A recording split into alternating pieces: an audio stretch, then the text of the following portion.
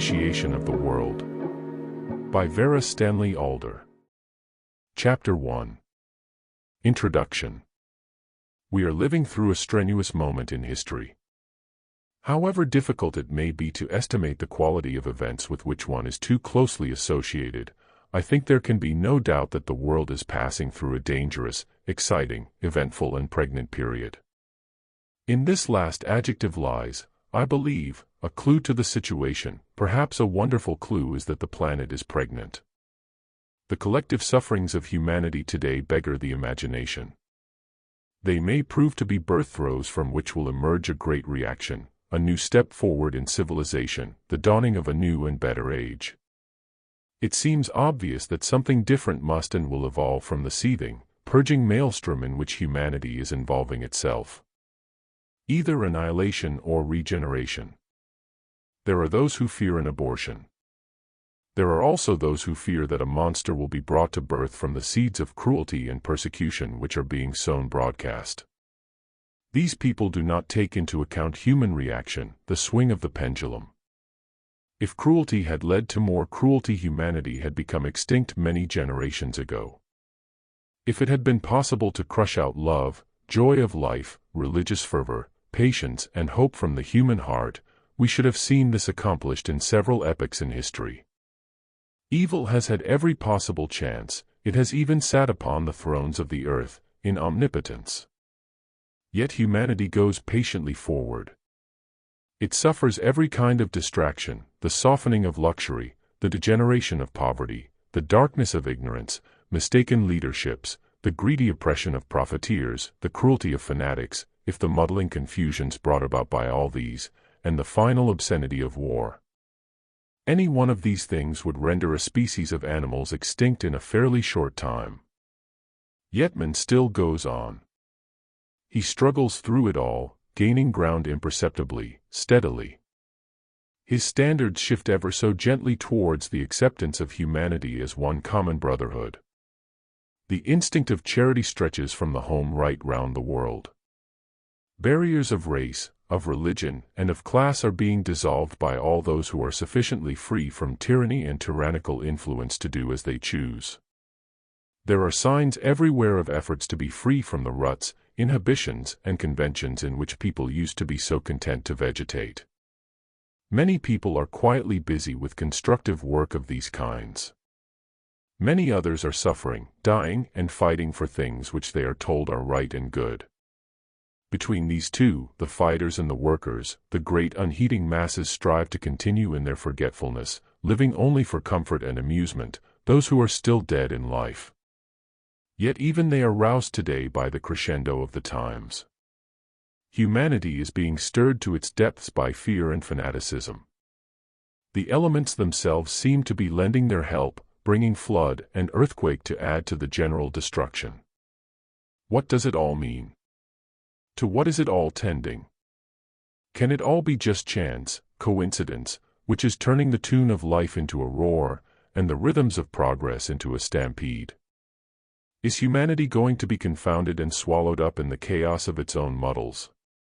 Is self-slaughter through war, and self-starvation through economic greed, to be the final answer to man-made civilization?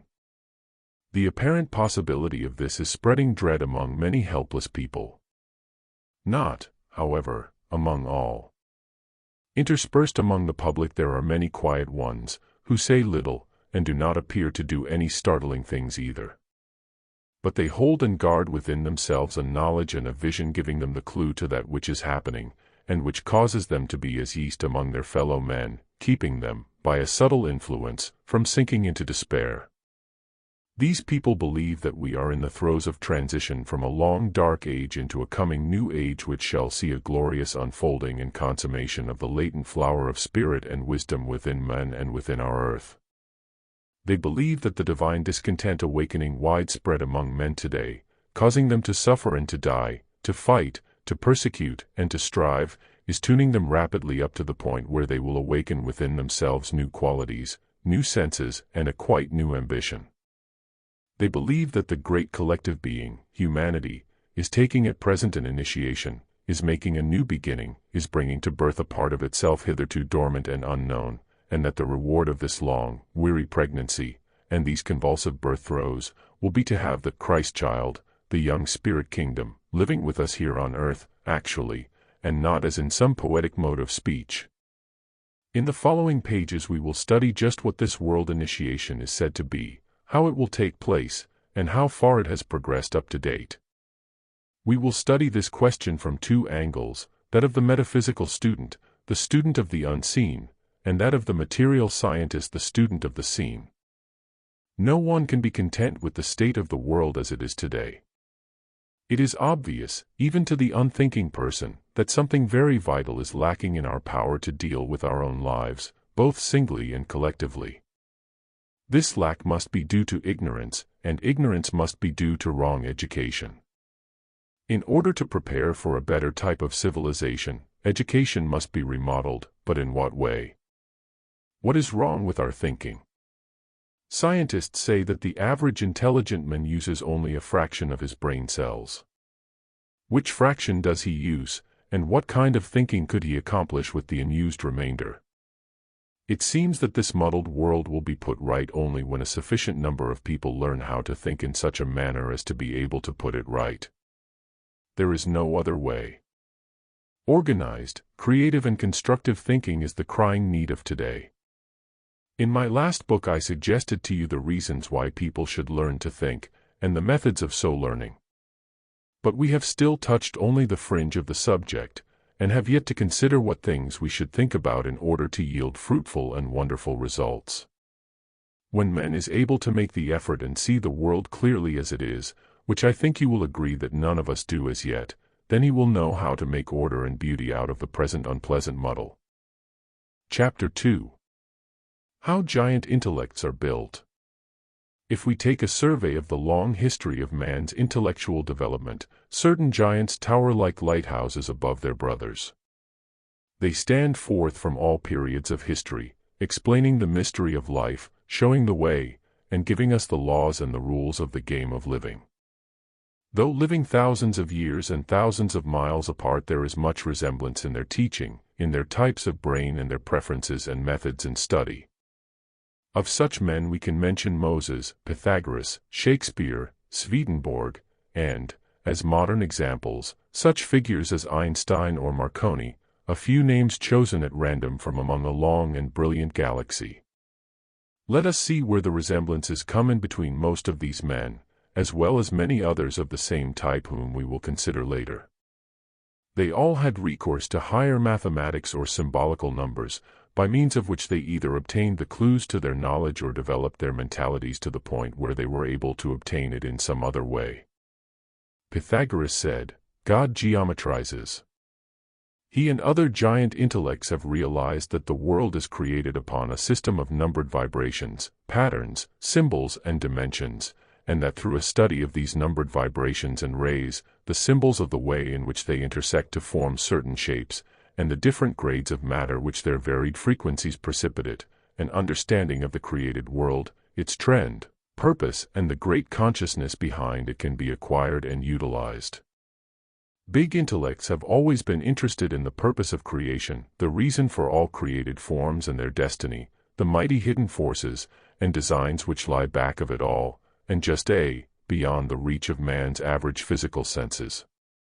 In turning their minds away from petty personal affairs to concentrate upon these larger issues, they have been obliged to bring into action various latent brain cells which are not of use for everyday habits of thought.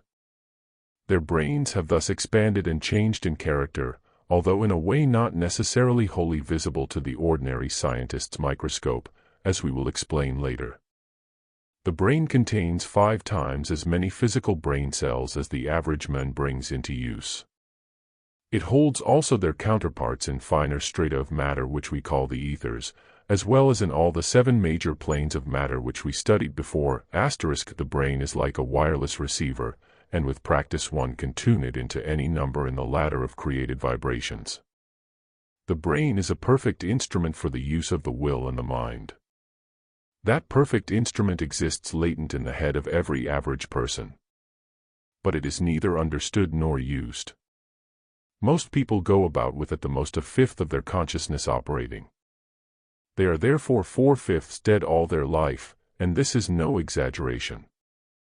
The mental factor, however, is pulling very strongly at humanity today. Its urge is felt and appreciated. Men are ready and anxious to think, to know, and to experience the delights of a fuller living. Never in history have there been so many words, spoken, written, wirelessed, an outpouring of millions of words every day all over the world. People are striving to think, to develop their mentalities. But they do not know how to set about it. They cannot see that which stands in the way. They have no clue yet as to the true methods of obtaining mental growth. In these chapters we will point the way to those methods. Within every average human brain lies the potentiality of greatness, of knowledge, and of wisdom supreme. It is the human birthright, the divine legacy. But this hidden waiting wonder is clamped down, shuttered up, imprisoned helplessly away, smothered out of reach by vast layers of inhibitions, thought patterns, habits, fears, sloth, and other rubbish heaps of decayed, stagnant and static thought forms. We have studied how this can be cleared away through the age-old methods of self-analysis, meditation, concentration, and aspiration. We know how to clear our decks for mental action. We will now consider the types and purposes of all those unused brain cells, and the way in which we can bring them to life. If we think about physical things in their outer physical aspect, as we generally do, we use our corresponding mental wireless set of physical brain cells. If we think of the electrical forces and energies working through those physical forms, we must bring into play our corresponding etheric brain cells. If we think in terms of imaginative emotion, we use brain cells not yet visible to material science, which are built of corresponding so-called astral matter. If we think in the sphere of mental matter, we must use a still subtler type of brain cell. If we wish to think in terms of higher mathematics and cosmic designs, we must be able to bring into action our most subtle mental radio set, formed of matter too delicate to visualize with our present understanding. The type of brain cell which must be brought into use for this could not tune into the coarse set of physical plane vibrations with which we would deal as very ordinary persons in everyday life. It could not register or respond to such things as greedy desire, discontent, gossip, and dislike, which would be foreign substance to it. But just as the 7 planes of creation dwell within and permeate each other, so the various grades of brain cells dwell within and permeate each other, and the force which feeds the one does so at the expense of its higher or lower counterparts. In this way, as one develops and uses the higher cells in investigating the realms of wisdom and understanding, their counterparts in lower plane matter are atrophied or absorbed or transmuted by the higher vibration. The whole mentality steps up to a grander, more powerful, and broader capacity. Higher mathematics, metaphysics, and philosophy have always been valued and used by those of giant intellect. They constitute the science of the invisible, the science of causes as opposed to the material science of effects. Today, at the close of the long age of separatism, we find a big cleavage and many little cleavages in the world's accumulation of knowledge. The big cleavage occurs between so-called spiritual knowledge and so-called material science. The little cleavages occur everywhere between every art, science, therapeutics, religion, sect, and system. All these barriers of words, labels, communities, and habits are holding men apart from each other and from a true understanding and perspective of life and from their own inner, potent selves. Men must learn to take the largest view possible of life, instead of, as now, the most restricted. According to the size of his mental horizon, so will the size of his power be. This is a significant truth, worthy of careful consideration. The enlarging of a man's scope can be brought about only by the breaking down of barriers, the resolving of cleavages, the fostering of inclusiveness instead of exclusiveness. In the following chapters we will begin this process of barrier breaking, the bringing of all knowledge and all striving under one banner. We will commence by tackling the big main existing cleavage, and the smaller ones will take their place in our argument of their own accord. The biggest cleavage of the present day is that existing in men's outlook between the so-called spiritual and the so-called material sciences. These two aspects of the one life have grown gradually apart during the past hundreds of years under the influence of the Dark Age. Now that we are coming out of that period into the Aquarian or Light Age, these two facets of life will come together in man's comprehension once more, and according to the speed with which this takes place, so will be the speed of the coming into birth of the new civilization. Therefore, the resolving of this main cleavage is to be the most important aspect of future education. When the collection of knowledge which is guarded under the label of scientific is recognized to be identical in certain ways with the collection of doctrines which is guarded under the label of spiritual, and it is found that the two dovetail completely and combine with each other to form a perfect and illuminating whole, then we will have at last a key science, a master science, which will give the answer to all riddles and the clue to the attainment of man's birthright. In this book we will try to indicate the keys to the truths underlying this statement, and provide a sufficient foundation with which the reader can begin the future master education for himself. We will first outline the fundamentals of the spiritual sciences, setting them forth as clearly as words will permit.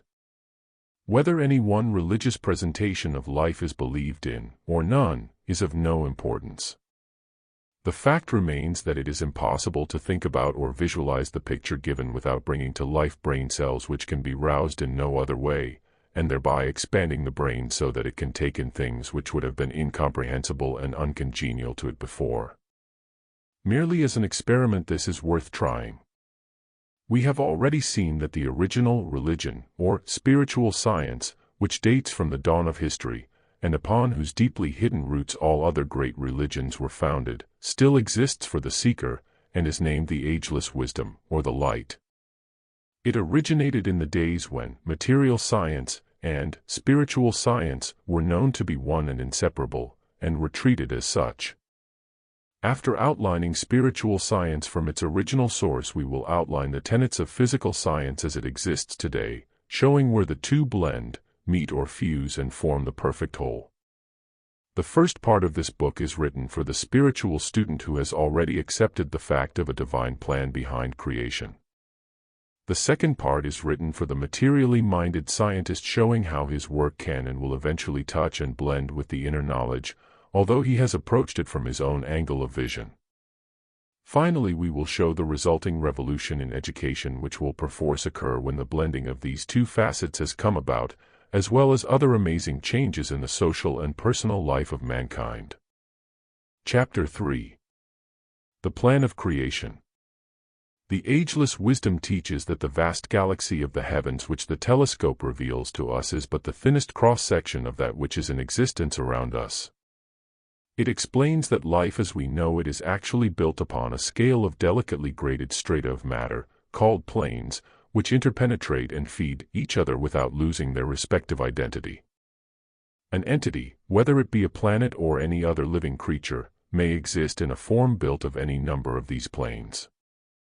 The whole universe, a fraction of which we can observe, through the telescope, is one vast organism, held together by one life, living with a consciousness and purpose which it is useless for us to try to understand as yet. This vast organism has its rhythm, motion, and organization into respective parts, such as nebulae and solar systems, which divisions play each their part and contribute each their specialized consciousness to the whole, as all the organs of our own bodies do.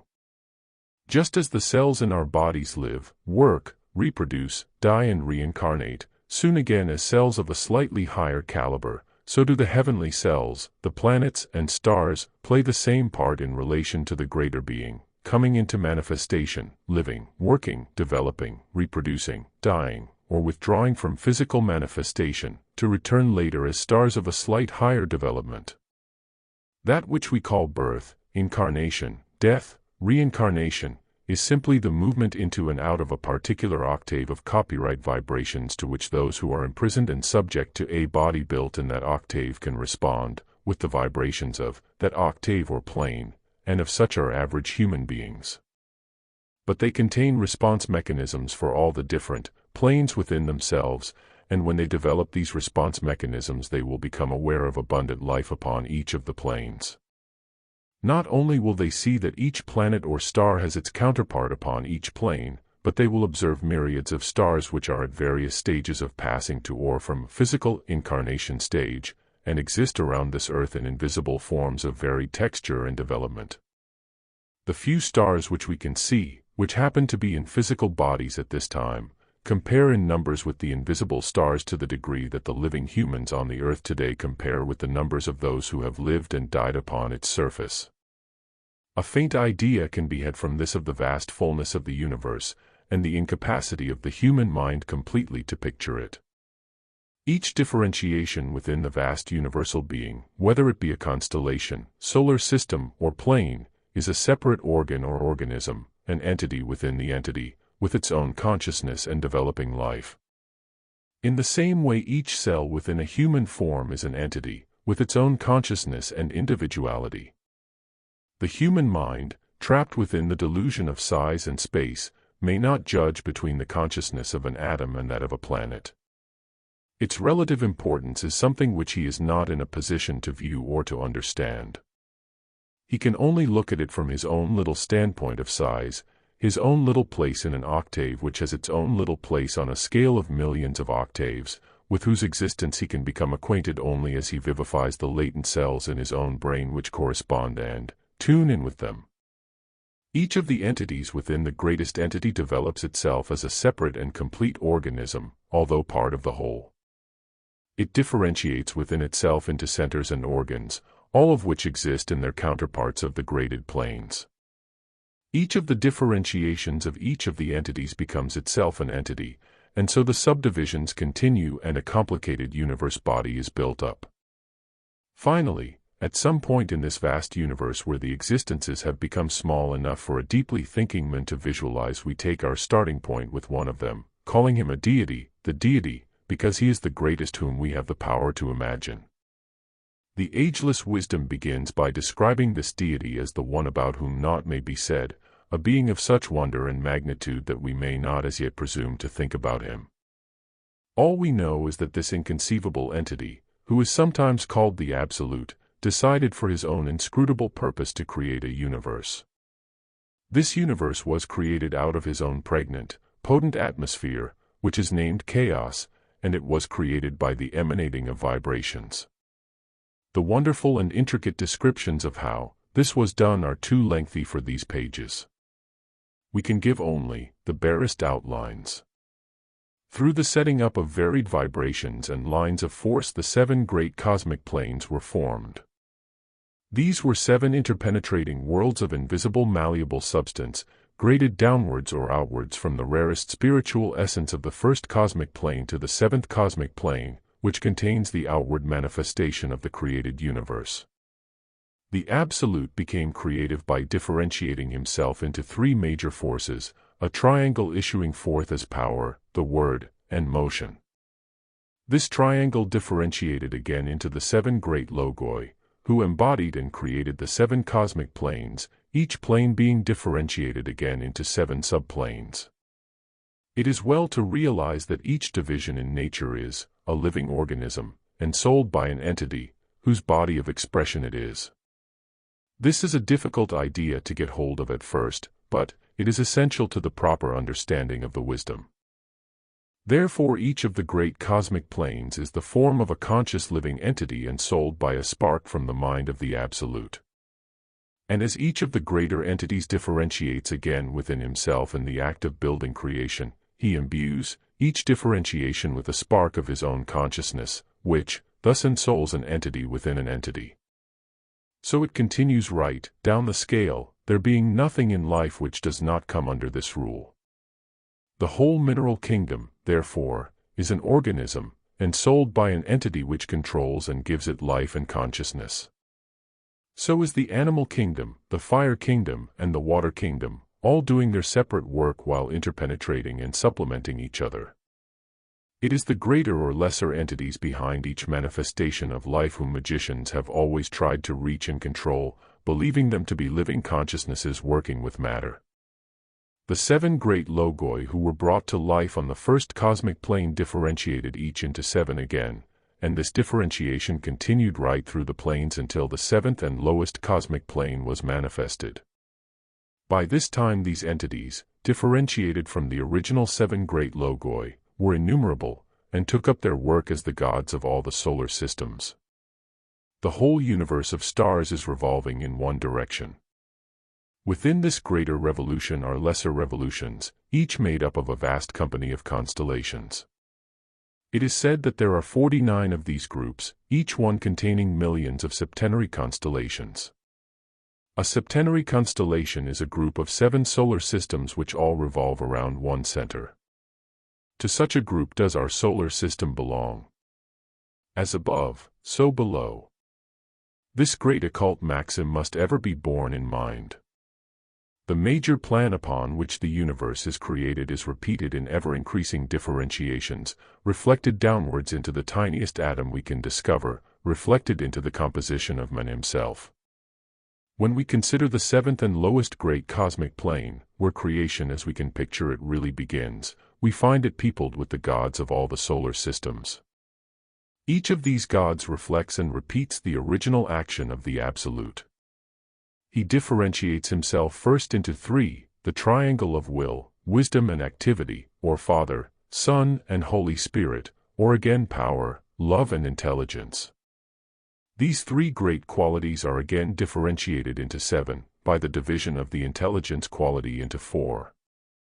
And we have now our 7 planetary logoi reflections of the 7 great cosmic logoi, who were to build our solar system. The solar system is actually the physical body, the outer crystallized sheath of the entity who is its God and who is the greatest deity to whom we have the power to aspire. We are all minute cells forming the organs and centers of his form, yet we share, if we will make the effort, his mind and nature. From the spiritual heart of this great God emanates his physical heart, our sun, which beats as a great heart every 11 years and gives life to all the rest of his form. The 7 planetary logoi which he sent out from himself are known by various names, in Christianity as the 7 spirits before the throne, and by esotericists as the 7 rays. They each built a physical body, which was one of the planets of the solar system. These spirits work, develop and evolve together, affecting each other physically with their radiations, and seeking to fulfill the purpose of their overlord, the solar logos. Each of them is differentiated, of course, into 7, and has his counterpart or sheath in each of the 7 planes.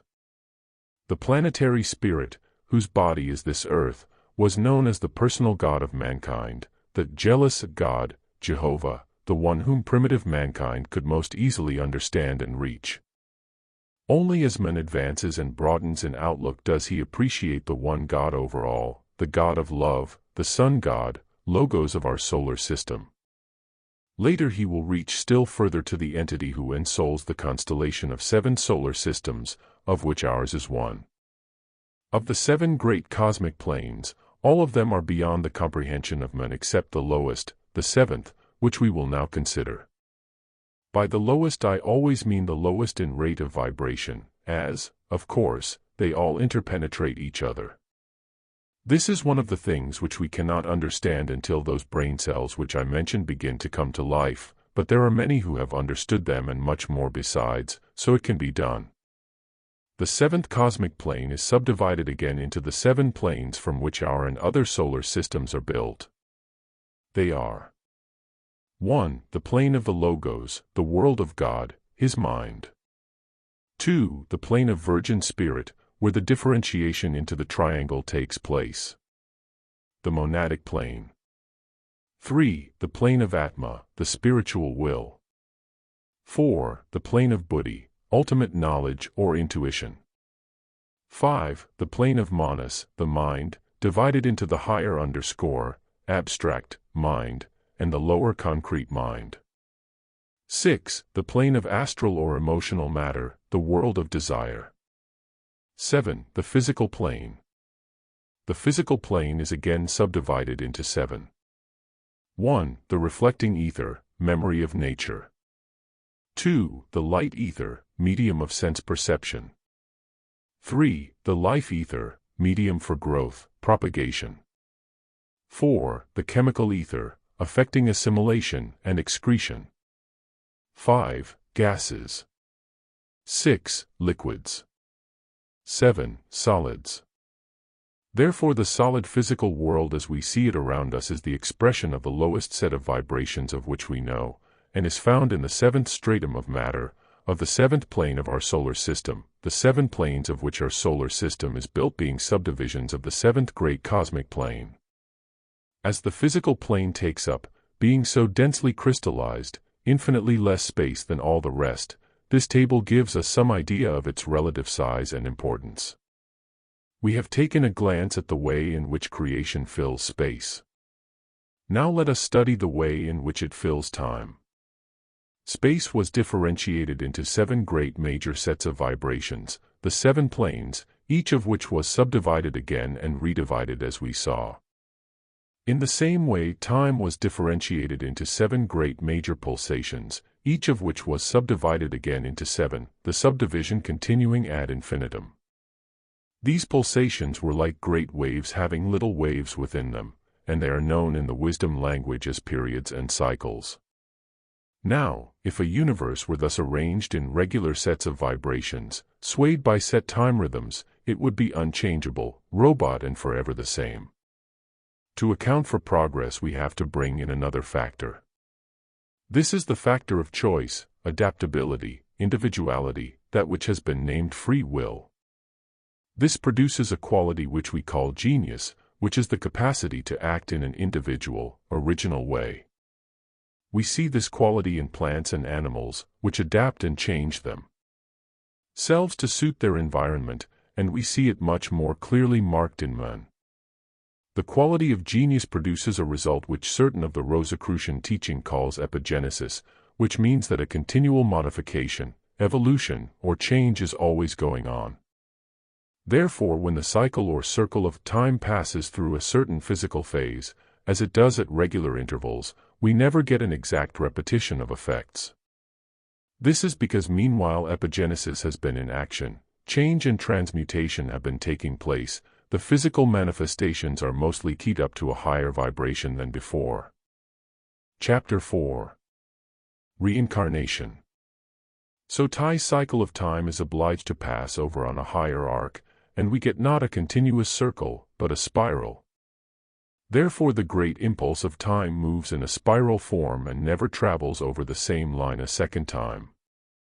All this is very difficult to picture and to understand with our three-dimensional brains, but as it has already been understood and fully explained by many others, why should we fail?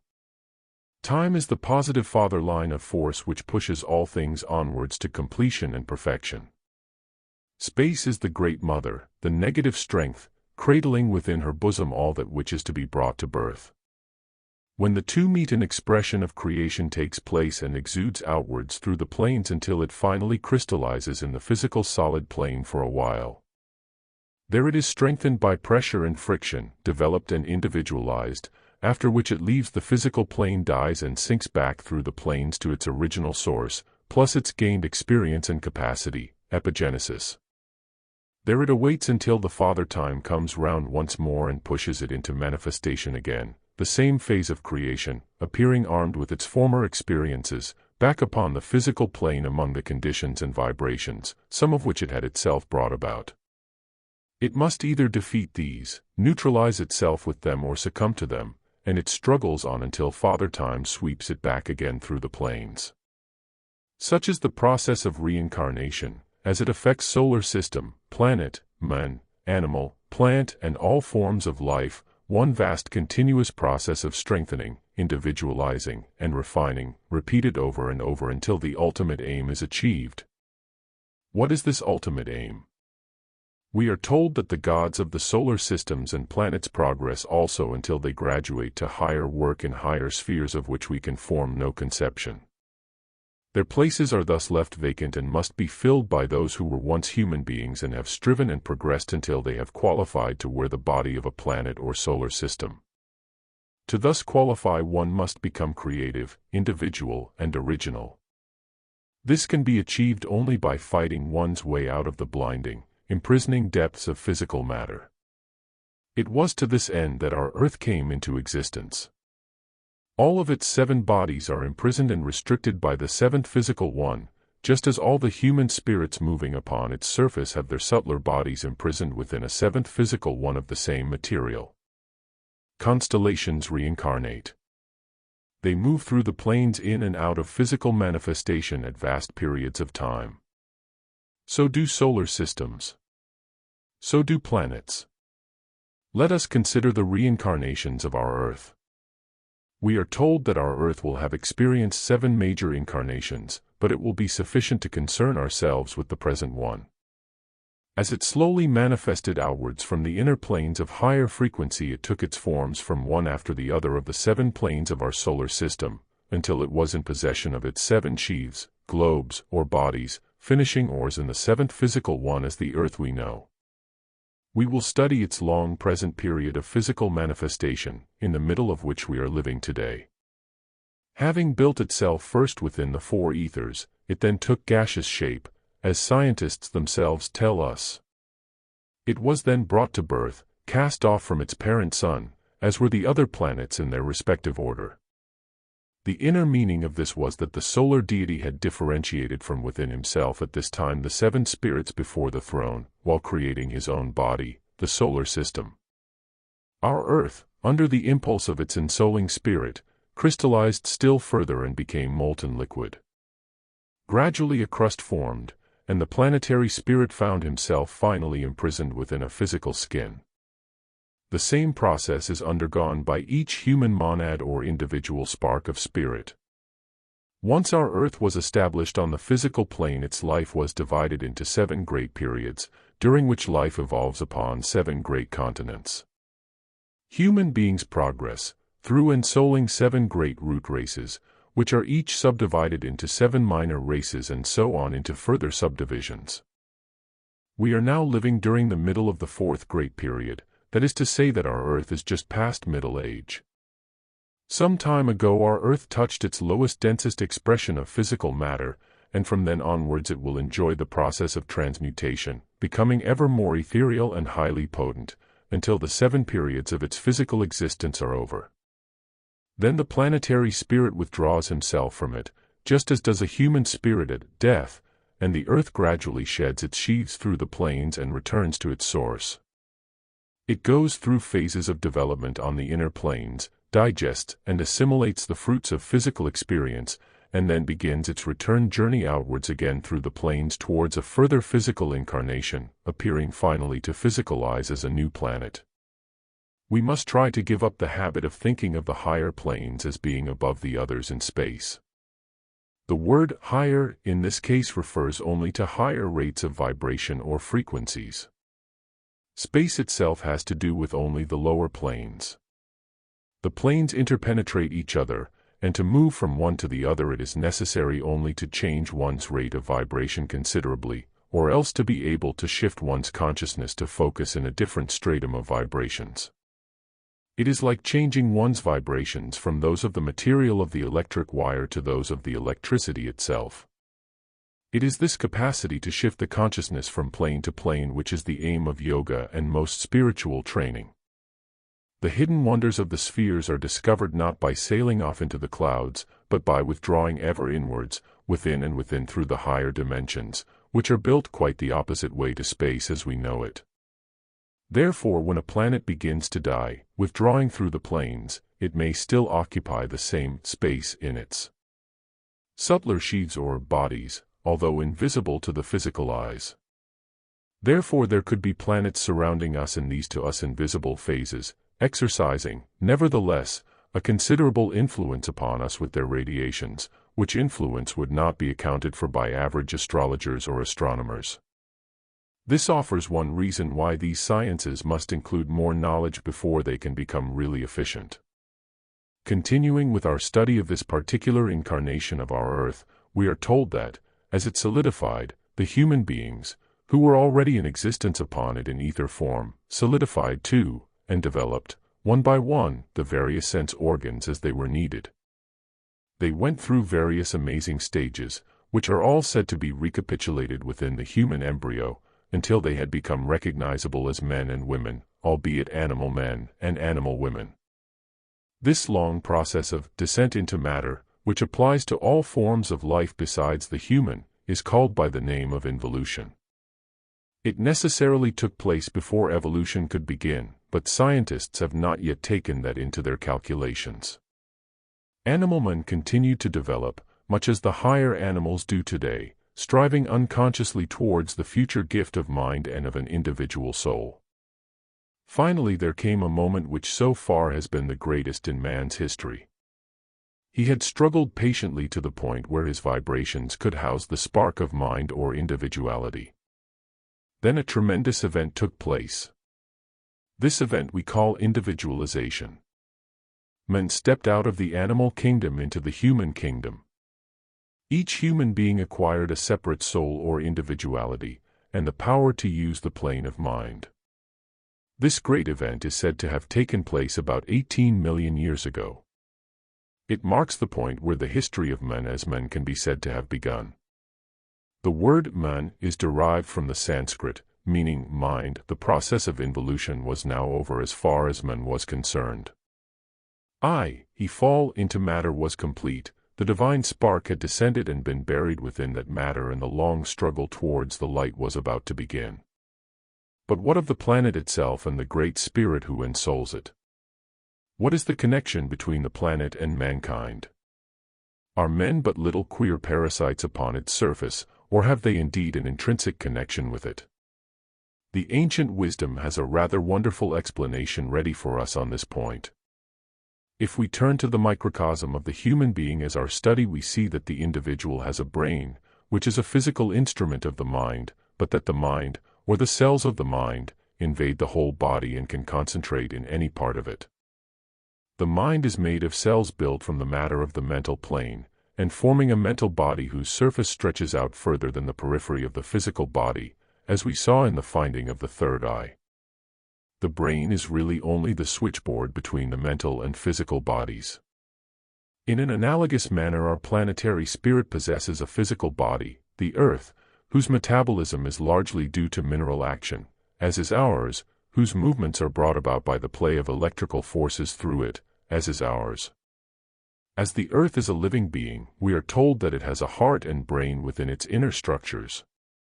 We know that its spirit is one of the 7 mighty spirits before the throne, a division of the spirit of the God of our solar system. We have therefore accounted for all except the mind of our planet, which, if the analogy with the human being be correct, should stretch a little beyond the surface of its body. We are told, therefore, that human beings themselves constitute the mind cells of this planet, and that as they evolve and reincarnate ever to a higher state of development, so the consciousness of the planet is able to grow, and its great spirit is able to take ever more and more control of it. Through human endeavor the transmutation of the mentality of the planet is taking place, and the vibrations of the whole surface of the globe are being raised, until they will reach the point where they fuse with the planetary soul. We have here the true significance of mind over matter shown forth. The mind in man rules his body, alters his metabolism, causes vital chemical changes and upheavals. Angry moods cause a disease to develop, a poison to be formed, which erupts within or upon the surface of the body. Love and noble aspiration produce actually a nectar within the body which heals and rejuvenates. So it is with the planet on a larger scale. Combined bad thinking, wars, revolutions, greed, and racial envy on the part of the human mind cells of the planet breed a poison within the great body which results in disease, and this manifests as eruptions, volcanoes, earthquakes, angry gales, storms, whirlpools, and other destructive weather disturbances. It may be asked, perhaps, what part the animal and vegetable kingdoms play in the life of our planet. The subject is too involved to go into here, but a hint may be given. A study of the chemical results upon the earth of vegetable and animal life may show an analogy with some of the functions of microbes, blood corpuscles, hormones, phagocytes, and other little bodies within the human being. The plan of the universe repeats and repeats itself on all the planes, and on every scale, but always with variations. All this seems to be far from our subject, reincarnation. But really it is bringing us nearer to a vision of the whole picture. When, 18 million years ago, man was individualized, That meant the individualization of the planetary mind also. It meant that the Earth had arrived at the age which corresponds to a human being's 21st year, and become adult. The three first great periods of this planetary incarnation were over, and the fourth, the one in which we are still living, had begun. During the first great period, the first great root race lived quite differently in most ways from ourselves. They have been given the name of the Adamic race. Because of the existing composition of the Earth, they could be incorporated only in the density of astral bodies. During the second great period, the second great root race was established. This was called the Hyperborean race, functioning in bodies of etheric matter, and inhabiting the Hyperborean land. During the third great period, the third great root race was established upon the continent of Lemuria, and called the Lemurians. This name comes from the animals, the lemurs, whose ancestors were supposed to have first existed there. The Lemurian root race ran its long course, developing through its 7 subraces into the completely human type, which finally became individualized as divine human beings, 18 million years ago. It is said that the few remaining remnants of the Lemurian root race comprise the present Australian Aborigines and the Hottentots, who will inevitably soon die out.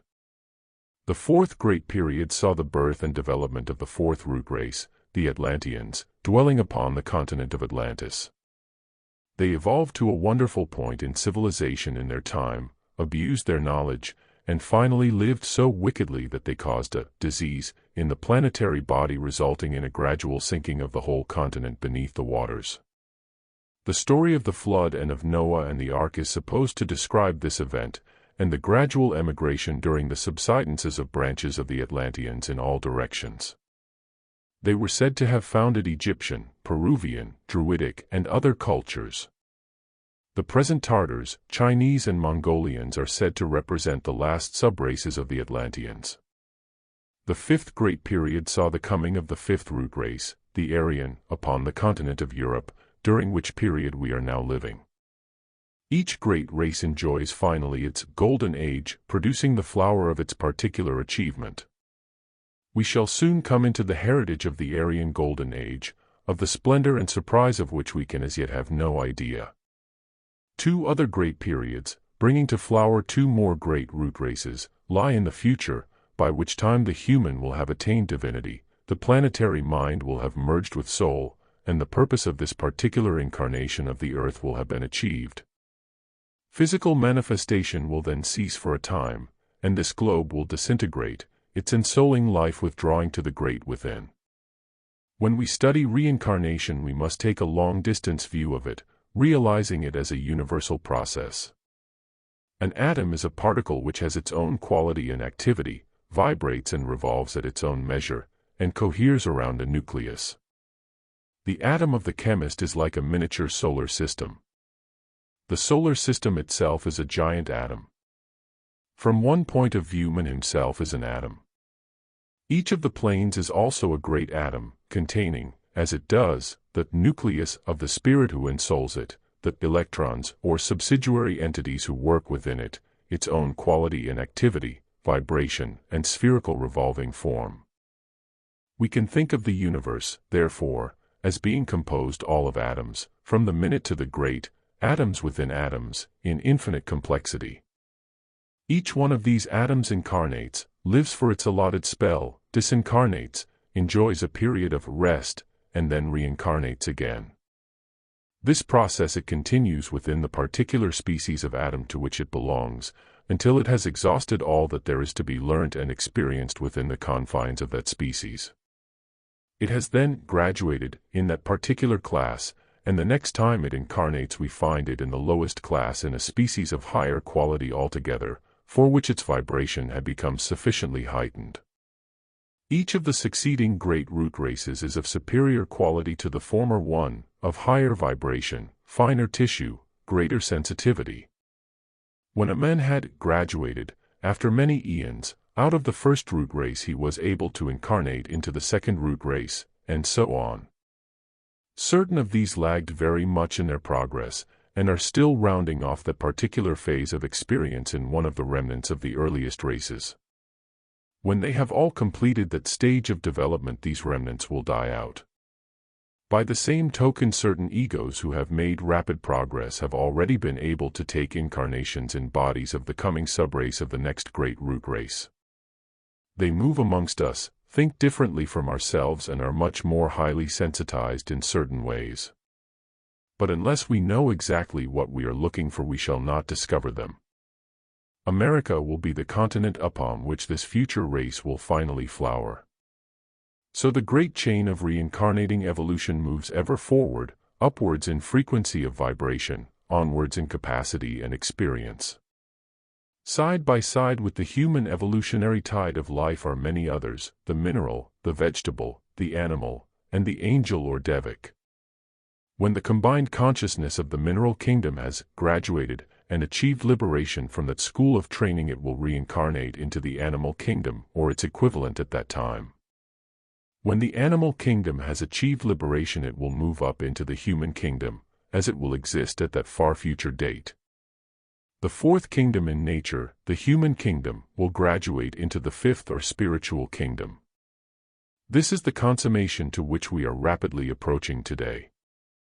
Each of these kingdoms helps to transmute the one below and is helped by the one above. Each atom in the universe, great and small alike, is treading the path of attainment, the way of initiation. Those whom we are in the habit of speaking of as initiates and adepts are certain men who have elected to speed up their progress by hard discipline and suffering, with the object of being later in a position to help the weaker ones upon the path, and assist those far above them in achievement. The sole aim and object of all genuinely great ones is service, not personal achievement or reward. Before we leave the subject of reincarnation, let us consider one more explanation, from the ageless wisdom, of its workings. It is said that each of the 7 bodies built of the 7 plane atoms, of which each man is composed, contains one particular atom which is called the seed atom, in which all the experience gained is stored up. After death, all the atoms in all the bodies disintegrate and are scattered abroad, but the seed atom is preserved intact until the ego is ready for a further incarnation. The ego pushes outwards through the planes, draws to it the seed atom of its former mental body, and attracts vibrationally atoms of similar type to build the mental body once more.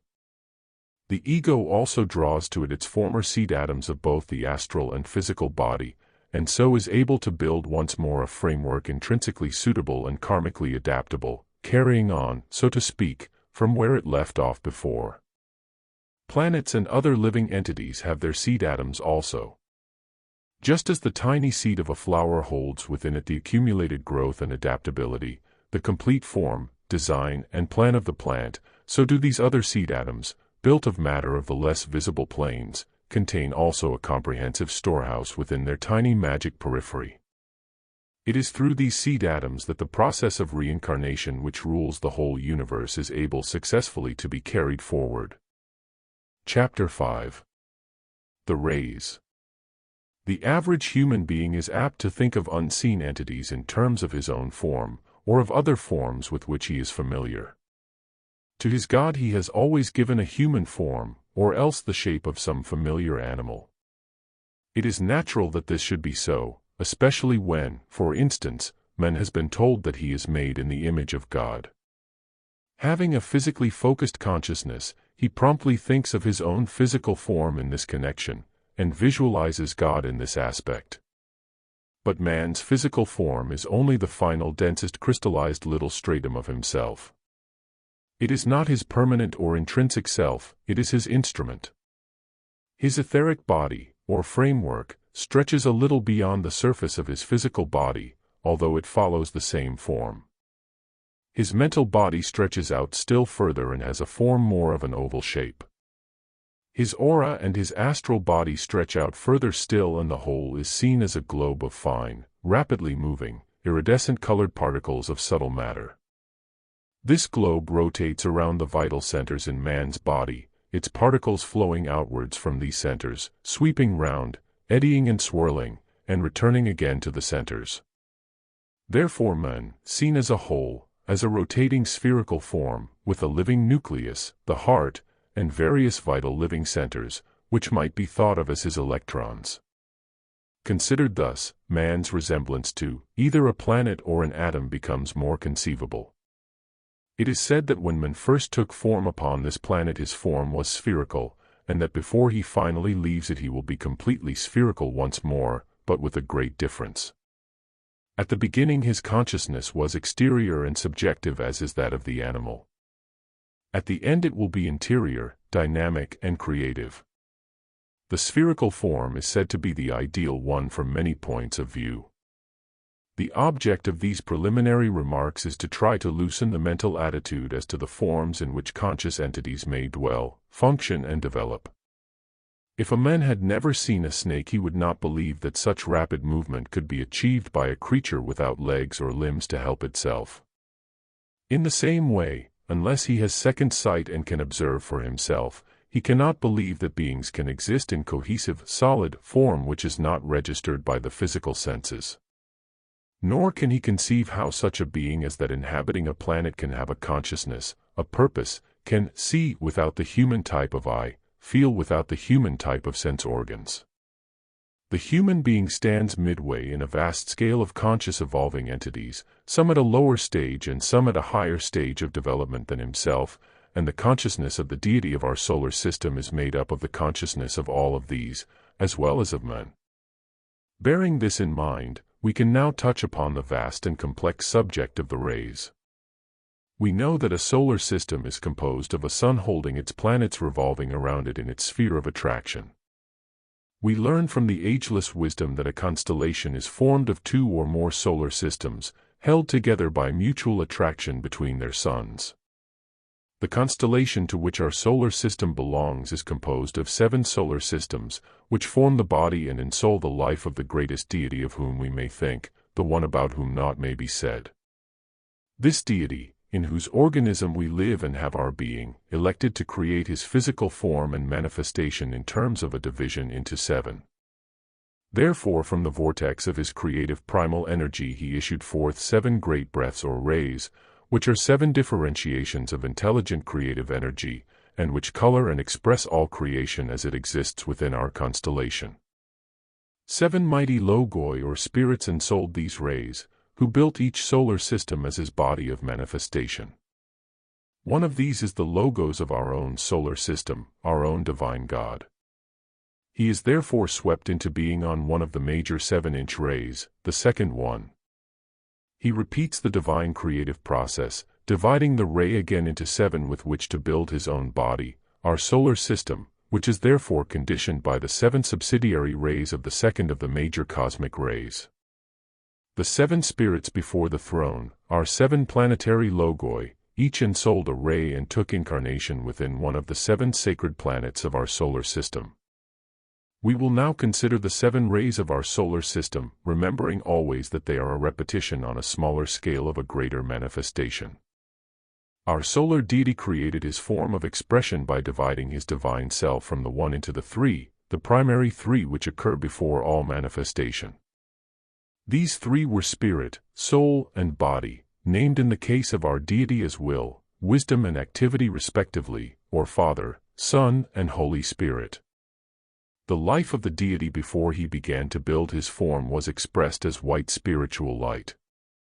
He had to divide this great ray of light, by means of which he emanated from a greater deity still, splitting it up into the 3 great primary rays of this solar system, the red ray, will, the blue ray, love wisdom, and the yellow ray, intelligent activity. These 3 major rays embodied the 3 principal facets of the creative consciousness of the deity. They were his 3 first breaths, with which he spoke, and is still speaking, the word of creation. Everything in the universe exists, fundamentally upon one of these breaths or rays, and partakes, in its other aspects of the life of the other 2 rays. The first ray, the red ray, will, is the expression and embodiment of the male positive aspect of the ego of our solar logos or deity. The second ray, the blue ray, love wisdom, is the expression and embodiment of the soul, the heart aspect of our solar logos. The third ray, the yellow ray, intelligent activity, is the expression and embodiment of the body, the manifesting aspect, the activity of matter, in which the Son immerses himself in order to develop his own qualities of creative deity, and, having done so, return, the prodigal, back into the divine spheres of his Father once more. In charge of the third ray, therefore, is the tremendous task of producing the body, brain, and activities of the solar system. Perform this task, he emanates 4 further rays from his own powers, and thus the 7 rays come into being. There are, then, the major primary rays of red, blue and yellow, the subsidiary rays of orange, green and violet, and the synthesizing ray of indigo, in which the other colors all meet and blend. This great cosmic manifestation is repeated for us by our little earthly rainbow, when the white light of the sun is subdivided into these 7 colors before our eyes. Ray 4 expresses the goal to which the created physical world is struggling, harmony. This harmony can only be attained and appreciated through learning balance, and this is reached through conflict, leading finally to balance, harmony, beauty, and intuition. Therefore this ray gives the suffering and stress which produces art in many forms, and leads finally to intuition or pure reason. It is said that this ray uses as its body of physical expression the planet Mercury, which has a very high vibration indeed. Ray 5 is the ray of concrete knowledge or science, by means of which man's mind gradually stabilizes his emotions and reaches to an understanding of the plan of creation. Curious as it may seem, the physical expression of this ray is said to be the planet Venus. Ray 6 is the ray of idealism and devotion, producing that one-pointedness or fanaticism which enables humanity to persevere to its goal through every conceivable obstacle. This ray, which is in a certain sense the fighting ray, ensouls the planet Mars. Ray 7 governs ceremonial order, or magic, giving us those laws, rhythms and designs which hold and evolve creation, and which when understood and wielded by men make of him a magician. This ray ensouls our moon, whose significance we shall consider later. Every aspect, form, attribute and movement in life is brought about by the influence of the rays. Everything in existence belongs primarily, that is to say its soul is located, on one of the 3 major rays, while its astral, mental, and physical parts are governed and built by the combined influence of the other rays. The complexity and vastness of the subject of the rays can thus be imagined, and I can do no more at this time than very briefly indicate what there is to be known about them. Although all the rays are always in power latently, they do have definite periods of incarnation or activity. A ray's influence will sweep outwards into physical life, incarnate for a period of many hundred years, and produce a particular phase either of development in the animal or mineral or plant worlds, or in the human world, in which latter it may bring out a period of art, science, war, religion, or constructiveness, according to the ray in question. Each great root race, and each branch race, belongs to its rays, having its soul ray, or esoteric ray, and its personality ray, or exoteric ray. The same applies to each man and each conscious being. In the process of evolution, attention is first concentrated in the personality, and when its complexities, built into it by combined rays, are finally mastered and coordinated, a man appears with a dynamic and powerful personality, very egocentric. There is then a battle between the soul and the personality, which is long, fierce and difficult. Finally and inevitably the soul wins, its ray takes full control, and one of the initiations has been achieved. The man then continues his progress under soul domination and illumination. The final and last phase, on this earth, is for him to discover his spirit and the ray to which it belongs. He then recognizes his own deity, the Lord of his monadic or spiritual ray. This constitutes a further great initiation. Man has then controlled and perfected all his bodies and subdued them to the rule of spirit and the fusion with spirit, and has become the erect man, God in human form. He therefore has nothing waged to learn by incarnating on this earth, and need do so no more, unless he chooses, as certain great spirits have done, to return to its restricting surface in order to help his fellow men. Or he may prefer other kinds of work, such as to fit himself, by further initiation still, to become lord of a minor ray or a planet, or some such task of which we can have no real conception. The fundamental way in which to understand a human being, therefore, is to get to know upon which rays are his soul and his personality, and further upon which rays are his physical, astral, and mental bodies, which go to make up that personality. One can then better understand the conflicts within the whole, the superconscious direction of the man's life, and the stage to which coordination and cooperation has so far reached. Besides this, a man is influenced by the ray of his particular nation and of his race. He is influenced by the particular stage of evolution, from the ray point of view, of our planetary deity, who is not one of the ray spirits, of his karma, and the particular initiation to which he is now striving. Man is also naturally influenced by the present evolutionary activity of our solar logos, and of the other 6 solar logoi which make up our constellation, and finally by the consciousness of the logos of our constellation himself, the one about whom naught may be said. A reflection on these things gives much illumination as to the many outside influences and forces which seem to sway man's destinies and swing him into currents over which he seems to have no control. The subject is one which will not be properly understood or put to use for many generations to come. But it is said that it will finally constitute the foundations of future psychology, and help man safely through the many difficult misunderstood phases in his development which at present often land him, through ignorance, in a lunatic asylum. Before we conclude this rapid introduction to the subject of the rays, it is necessary to point out 2 more things, the first having to do with number, the second with color. We have said that the actual number on which the present physical incarnation of our solar system and our constellation was built is 7.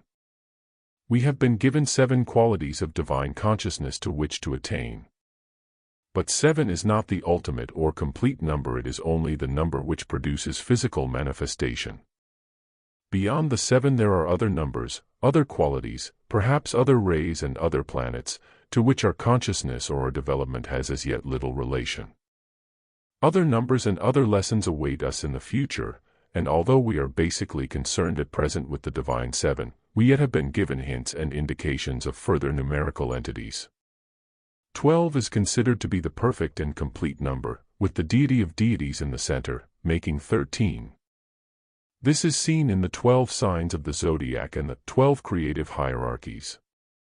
It was symbolized for us also by Christ with his 12 disciples and himself in the center. So let us grasp the ensoulment of numbers little by little, realizing that there are always steps ahead of us. The second point which I wish to make has to do with color and polarity, and needs following carefully. 3 of the spectrum colors, red, orange, and yellow, are male and positive. 3 more, blue, indigo, and violet, are feminine and negative. Every entity in creation is negative to the plane or phase above it in vibration, and positive to the plane or phase of manifestation below it in vibration. Our earth is negative to the sun, but positive in a certain way to the moon. A man is positive to all that composes his body but negative to his soul. His soul is positive to his body but negative in its turn to his spirit. Therefore his soul, for instance, can have 2 primary colors. Seen from above by the spirit it would have a negative feminine color, blue. This would be its color seen esoterically, but seen from below, from the physical or mental planes, the color of the soul would be positive and male, tinged with red or rose or flame. This would be its color seen exoterically. Therefore the coloring of all things is much more complex than we imagine, depending upon the plane from which we are conducting our observations.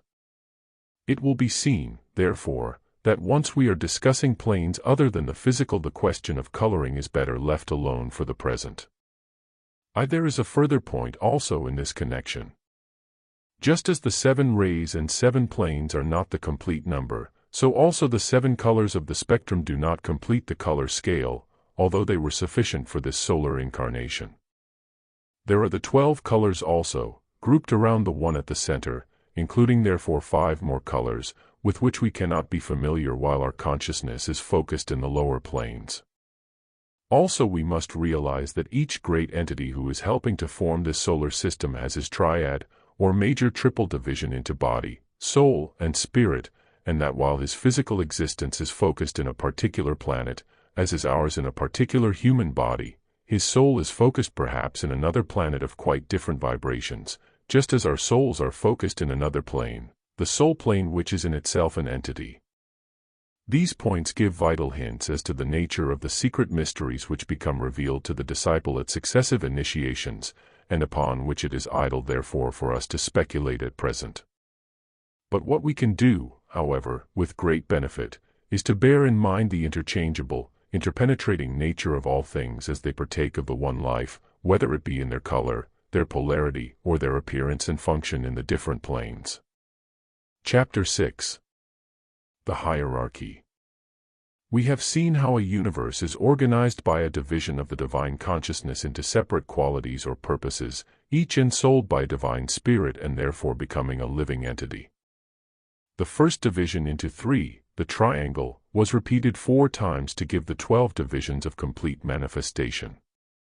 These divisions radiate outwards from the center to the periphery of its influence, forming the 12 signs of the zodiac. The greater zodiac is formed around that center which holds our solar system in its orbit.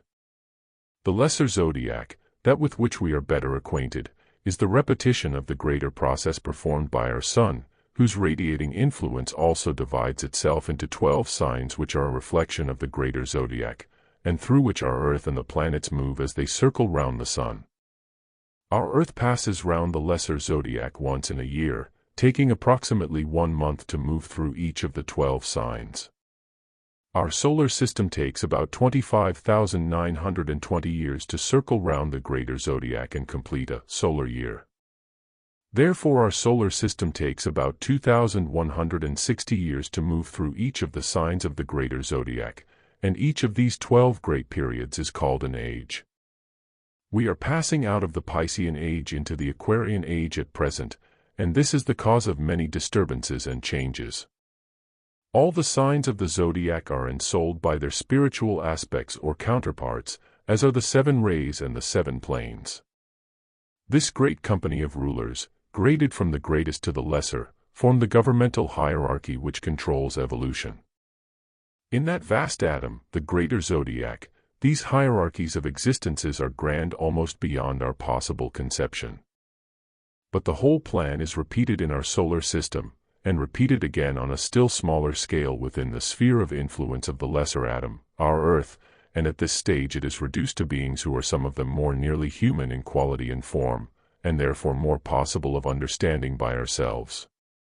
The hierarchy is composed of God and his angels, cherubim and seraphim and all the company of heaven. We will now try to define these as well as we are able. The solar hierarchy is composed of the solar logos and his triple differentiations, the Father, Will, the Son, Love, Wisdom, and the Holy Spirit, active intelligence. Further emanation produced the 7 rays. All these influences sweep through the solar system, including the tiny planet Earth, where they are transmitted and utilized by the hierarchy in miniature which governs our planet. We will now consider this planetary hierarchy in detail. The solar logos himself is reflected by his regent upon this earth, the Lord of the world, who has been called by many names by many nations, such as the Ancient of Days, and the One Initiator. He is named Sanat Kumara, and is a highly evolved being who came to this earth from another planet, bringing with him 6 Kumaras or Buddhas of activity, to do certain work upon this earth. This work is to embody and reflect the 7 rays, representing them here on earth. These Kumaras are in actual physical incarnation, although the etheric body is the lowest vibration they wear. The great Sanat Kumara is in a certain sense the disciple of the spirit of this planet, the planetary logos, which latter is himself the disciple of the solar logos. Only 3 of the 6 Kumaras are objectively functioning at present, and these are engaged in focusing the 3 major rays of will, love, wisdom, and activity to their foci on the physical earth. These foci are 3 great spirits who have taken incarnation on this earth to aid human development and who each head the ladder of initiating souls on one of the 3 major rays. The head of the work of the first ray of will is called the Manu. The words Manu and Men come from the root mind. The Manu is the lord of a root race, and controls its life, development, and decay. We are told that there are two Manus on the earth today, the Lord Vivasvata, who is the Manu of our own, the fifth, root race, and the Lord Chakshusha, who is the Manu of the fourth root race, the Atlantean. It is said that the latter dwells in inland China awaiting the final flowering of the Chinese and Japanese attainment. The head of the second or divine ray of love wisdom is the Christ, known in the East as the Lord Maitreya or the Bodhisattva. This position in the hierarchy is that of world teacher, the head of all the religions of the world, and the master of all the masters. The Christ, pouring upon the world the divine ray of love wisdom, the power of spiritual attraction which can hold the souls of men and of all life in brotherhood and understanding, is approaching ever nearer to the consciousness of mankind, because that consciousness is itself becoming more and more highly sensitive and higher in vibration, and so going to meet the Christ halfway, as it were. This great and loving being is striving, through his disciples of every grade, and churches of every denomination, to flood the human heart and consciousness with the wisdom and love of God, so that the heart and mind of man may learn to function as one perfect whole, and so move onwards along the path which leads to unity. The head of the third ray of active intelligence is called the Mahakahan. He is the lord of civilization, and directs and fosters all those aspects of human life by means of which progress and self-expression take place. Under his care are also the four minor rays and the masters who embody their influence, in their four aspects of harmony and art, science, idealism, and ceremony. Therefore upon the three major rays of spiritual manifestation we find the three major departments of hierarchical government, headed by the three great spirits, the four minor rays of attribute, or physical expression, coming under the rule of the third ray. The three great spiritual leaders have each a graded group of pupils to help them, ranging from their immediate disciples, downwards through the ranks of the initiates to the levels of ordinary humanity, each of whom will eventually locate his monad or ultimate spiritual spark upon one of the three major rays. The immediate disciples of the Master of Masters, the Christ, are called Chohans. These are masters who have passed beyond the fifth initiation. It is said that there are about 21 of these in the hierarchy of our planet. Helping the Manu upon the first ray are the masters Jupiter and Moria. The master Jupiter is looked upon as the oldest of the masters and has the affairs of India under his care. The master Moria is occupied in inspiring many of the world's statesmen. Upon the second ray, helping the Christ, we are told is the master Kudhumi, who is engaged in vitalizing many of the philosophic and philanthropic groups. Also the master Jwal Kul, who is said to be one of the youngest of the masters, a great exponent of solar and planetary science, and a worker in the field of healing, using his influence in research laboratories and such organizations as the Red Cross. Upon the third ray, helping the Mahakahan, is one known as the Venetian Master, and under his guidance are the masters of the four minor rays. The master Serapis heads the fourth ray of harmony and art, and uses his influence with the devas and angels who are active in the realms of sound and color, and who are to vitalize the coming inspirations in the worlds of music and art. The master Hilarion heads the fifth ray of concrete mind and science and works to inspire the unveiling of the truth behind form aspects, such as is being done by the spiritualists and other psychics. The sixth ray of idealism and devotion is headed by the master Jesus, that same initiate who, we are told, lent his body for the use of the Christ in Palestine, and who has ever since stimulated the life of the churches, and is preparing the thought of the world for the next coming of the world teacher. The seventh ray of ceremonial order or magic is headed by the master Rakatsi, who is the executive and manager of many of the plans of his brother masters, particularly in the West. He is interested in the effects produced by ritual and ceremony, by such groups as the Freemasons. There are other masters, some of whose names are not yet known. But already much of interest has been given out about the better-known ones, including details of their former incarnations. But we have not space for more here now. The immediate disciples of the Chohans are the masters who have taken the fifth initiation. They in their turn have pupils who have taken the fourth initiation and are called adepts. The pupils of the adepts are usually those who have taken the third initiation and are called accepted disciples. Of these latter there are already a large body in the world, making their influence felt in all walks of life.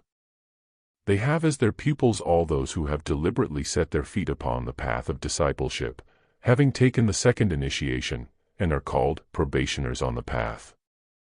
These latter have as their pupils the aspirants of the world, who include all those in whom the pull of the Spirit has begun to be too definite to be ignored, and who are trying to raise themselves from the level of average humanity. The work of the hierarchy is centralized in two lodges, the upper lodge including devas, angels, and higher initiates. The lower, or blue lodge, includes all those who have taken the third, fourth, and fifth initiations. All these disciples are in strict training for the power to work with the various forces of the various planes, and so help with the evolution of human, animal, devic, and elemental life.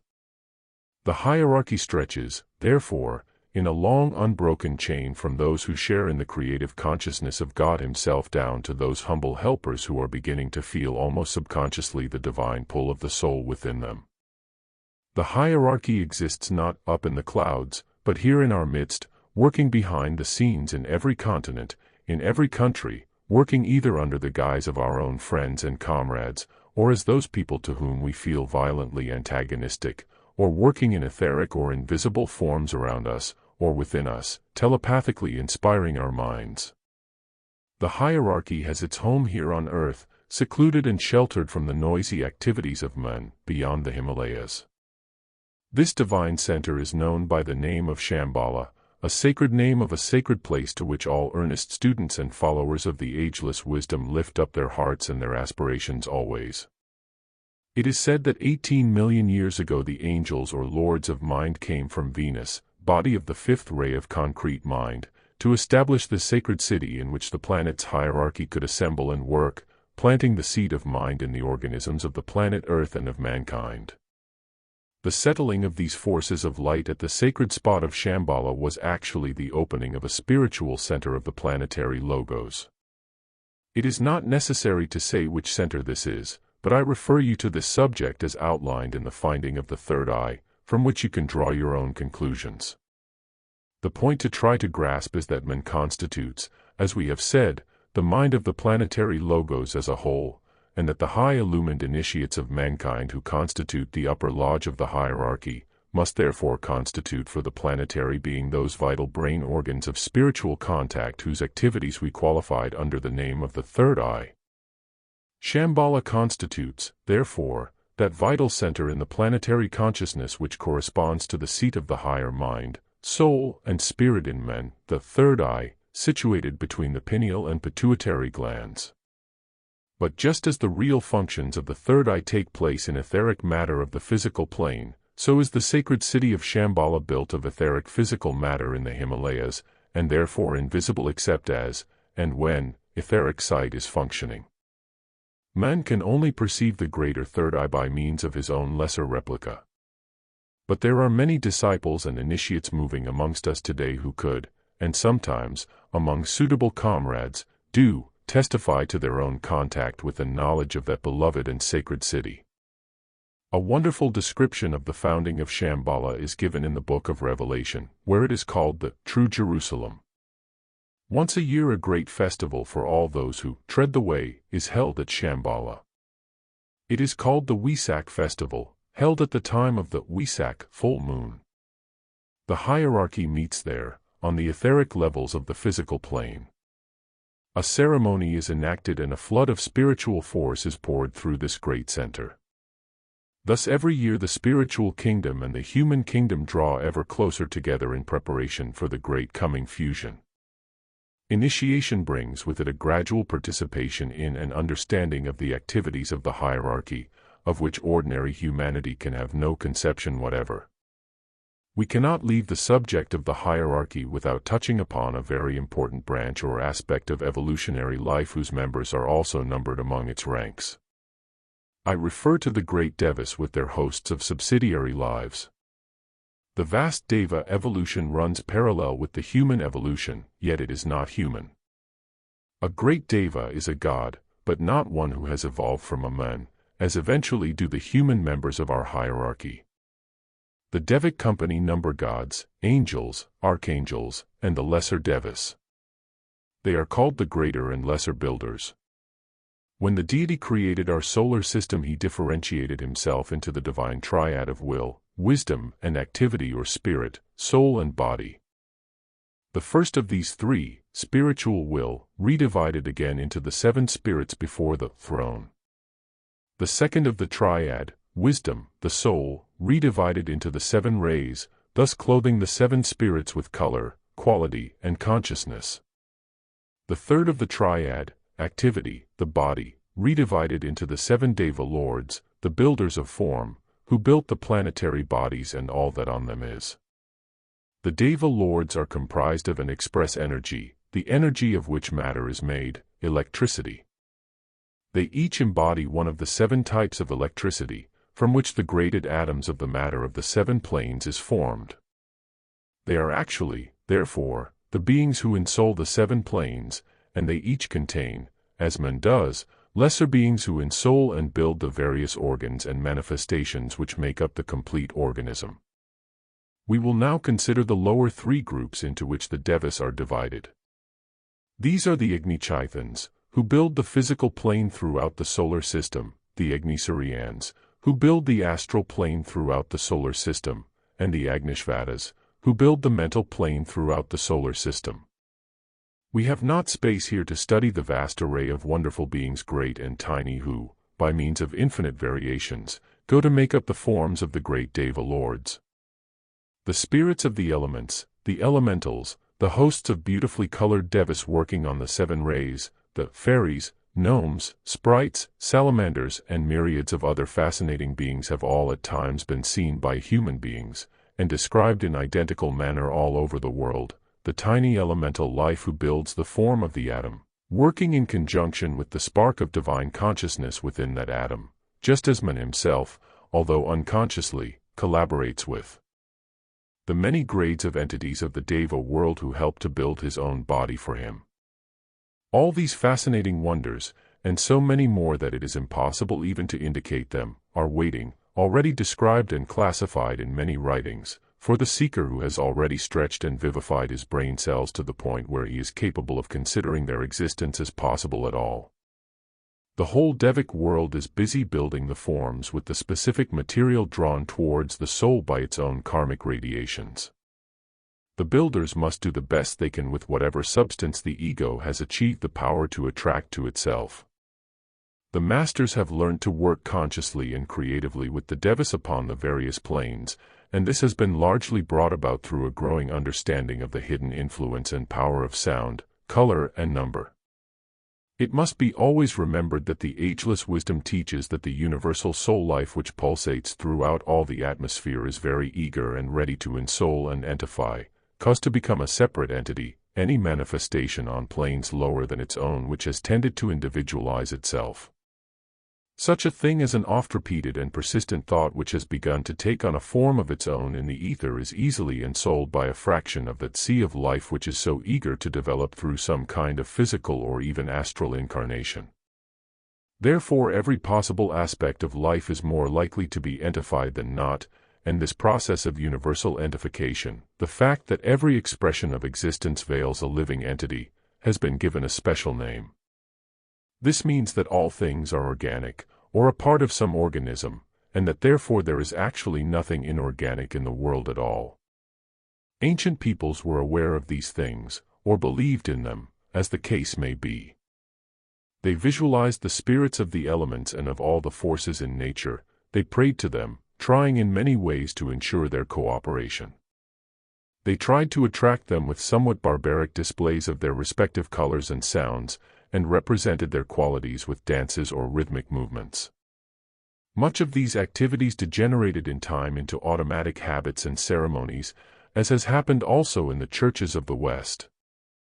But it is most interesting to study the similarity of those early beliefs all over the world.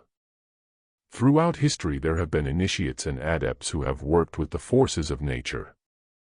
Those of lofty and noble intent were known as white magicians, while those who sought for power for the self degenerated into the black magicians, and were unable to manipulate any but the lower or dark forces of nature.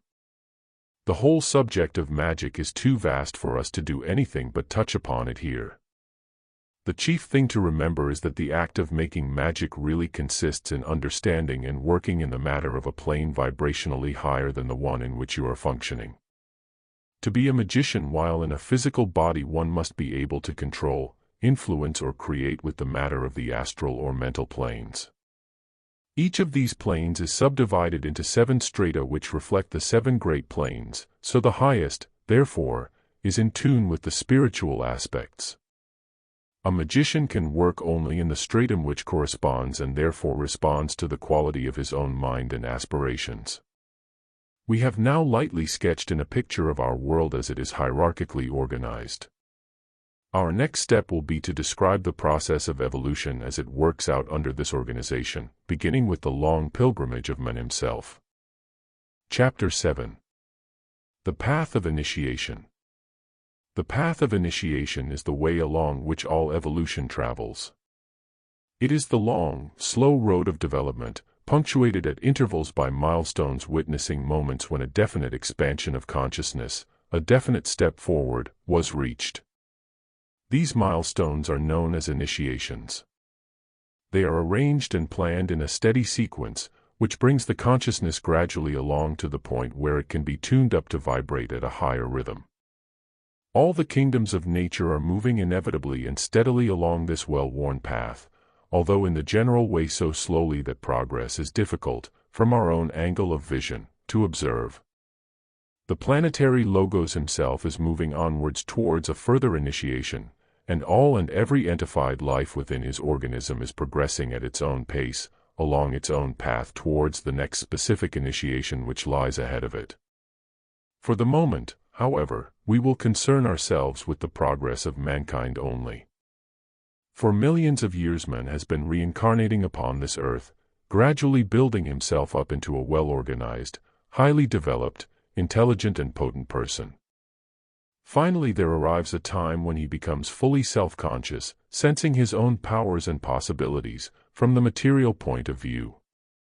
Ambition and egotism hold sway hereafter for many lives, until gradually the sense of higher values, and of subtler realities, the realization of the existence of a spiritual world, creeps in. From that time average man becomes a dual personality, with a constant inner pull between spiritual and material ambition. This may be carried on outside the actual register of his brain. He may achieve gradual spiritual development, and even initiations, without being conscious in his waking hours of that side of his nature at all. He can learn only through his mistakes and his sufferings, so it will be necessary for him to commit much evil and many noble deeds in his various lives in order to develop his sense of values. Thousands upon thousands of years will pass, conditions of every kind will change, and with many things to aid him, man, and of course woman, will slowly win through to his goal of human godhood, of the spiritual and the material perfectly fused, of omnipotence and creative-ness on all the planes.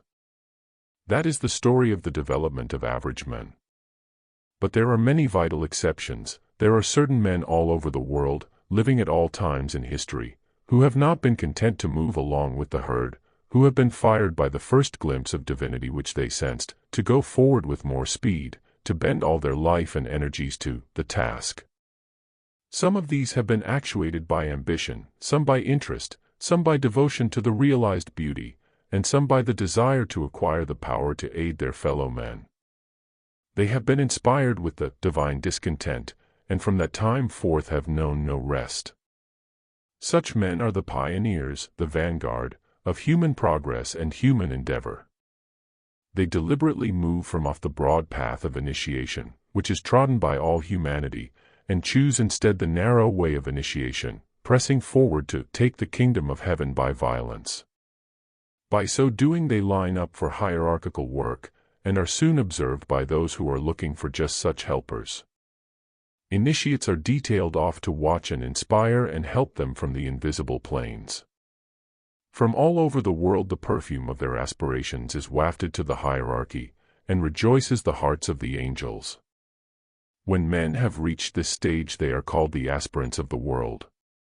They are not necessarily outwardly good people, and they are often not conscious of the divine origin of their urge to go forward, but obey it blindly, spurred onwards by flashes of inspiration. If they pursue a course through several lives along one particular channel, they will so develop this facet of their capacity that the hierarchy will be able to send through them some great message, either in music, art, science, or religion, for the helping of humanity.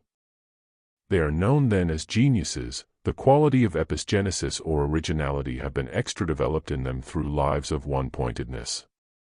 To bring these divine messages through onto the physical plane successfully, these geniuses must still be strongly attached to and rooted in that plane. That is why so many of them have been quite Jekyll and Hyde in character, having evil or low characteristics at strange variance with the spiritual inspiration pouring through them.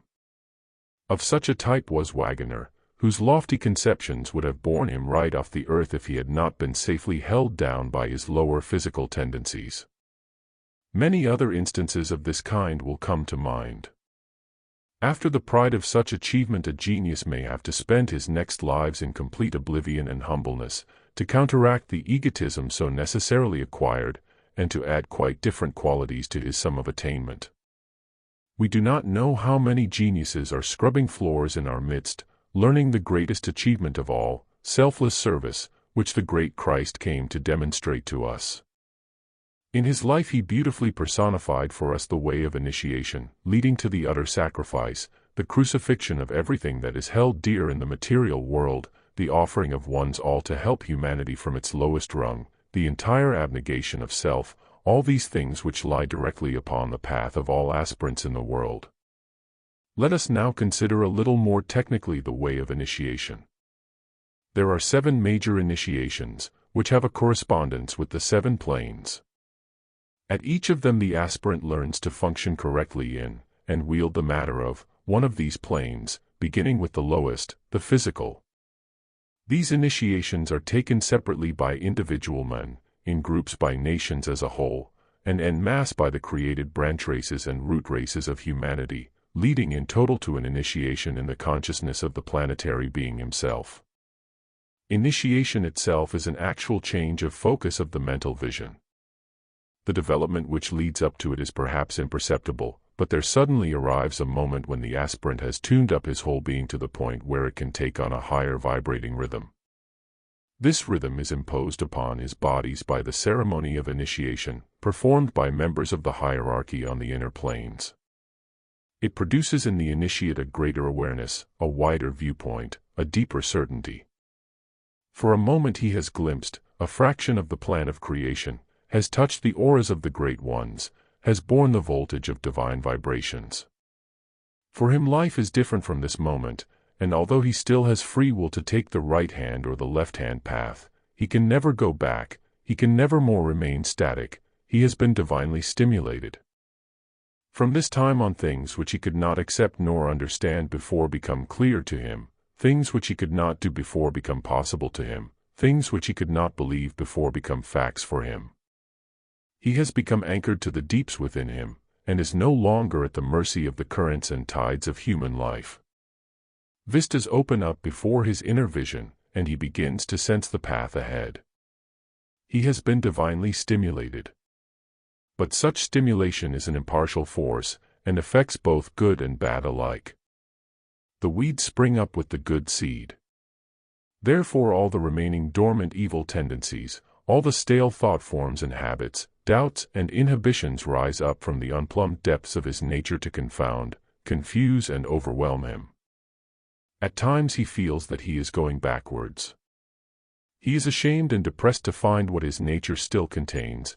After all his aspirations, he does not realize that this mushroom growth will die when the sun of his spirit shines upon it more strongly, and that it is only when sediment and scum rise to the surface that they can be perceived and banished.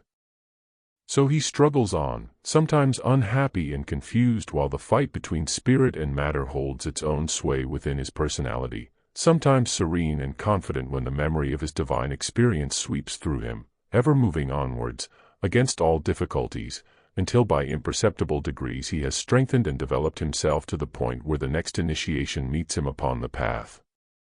The difference between an average human being and one who has deliberately set his feet upon the path and intends to take the kingdom by violence lies in the fact that, whereas average man remains the prey and the puppet of all the many disciplinary forces which are trying to push him towards his unknown goal, the aspirant has deliberately taken his life into his own hands, made himself responsible for his own progress, and sought to understand and to do that which his Creator requires of him. The average man still clings to the things of earth with all his might, and treats as a terrible enemy that being who is doing everything to help him to learn life's lessons, Saturn or Satan.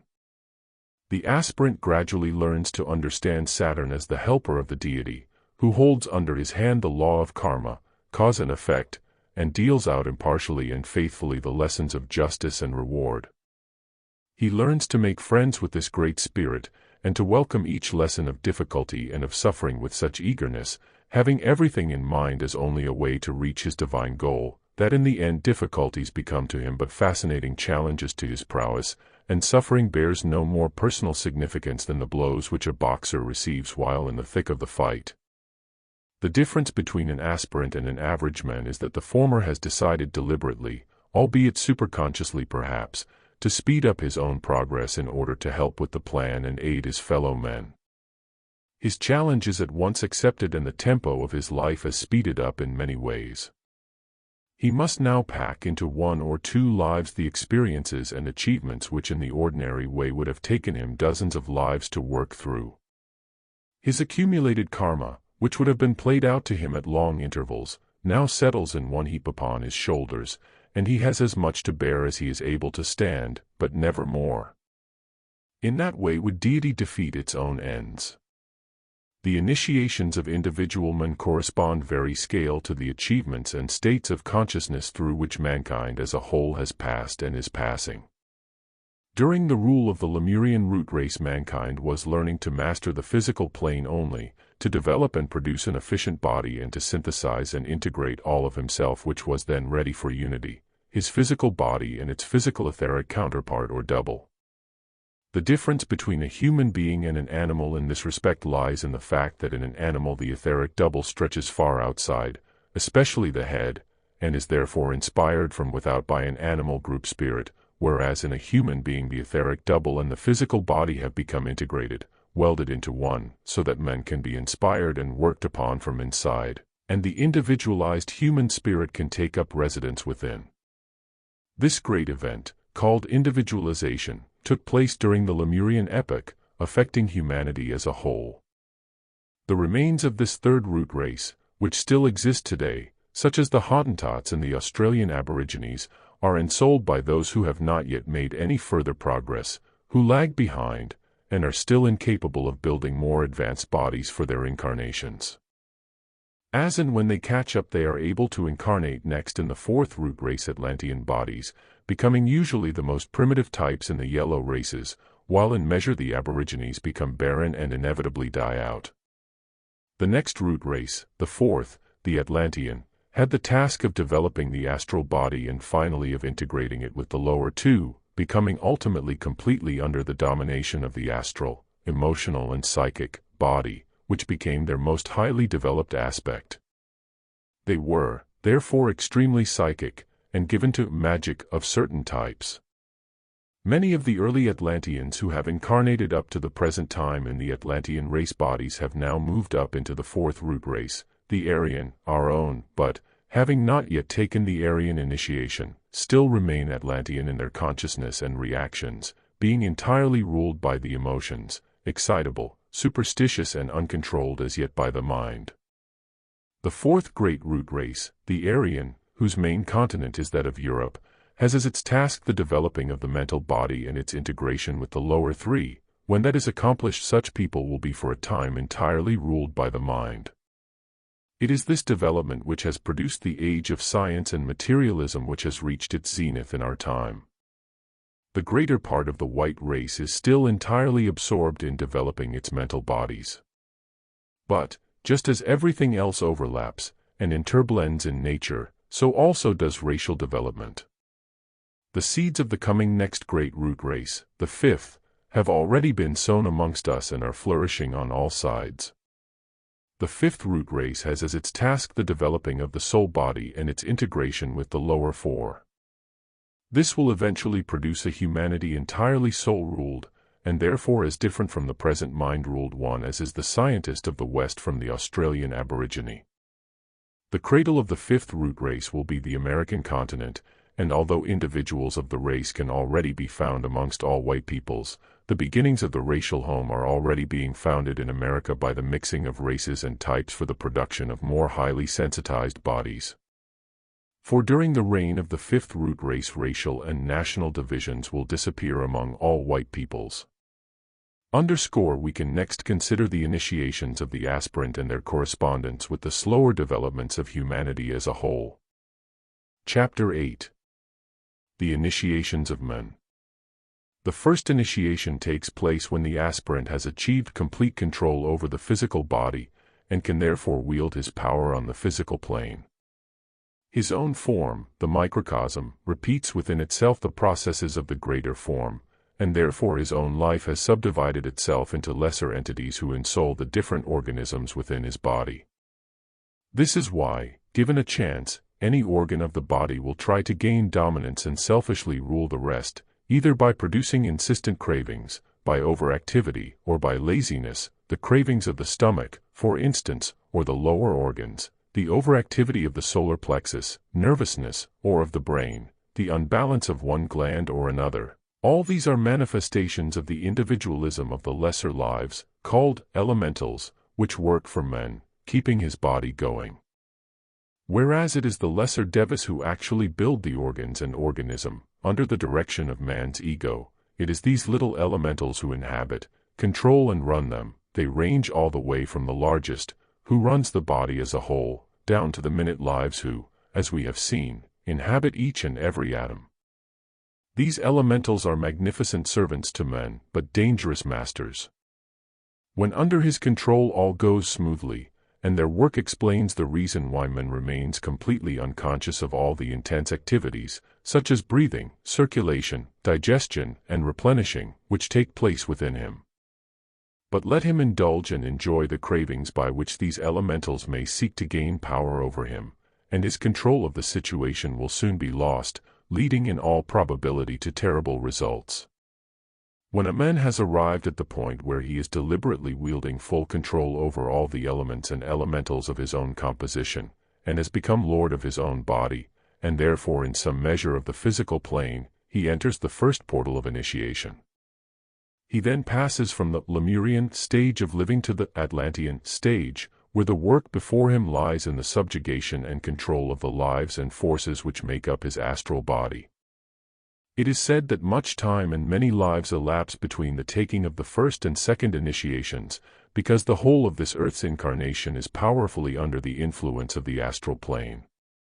This astral plane is capable of control through the heart or heart center, and that is why the birth of the Christ child in the heart is the urgent need at this stage in the development of a man.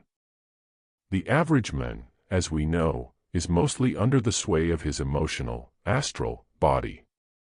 He is the slave of his feelings, which can upset his bodily functions, his mental balance and the direction in which his soul would have him go.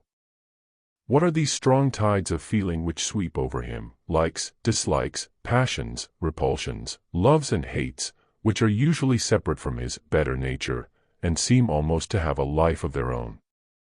Indeed, if he once allows them to gain control over him, he may be swept into committing any excess, even any crime. The astral body of man is built up along something the same lines as the physical. It is built by the astral plane devas, and its organs and shape conform to the physical envelope. Just as the physical plane is divided into 7, solid, liquid, gaseous, and 4 ethers, so also is the astral plane divided into 7 strata of astral matter, each stratum graded from the lower coarser vibrations of low passions, desires, and emotions, to the higher finer vibrations of pure, transmuted desire and love. The initiate of the first degree, one who has passed the first initiation, must learn deliberately to understand and control the forces of his astral body, orienting them to work and function in the higher planes of astral matter, and bringing them little by little under the domination of his will, until he is able to inhibit emotion and feeling if and when he chooses. He controls and uses his emotions, then, for inspiration and endeavor, but is never controlled or influenced by them. When the aspirant has at last achieved this control, he has arrived at the portal of the second initiation. He passes out of the Atlantean stage of living into the Aryan stage, which is the stage of the intellectual type of today. The work now to be done is the conquest in its turn of the mental body, so that the mind finally becomes an instrument completely under the control of the ego, who can direct it to think and concentrate, or not to think at all. Which is entirely impossible to most of us. Before we go any further, it is necessary to observe that development along these lines is not clear-cut and defined in its several stages, by any means. The faculty of man's free will causes much overlapping and produces a process of development which is never identical in any two human beings. It may be that backslidings, or abnormal progress, or uneven development alters the prescribed tenor of a man's progress along the path, but in any case many factors go to produce a complex and often baffling result, so that advanced intuition and perspicacity is needed to determine the stage which some people have reached upon the path. And herein lies the fascinating study of the psychologists of the far future.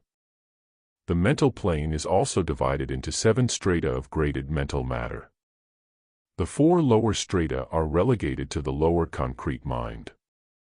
The 3 higher strata are the home of the higher abstract mind. The second-degree initiate has to learn to gain complete control of his concrete mind, and its instrument the brain, so that he deliberately can create with his mind, either producing powerful thought forms which wield an unseen influence, such as the thought for peace which so many earnest people are building up at this time, or bringing the thought through to active demonstration upon the physical plane, as an idea, invention, or organization.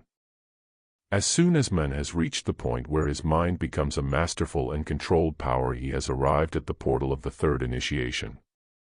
So long as a man is still mostly focused in the astral emotional plane, his religious side is necessarily emotional, devout, fanatical, but not thoughtful. He wants to believe, but not to know. At his highest phase he becomes the mystic, loving God with his heart, and feeling it to be irreverent to look upon him with logic. But when, after the second initiation, he begins to awaken his mind and focus his life into the mental plane, a great change occurs. His mind turns like a torchlight upon his old beliefs, looks with the cold light of reason upon the dogmas and inconsistencies into which religious teachings have degenerated, frames 100 pertinent questions to which no one has any reply, and refuses any more to be swayed by emotional appeal into accepting any presentations.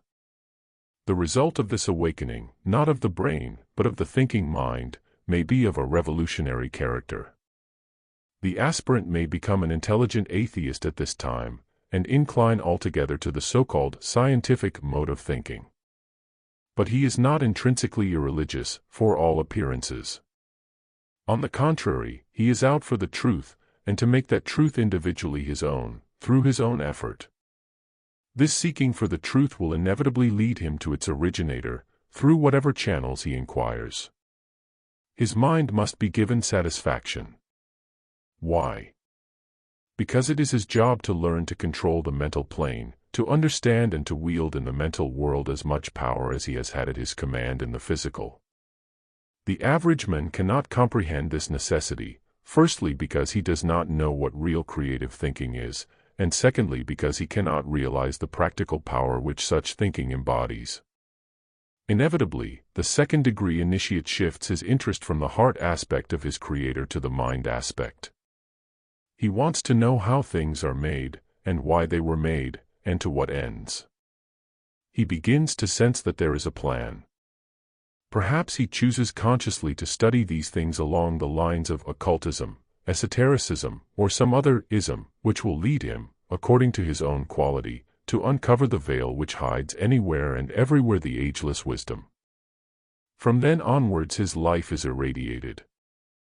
The first glimpse he has of the amazing and wonderful vistas ahead of him can, and usually does, throw him off his balance for a while. He may become cranky in some way or another, a fanatic about his new discovery, trying to force its acceptance in entirely the wrong places, and to force himself into an unnatural development. All sorts of phases of development are open to him now. His course will depend entirely upon the unselfishness or otherwise of his motive. It will be his motive, the underlying expression of his will, that primary aspect of godhood, which will condition and mold his life, tuning it to the key in which the song of his life will be heard, coloring it to its corresponding hue. This is why the most important factor in any individual life is the motive lying behind it. What a man does, what he achieves and what he suffers are all byproducts of his motive, which should always be his principal source of concern. If the developing of his mind and brain become a sufficient motive unto itself for him at this time, he will lose touch with his goal, his soul, for a period, and to become a walking encyclopedia of theories and teachings. He will become the slave of words, unillumined and uninspired, and will dwell for a while in darkness. This will happen if he forgets that the mastery of the mental plane is but a step forwards, that immediately ahead lies the mastery of the soul plane, and that the two can and should overlap and blend their activities, because everything in life does overlap and interpenetrate. If he will avoid separatism in this as in everything else, he will be safe. So the second degree initiate gradually shifts his focus of attention from the heart of God to the mind of God. He changes from the mystic to the occultist. Instead of feeling the presence of God, he wishes to know God, to understand the workings of the divine mind, the hidden laws of the universe and the plan of creation. His reaction on the threshold of this new door which is opening to him is probably violent at first. For some time he may look with contempt upon the mystics, his old-time colleagues, considering them impractical, vague, and even abnormal. Such psychic attributes and propensities as he may himself have possessed during his mystic stage, either in this particular life or in former ones, will probably temporarily disappear.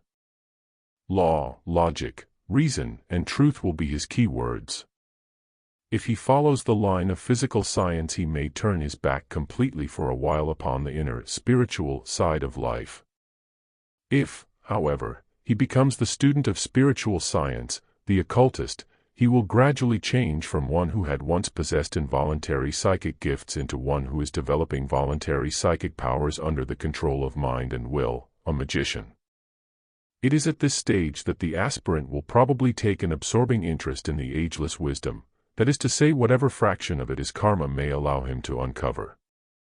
Once he has discovered its existence, he has found the inner anchor for his developing mental body, ensuring its opportunity for safe and true progress.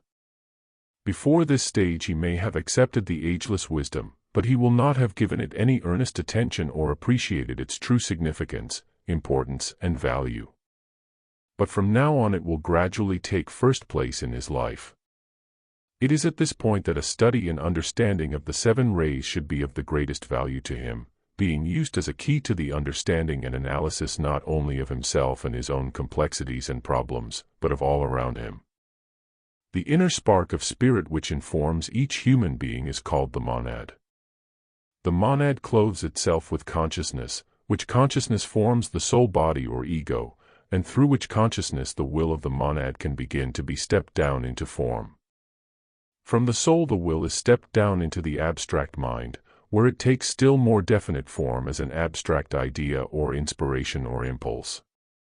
The monad, ego, and abstract mind form the upper triad of the being called a human, corresponding to the primary spiritual triad of the deity, will, spirit, love, wisdom, soul, and activity, mind.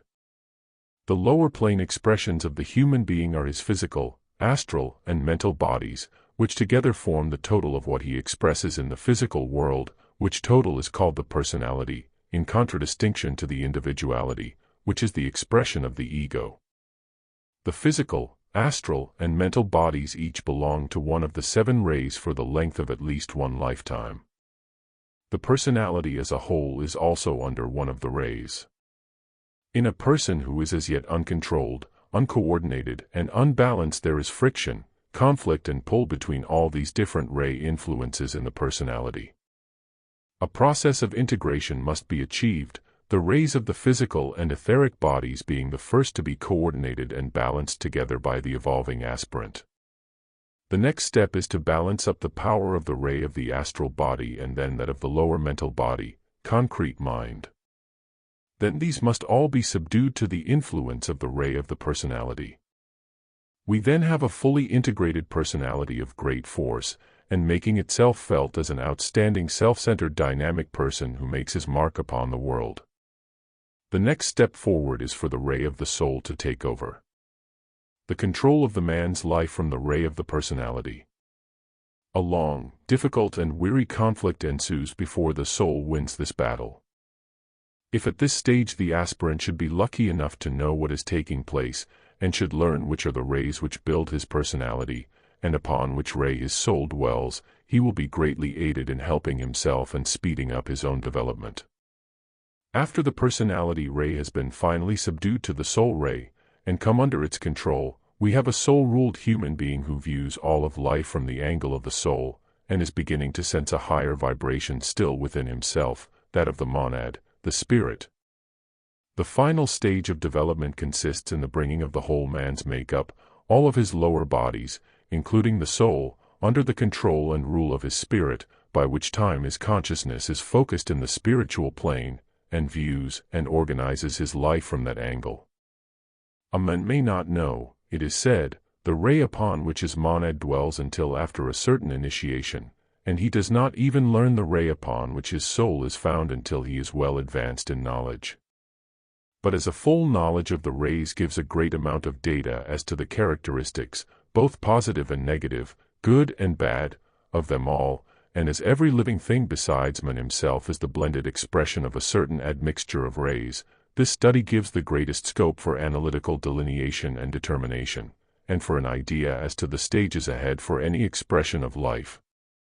But it is a profound study, and one that belongs mostly to the future, because of the obvious difficulty of determining a man's rays until human beings have developed greater sensitivity upon the subtler planes, or become clairvoyant. Nevertheless, a substantial beginning has already been made with the study and knowledge of this subject, and it is at the disposal of any who are fitted to undertake it. The third initiation is sometimes known by the name of the Transfiguration. This is because it takes place when the concrete mind has been finally controlled and balanced up with the rest of the personality, making a perfect whole of such a vibration that the light of the soul, the fire of the inner planes, can affect it, can reflect itself upon it and can permanently illuminate it. From this time forth the initiate is an illuminated man. He knows. He has seen for himself the inner realities and he is consciously in touch with them. He is able to recognize others of his own standard of achievement and higher. He can now understand the type of work that is being done on the inner creative planes, through the use of mind control, sound and color. He can begin to take his own part in doing vital constructive work on the mental plane of a kind quite unintelligible to the average intelligent man. It is therefore difficult to put this and future stages into words, in fact it is impossible. Only a few hints may be given out. It is after the third initiation that controlled and potent psychic faculties take their place in the initiate's equipment, and he uses these to work practically and systematically for humanity's progress. The initiate has now before him the next step along the path, that of learning to live as a soul, to understand and control his own soul and the forces of the soul plane, and to bring his whole equipment under the full control of his monad, his divine spirit. This vast subject of initiation can be only briefly touched upon here. The aspirant or the initiate can see but a certain way ahead of him at all times. Each step achieved upon the path brings to him a greater vista opening before his eyes. This applies to all those upon the path, be they men or planet. Always there is a new great goal ahead, and to all always there is the unknowable waiting ahead for them until the time when they have initiated themselves into an understanding of it. The fourth initiation can finally be attained only through complete sacrifice and the uttermost suffering. The period preceding it is therefore called the crucifixion, and during it the initiate must lose everything in life that means anything to him, and sacrifice himself even unto death. Were the beginner upon the path to know what lies ahead of him, he might recoil in dismay. But by the time he has reached the great test, his soul is so strong and his character so expanded, his inner knowledge so irradiating and his sense of value so changed, that if he could count the cost ahead he would deem it but a little price to pay. After the fourth initiation, the initiate can work consciously with the devas, and cooperate intelligently and helpfully with his brethren in the hierarchical lodge. His knowledge of the plan is ever enlarging, and he sees it extending beyond our solar system. His next task is to contact his own monad and learn to be and to live as spirit. After the fifth initiation, the initiate becomes the adept. He is now the perfect man, having mastered all the planes and all the lessons set for humanity to learn. He has passed into the spiritual kingdom, having creative power upon all the planes below. This means that he consciously creates by an act of will the body in which he wishes to manifest, but this is too deep a subject for us to touch upon at this time. The adept or master has now the right to choose whether he will take the two remaining initiations, making the seven, whether he will sacrifice himself to remain upon the earth to help with the progress of humanity, or whether he will pass onwards to realms of development outside this planet, and even outside this solar system. If he takes the sixth initiation, he becomes a Chohan, which gives him the power to wield the law, or work with the vibrations, governing all the phases of planetary life. If he takes the seventh initiation, he may wield the law of our entire solar system. Of course, we cannot understand what this means at our present stage of development, but it may serve to give us a hint of the glorious unfoldment which lies inevitably ahead of striving humanity. The Chohans, the planetary spirits, the devas and the deities, the adepts and initiates, are striving upwards upon the path also. As they graduate to higher positions, their places must be filled, and it is from the vanguard of achieving humanity that the applicants come forth. Thus we see the tremendously important role which advanced humanity must play in the cosmic scheme. So here we have a bare outline of the process of initiation as it has been given out to us from the ageless wisdom, brought up to date by present students, disciples, and exponents. More and more is allowed to be given out at this time because more and more people are approaching the conquest of the mental plane, and arriving at the point where, unemotionally and steadfastly, they are gaining the right to know. No one can take these teachings on trust. They obviously can only be proven by each person for himself. When an aspirant first begins to achieve, it is said that his light shines, the growing spiritual fire within him. This is perceived by those watching and waiting to help upon the inner planes. He is at once taken in charge and taught every night, while asleep, in the hall of learning. Finally he becomes the pupil of an initiate, then later of a master. As his strength of vibration increases, he is drawn into the sphere of his own group, a group of souls with whom he has worked or is to work, and who are inspired by a master to develop upon certain lines for a definite end.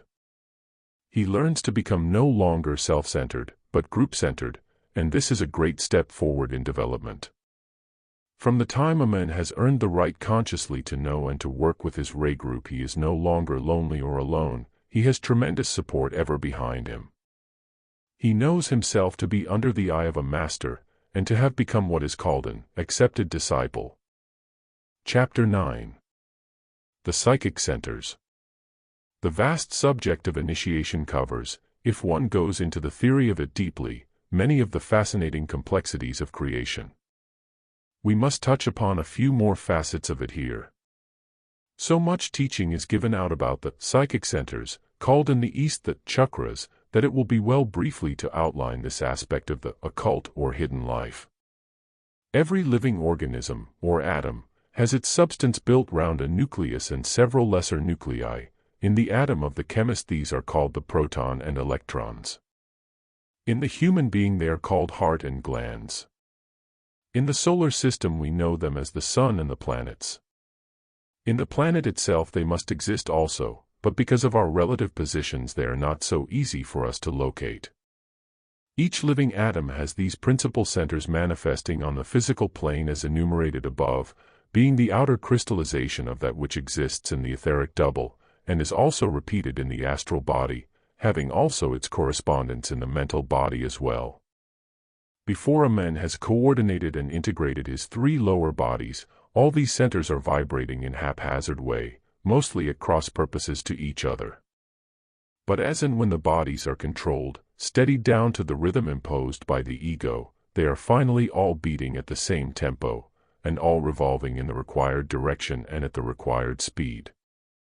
Thus there are found in the developed disciple perfect channels or funnels running from his etheric body straight through to the inner planes.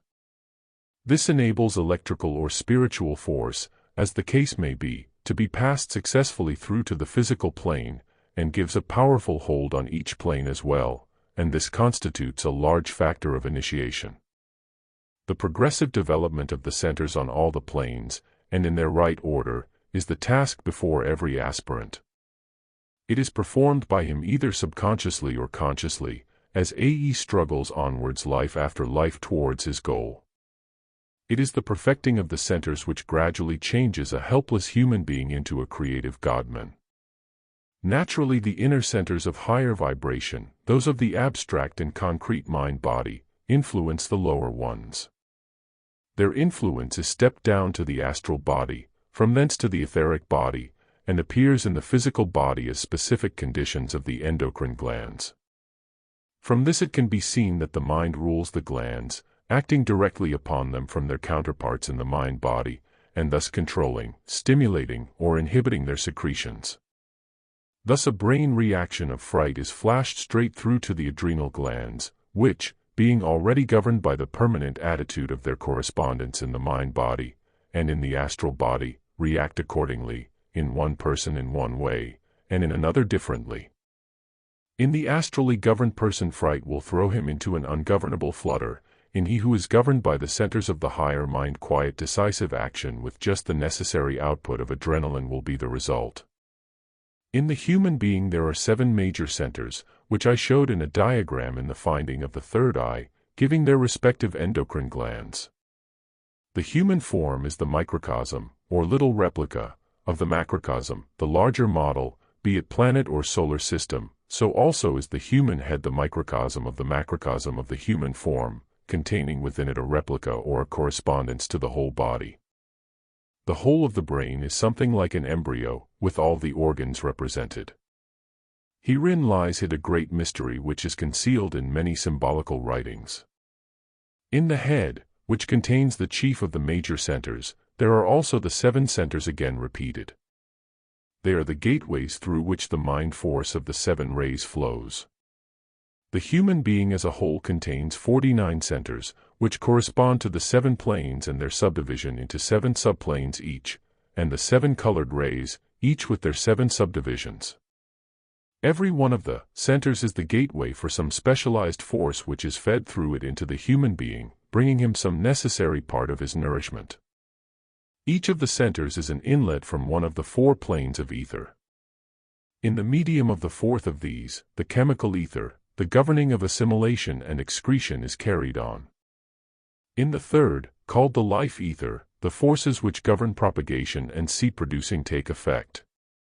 The 2nd ether is called the light ether, and is the field for all activities which use the effects of light upon organism, producing the phenomenon we call color, and building the physical senses, especially the eye. Finally there is the 1st ether, vibrationally the highest of them all, which is called the reflecting ether. This is a kind of subtle photographic medium, by means of which impressions can be passed, from one plane to another. It is the medium through which thoughts are impressed by the mind upon the brain. It reflects all that is held by the memory of nature within the 4th stratum of the mental plane. These reflections are just like moving pictures, and can be perceived by psychometrists and involuntary or voluntary clairvoyants. Everything a person thinks, sees, or has seen is reflected and stored in the matter of the 4th ether of their etheric bodies. This is where involuntary memory really exists, not within the brain, and even this is but the reflection of the true memory within the mental body. The subject of the ethers is a full and deep study, and difficult to understand so long as we have a 3-dimensional type of mind. But I want to put the picture before you for this reason. There are, as we have seen, 7 major initiations through which pass those who deliberately dedicate themselves to tread the path and work to become candidates for these great expansions of consciousness and power. But, following the divine plan, these major 7 have, as usual, each their 7 subsidiary lesser initiations, making 49 in all. These correspond or are allocated one to each of the 49 subplanes of the 7 planes of matter. These lesser initiations are gradually passed through in the ordinary course of human evolution, in any case, although it takes millions of years longer than the time taken by the conscious aspirant.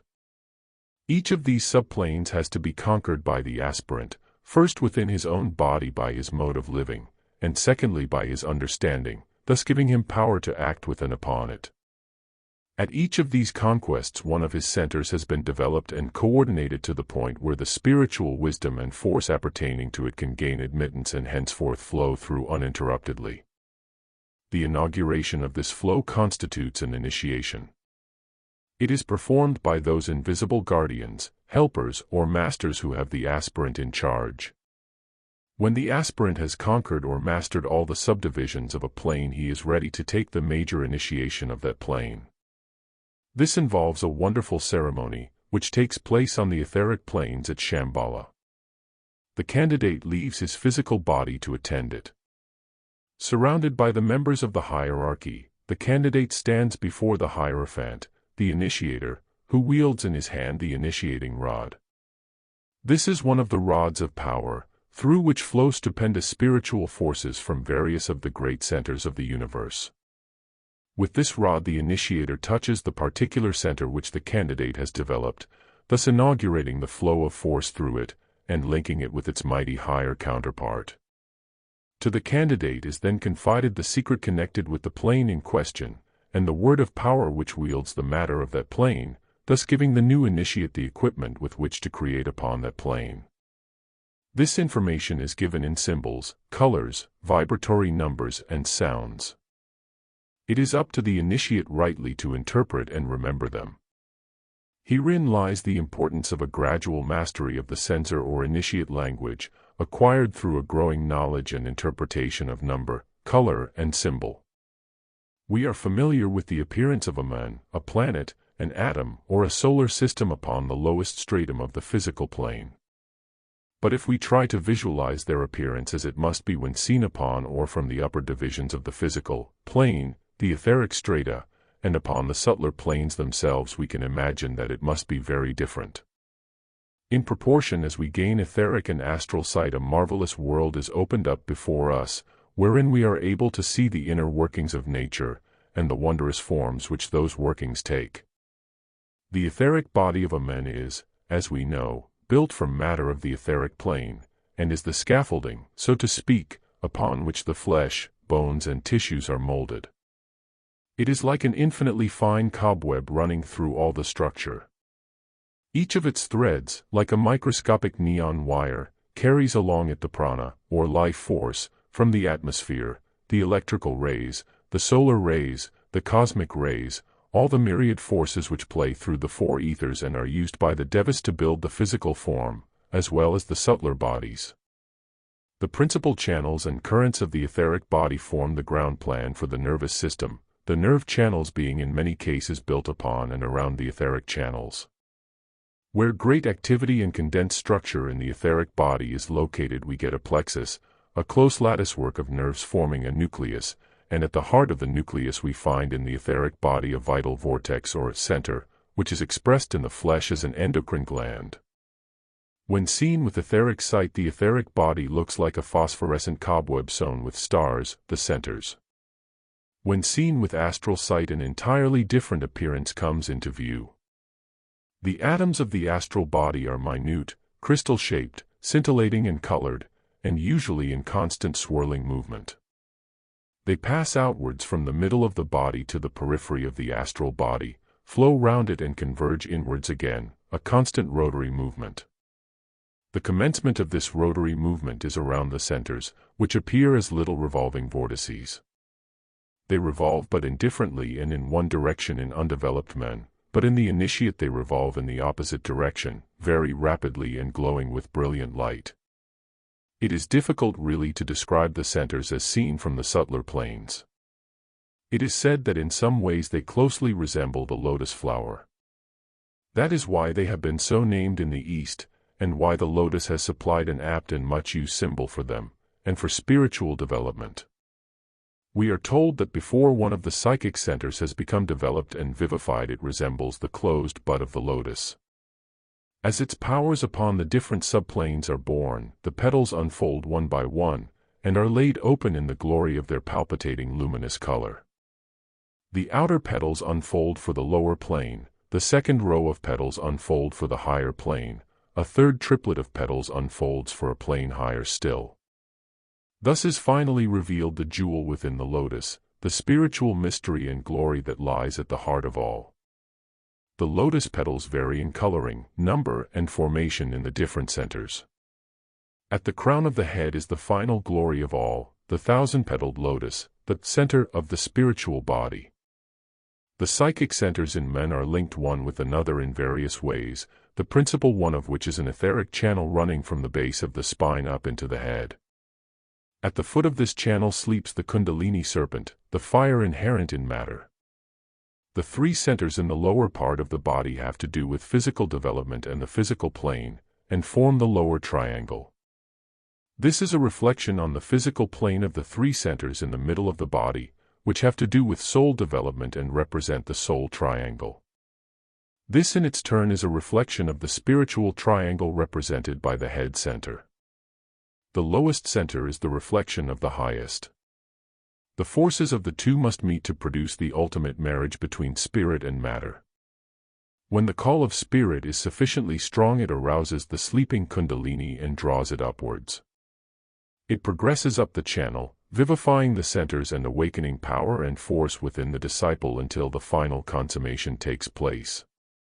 The whole subject can only be touched upon here. It is one which is better left to play its secret part, and not dabbled with or interfered with, thereby playing with fire in its most profound sense. I will only add that the work of the aspirant is so to live in purity, one-pointedness of motive and selfless love that the correct development of the centers is achieved. This will include transferring the creative force from the centers connected with the propagative organs upwards to dwell within the throat center, which is the center of creativity on the mental plane.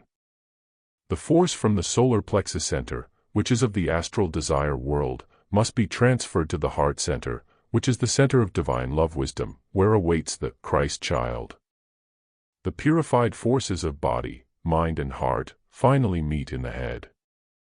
Then the force of the spirit pours downwards through the major center and illuminates and fuses them into one glorious whole, giving the disciple power and vision beyond our comprehension. This brief paragraph is all we can do to indicate this subject here, which is too vast and complex to be more than thus suggested. The disciple is endeavoring to raise all the forces in his bodies and centers to those particular centers with which he wishes to work.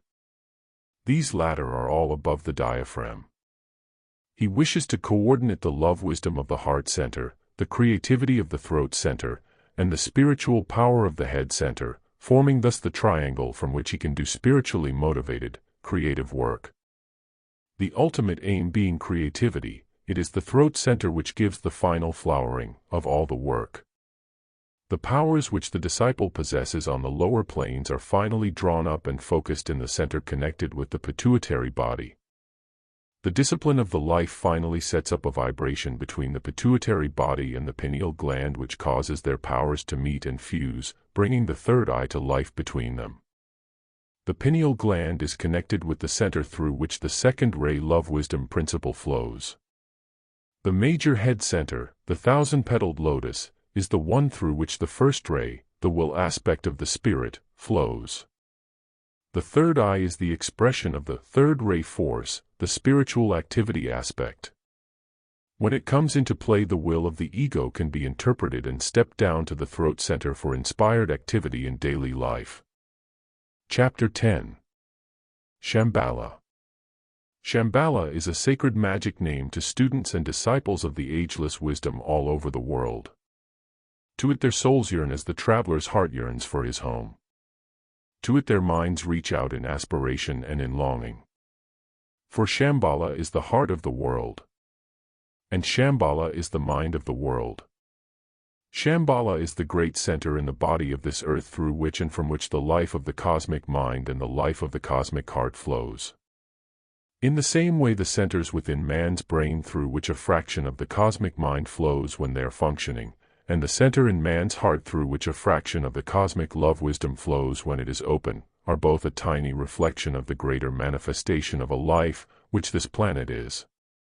Shamballa, the sacred city of the seven gates, hidden in the Gobi Desert, built in physical but etheric matter, remaining invisible until etheric sight is developed, in which at regular times each year councils are held by the hierarchy, to which all those initiates who have earned the right to work with the hierarchy can travel in their etheric bodies, and join in the manifold branches of constructive work for humanity and for all that lives, at which once a year, during the Wesak full moon, the great Wesak festival is held, marking the culminating point of each year's work and achievement. The Wesak festival itself has been described by several of those who have been privileged not only to attend it, but to bring back a conscious memory of it. It has also been described by many who, out of the strength of their astral desire, have built and enjoyed a little astral replica of the Wesak festival all to themselves. But even this approach is better than none.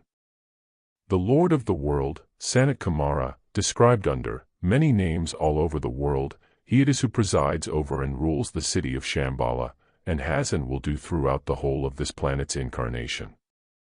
The city of the seven gates, the stronghold of the world mind, through which flow out the seven streams of creative force, the seven rays, what a vital resemblance lies here with the stronghold of man's mind within his brain, those seven psychic, or etheric, centers within his head whose consummation and flower is the third eye, the Lord of them all. Meeting and working within this sacred city, using it as the mind uses the brain, and flowing from it all over the planet, are the hierarchy. The hierarchy are the expression, on the second great ray of the love-wisdom of the deity, that wisdom which flows up from the illumined heart to irradiate the mind. As a man thinketh in his heart, so is he, the Christ said. And the Lord of the hierarchy, he who presides over all the spiritual wisdom developing in the heart of men, is Christ, the Master of all the Masters, the beloved Son of the great love-wisdom ray, which comes to us from out this solar system from the one about whom naught may be said. It is the seven sub-rays of this ray which build our solar system. That is why the God of our solar system is the God of love. The ageless wisdom teaches that when the great Christ took incarnation in Palestine he underwent a restriction, and a suffering thereby for him, which we cannot conceive. By this supreme act of renunciation and sacrifice he took the initiation which brought him into the position of the world teacher, the master of masters, the head of the hierarchy, the Bodhisattva.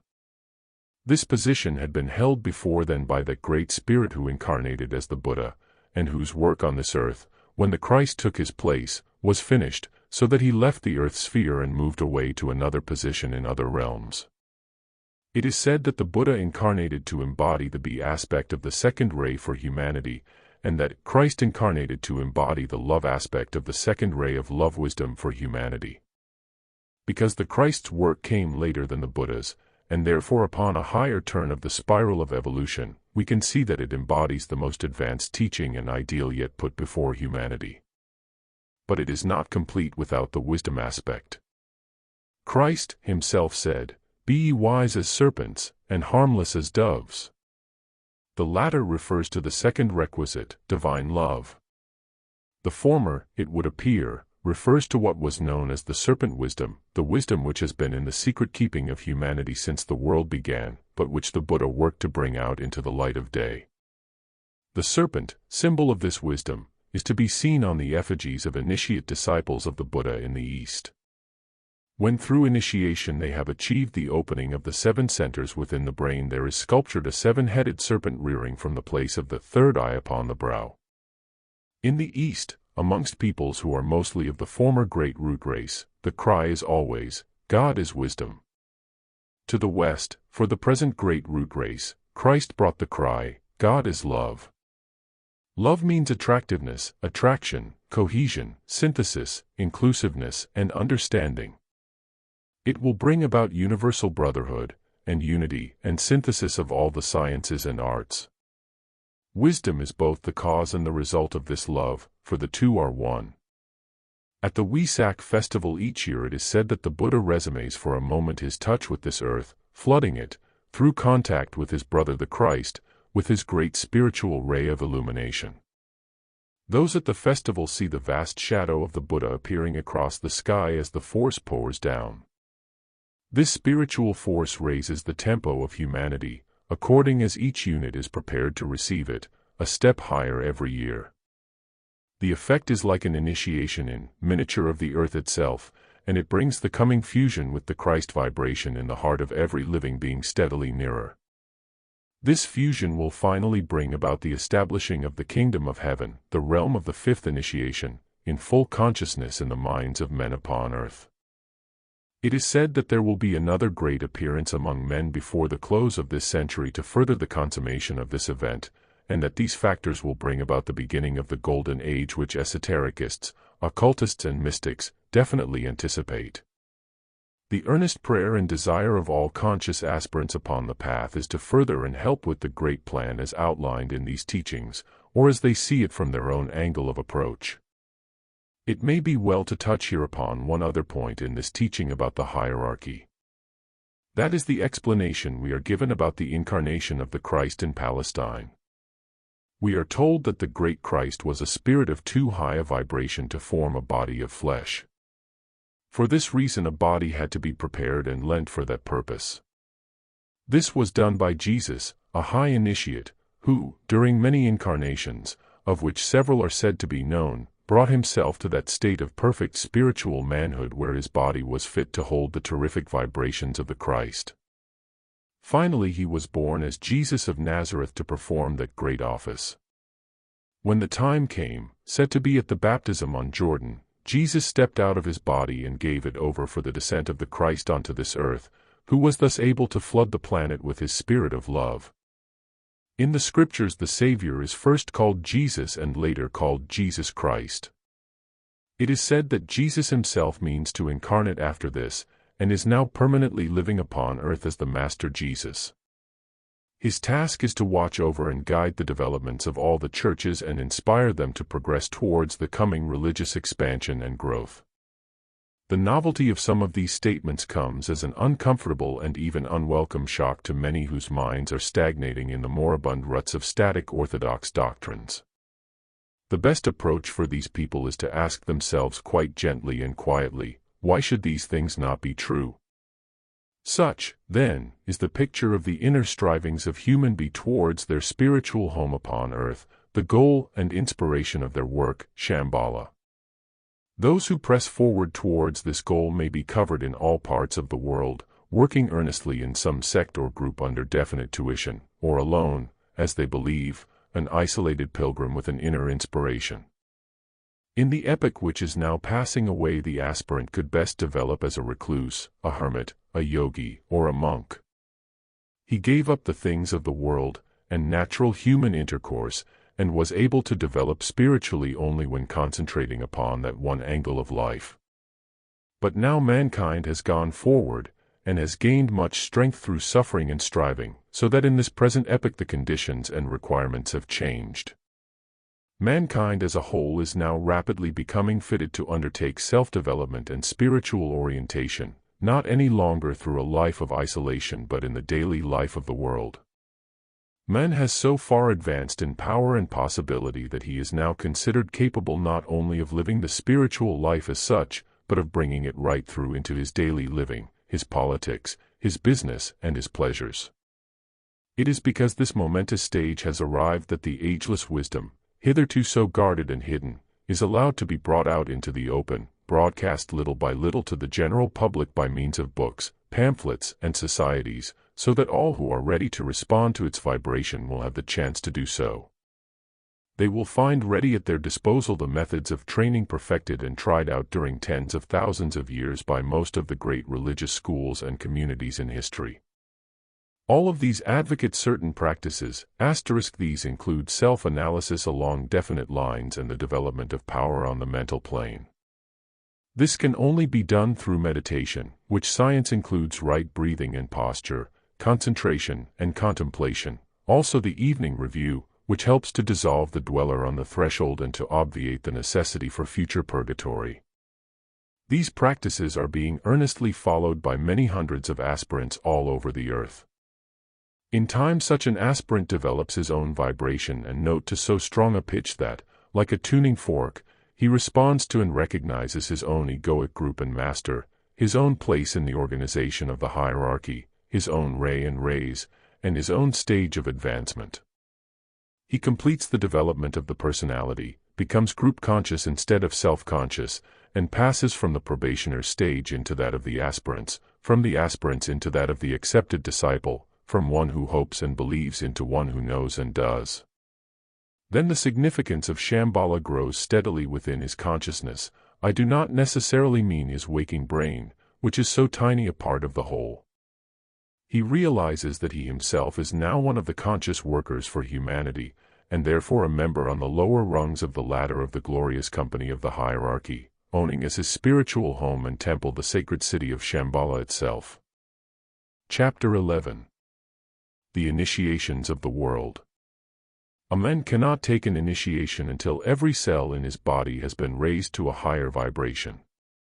This involves the transmutation or casting forth of all atoms of matter of all grades below a certain rate of vibration. For a still further initiation, every cell must be raised a step higher yet in vibratory rate.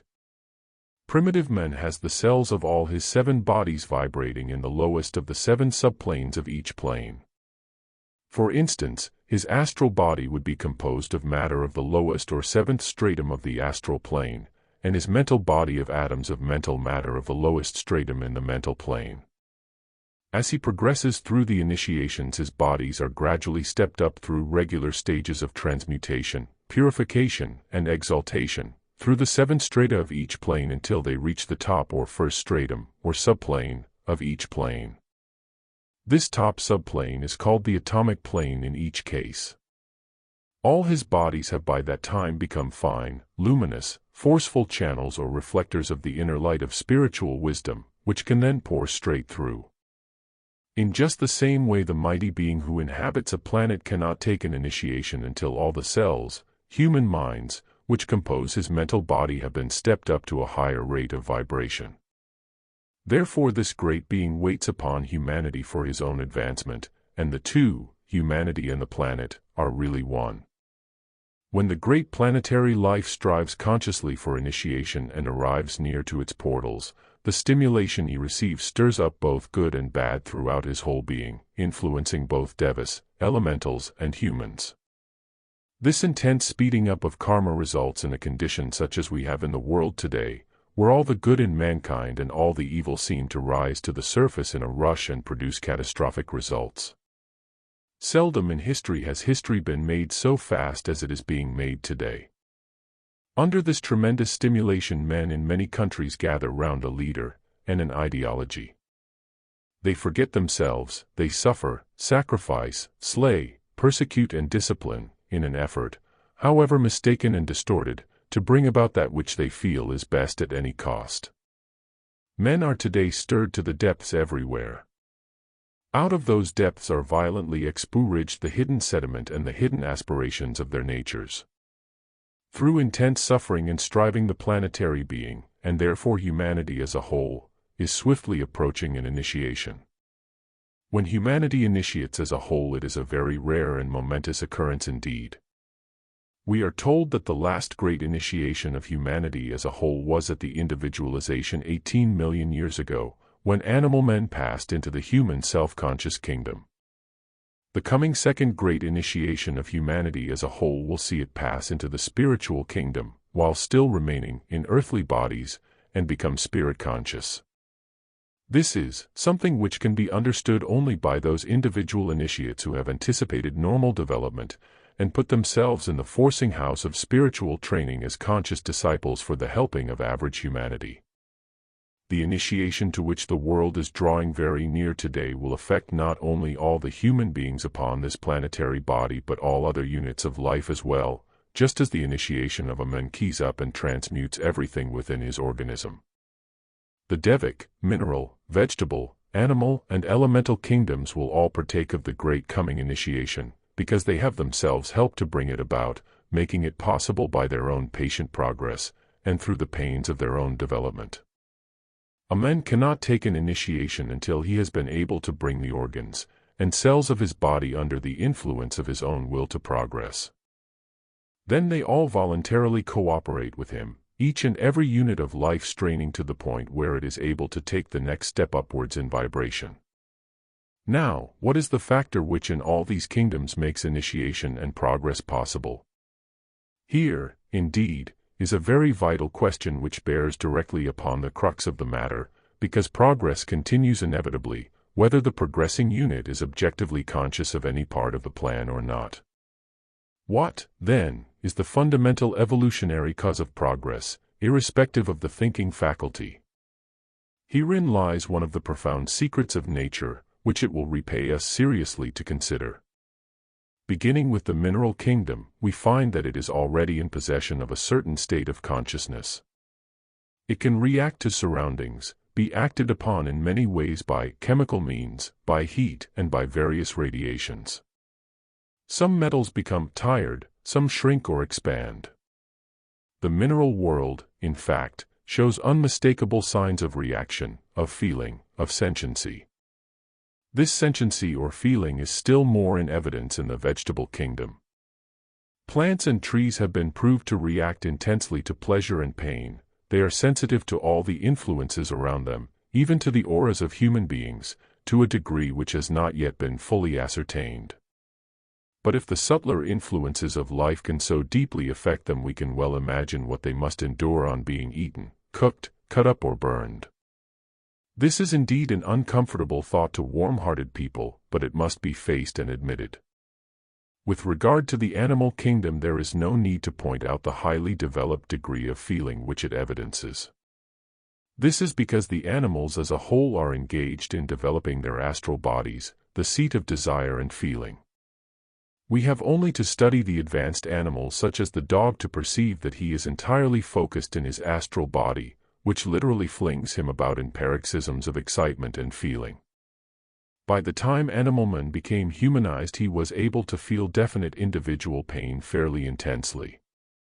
Later, when his mind and imagination have added their support, pain has become so powerful an experience that it can block out every other reaction to existence for the time being. Now, what exactly is pain, this strange phenomenon which increases in potency with the upward push of evolution? What is its purpose?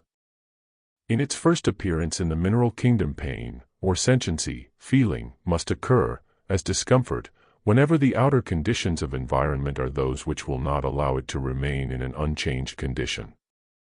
In this phrase lies the clue to much, if it is pondered upon. All that which pushes the mineral by slow degrees into adaptability, change, modification, and finally transmutation, must be due to exterior conditions. To these impinging conditions responds the core of blazing life existing within each atom composing each mineral molecule. The whole of the universe, with its unimaginably manifold rays and forces, is converging upon the mineral kingdom. All the forces of all the planes are acting upon it, and the response is made by the great being who ensouls the mineral kingdom, and who is the sum total of the lesser beings within each of its atoms. That great being knows much, and seeks initiation through those atom cells of its body.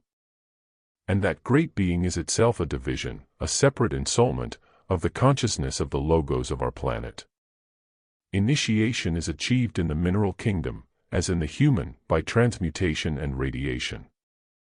This is obvious to us in the case of radium or of phosphorus. But there are many other ways in which this transmutation is taking place. Firstly, the minerals in their primitive state are absorbed by the vegetable kingdom as food, blended with substances in the air, and thus transmuted or split up to a finer mineral form. Within the vegetable they pass into the bodies of animals and men, and so the process is brought to a still finer result. The higher the type of man who feeds upon them, the greater is the transmutation. There are many other factors working towards the initiation of minerals. Mining, metal working of all kinds, contribute to the intense suffering and enduring of the mineral kingdom. Man puts it through the fires of purification again and again. In fact, the present vast production of armaments must be speeding up the process considerably. In the vegetable kingdom, the same process is taking place. Trees, plants, and herbs, besides being devoured, are subjected to every possible kind of treatment by engineer, carpenter, scientist, and chemist. How much they suffer in the process we cannot imagine, but it is useless, now that their extreme sentiency has been proved, to ignore the fact that they do suffer. Their progress and development is artificially speeded up in many cases by mankind, so that initiations occur. The transmutation and radiation in the plant kingdom is often very noticeable to us as perfume. The intense suffering to which the animals subject each other and are themselves subjected to by human beings is the cause of bewildered despair to many a kind heart. But it all goes to build up memory and awareness, instinct and adaptability, and thereby to perfect each of the species who are still evolving. Finally, the initiates in the animal kingdom become so advanced that their astral bodies radiate. This radiation, which goes out to human beings as trusting adoration, can move people as nothing else in life moves them. So throughout the kingdoms of nature, pain, the great educator, steadily guards, shields, develops and instructs. Without pain all would remain inert, static. When the initiate of a certain degree comes partly to realize the mystery and the secret of pain, he grows so deeply appreciative of it that he is inclined to suffer it with joy, to welcome it and to invite it, as some of the Eastern fakirs and sages do. When approached from that angle, it often ceases to be pain at all. In this connection we have only to think of the extreme pain to which boxers willingly subject themselves without thinking of it as martyrdom at all, and the long drawn-out lesser pains which such people as ballet dancers, rowing blues, jockeys, and a host of other earnest professionals willingly and unthinkingly endure. If such pain could be seen in total, it would utterly daunt them, and dissuade most of them from embracing such a profession at all. If to this list we add the headaches, backaches, and wristaches which are the lot of the mentally creative types, we begin to see the tremendous amount of pain which is gone through without being considered as such at all. Pain is therefore a relative thing. It becomes really acute when it brings to our notice the fact that we are doing something against nature which is either injuring ourselves or setting ourselves against a strong opposition of some kind. Pain is really awareness of opposition, just as pleasure is awareness of collaboration, in our environing conditions. A certain amount of opposition acts as a great stimulant to us, although too much opposition will defeat us, shock us into disintegration. A certain amount of collaboration will act as a great encouragement to us, although too much collaboration will negate our own push, and short-circuit us into the disintegration of lethargy. Therefore, an exaggeration of either pain or pleasure will bring us to the same end, defeat. Whether we are capable of feeling pain or pleasure to an extent dangerous to ourselves depends entirely on how much our lives are focused in the astral body, the instrument of feeling. As soon as a man nears the third initiation, when he begins to live in and from the mental body, he is able to withdraw his consciousness to within the mental body, leaving for a while the astral. This means that he can inhibit pain if he so wills, and pain can no longer claim his attention to the same extent. This stage coincides with his capacity to understand the mystery and secret of pain, which I mentioned above, which he could not do until focused in the mental plane. After he has reached this stage, he can look forward to the crucifixion of the fourth initiation without dread, because for him now both pain and loss have assumed quite other values and affect him utterly differently from hitherto. It will be seen, therefore, to what heights and powers suffering eventually propels the advancing life unit, whether it be in any of the four kingdoms, and how they each contribute this necessary discipline one to another. Man contributes most largely, for besides the intense suffering he inflicts, he also does great and kindly service to all the kingdoms. He shapes, molds and refines the mineral kingdom into 1,000 beautiful and useful forms. And then what happens? We saw that no sooner is a separate form produced than it is at once ensouled by a portion of the life force seeking physical experience, which becomes an entity, and entifies the object in question. This means that every atom in that object is subjected to the following influences: A. The life within itself, its own soul and spirit; B. The life of the tiny elemental who cares for it; C. The influences of the forces flowing through all the universe; D. The influences which man brings to bear upon it through making it into a form, which are 1. The powerful thought forms of his own inspiration for that form, which cling to it after it is made; 2. The influence of all the people who use the object in question; and 3. The influence of the entity which ensouls it. The last three influences do much towards speeding up the development of the evolution of the mineral, changing its progress from what would have been normal progress to a forcing progress analogous to that undertaken by the conscious initiate. Man does the same unique service to the vegetable kingdom, from a great part of which he builds intricate and beautiful forms, houses, garments, books, and 1,000 things which are subjected to powerful and, to them, elevating vibrations. He cultivates and develops trees, vegetables, grain, and flowers to the greatest of his ability. In fact, he turns everything in nature to his use and thereby focuses his powerful vibrations into the evolving life around him, thus raising their tempo above the normal. When, therefore, a person declares that his favorite object has its own personality, be it a statue or a motor car in the mineral kingdom, or a wooden violin or a picture in the vegetable kingdom, he is far, far more correct than he is aware. The developing, taming, and instruction, as well as the love which man gives devotedly to the animals in large part, is easy to see. The average decent person loves animals. There were recently 2 broadcasts, one asking aid for ill-used children, the other for ill-used animals. The response, to many people's horror, was infinitely greater for the second than for the first appeal. This shows the deep feeling of responsibility for and realization of the claim upon us of our brothers who are a stage behind us in evolution, the animals.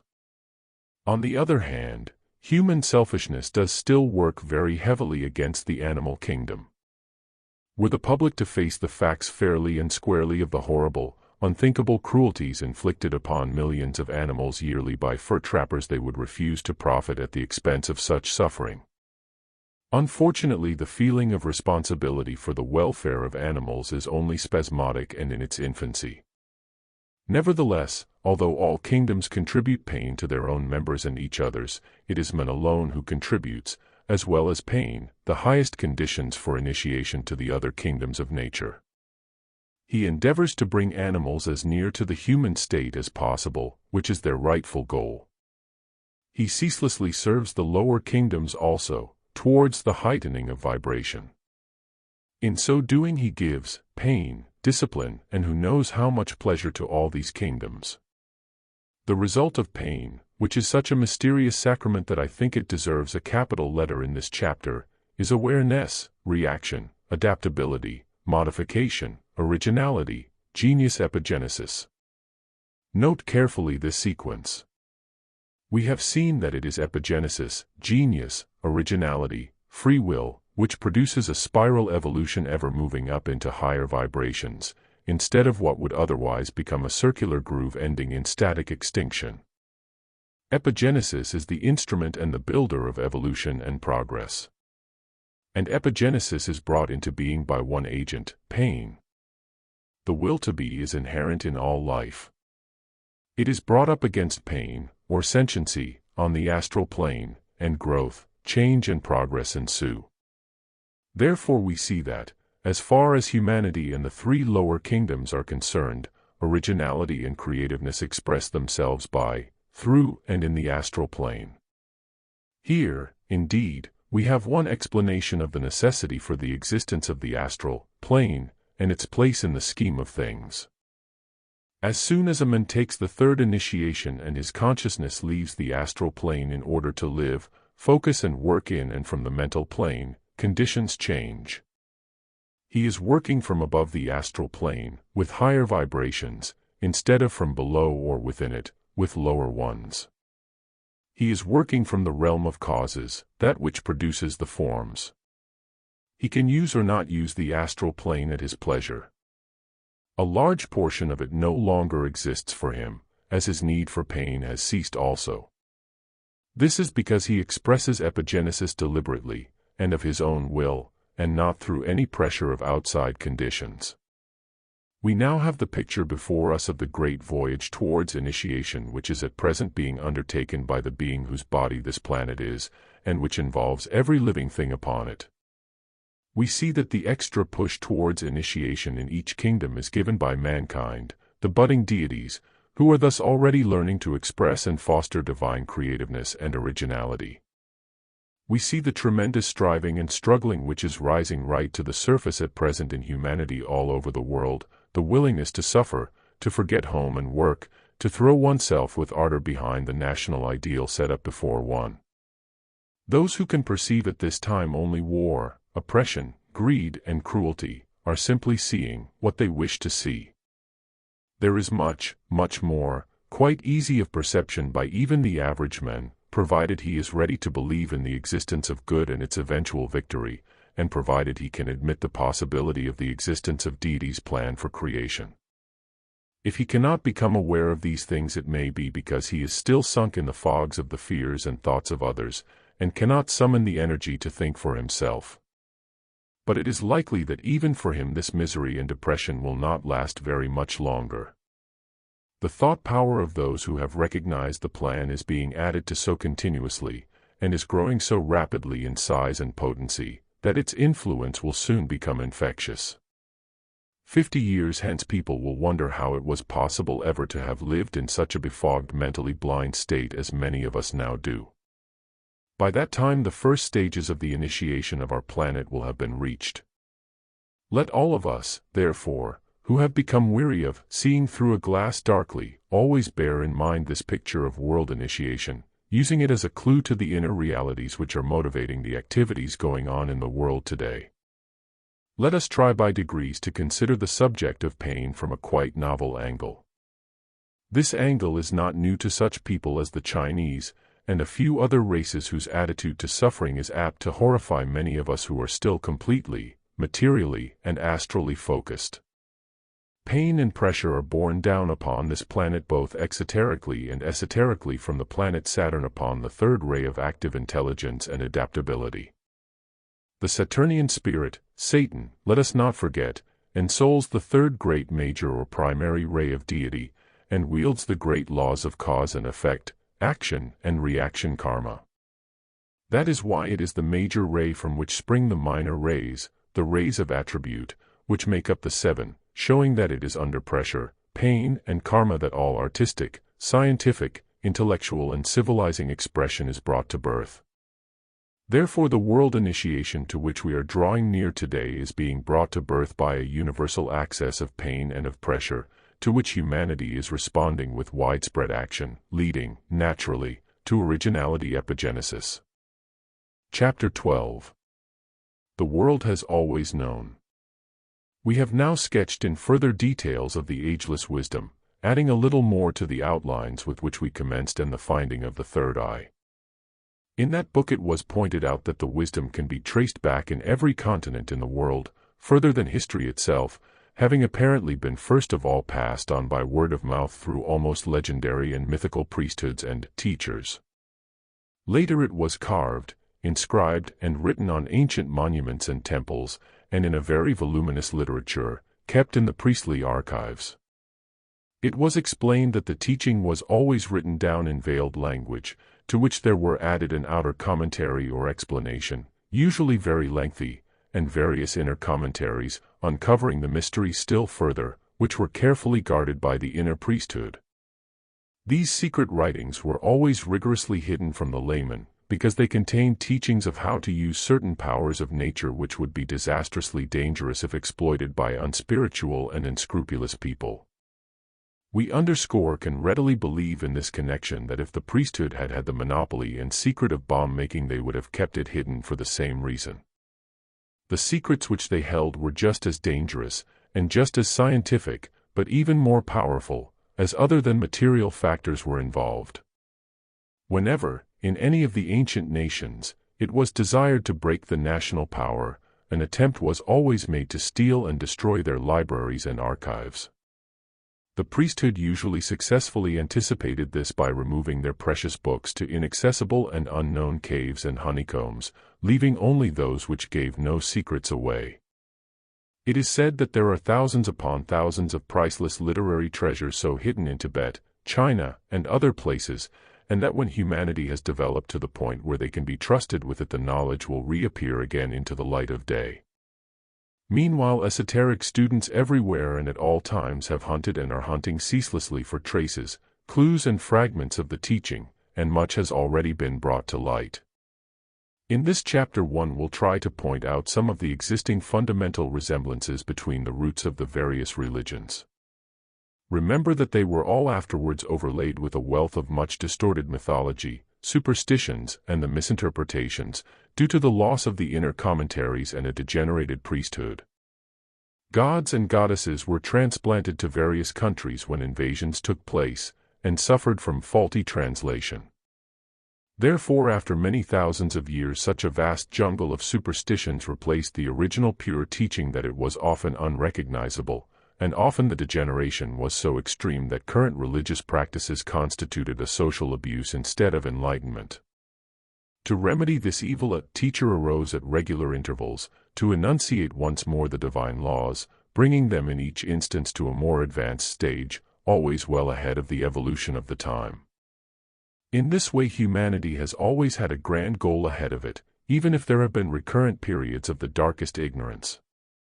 There is a further point in regard to the sacred teaching which must ever be borne in mind. Its innermost form was always given in the universal sacred mystery language. This language was, and is, one which is known of and understood only by initiates of a certain degree, although identical for those initiates all over the world and all through history. The name of the language is Sensor. Symbols, numbers, and colors play a large part in it.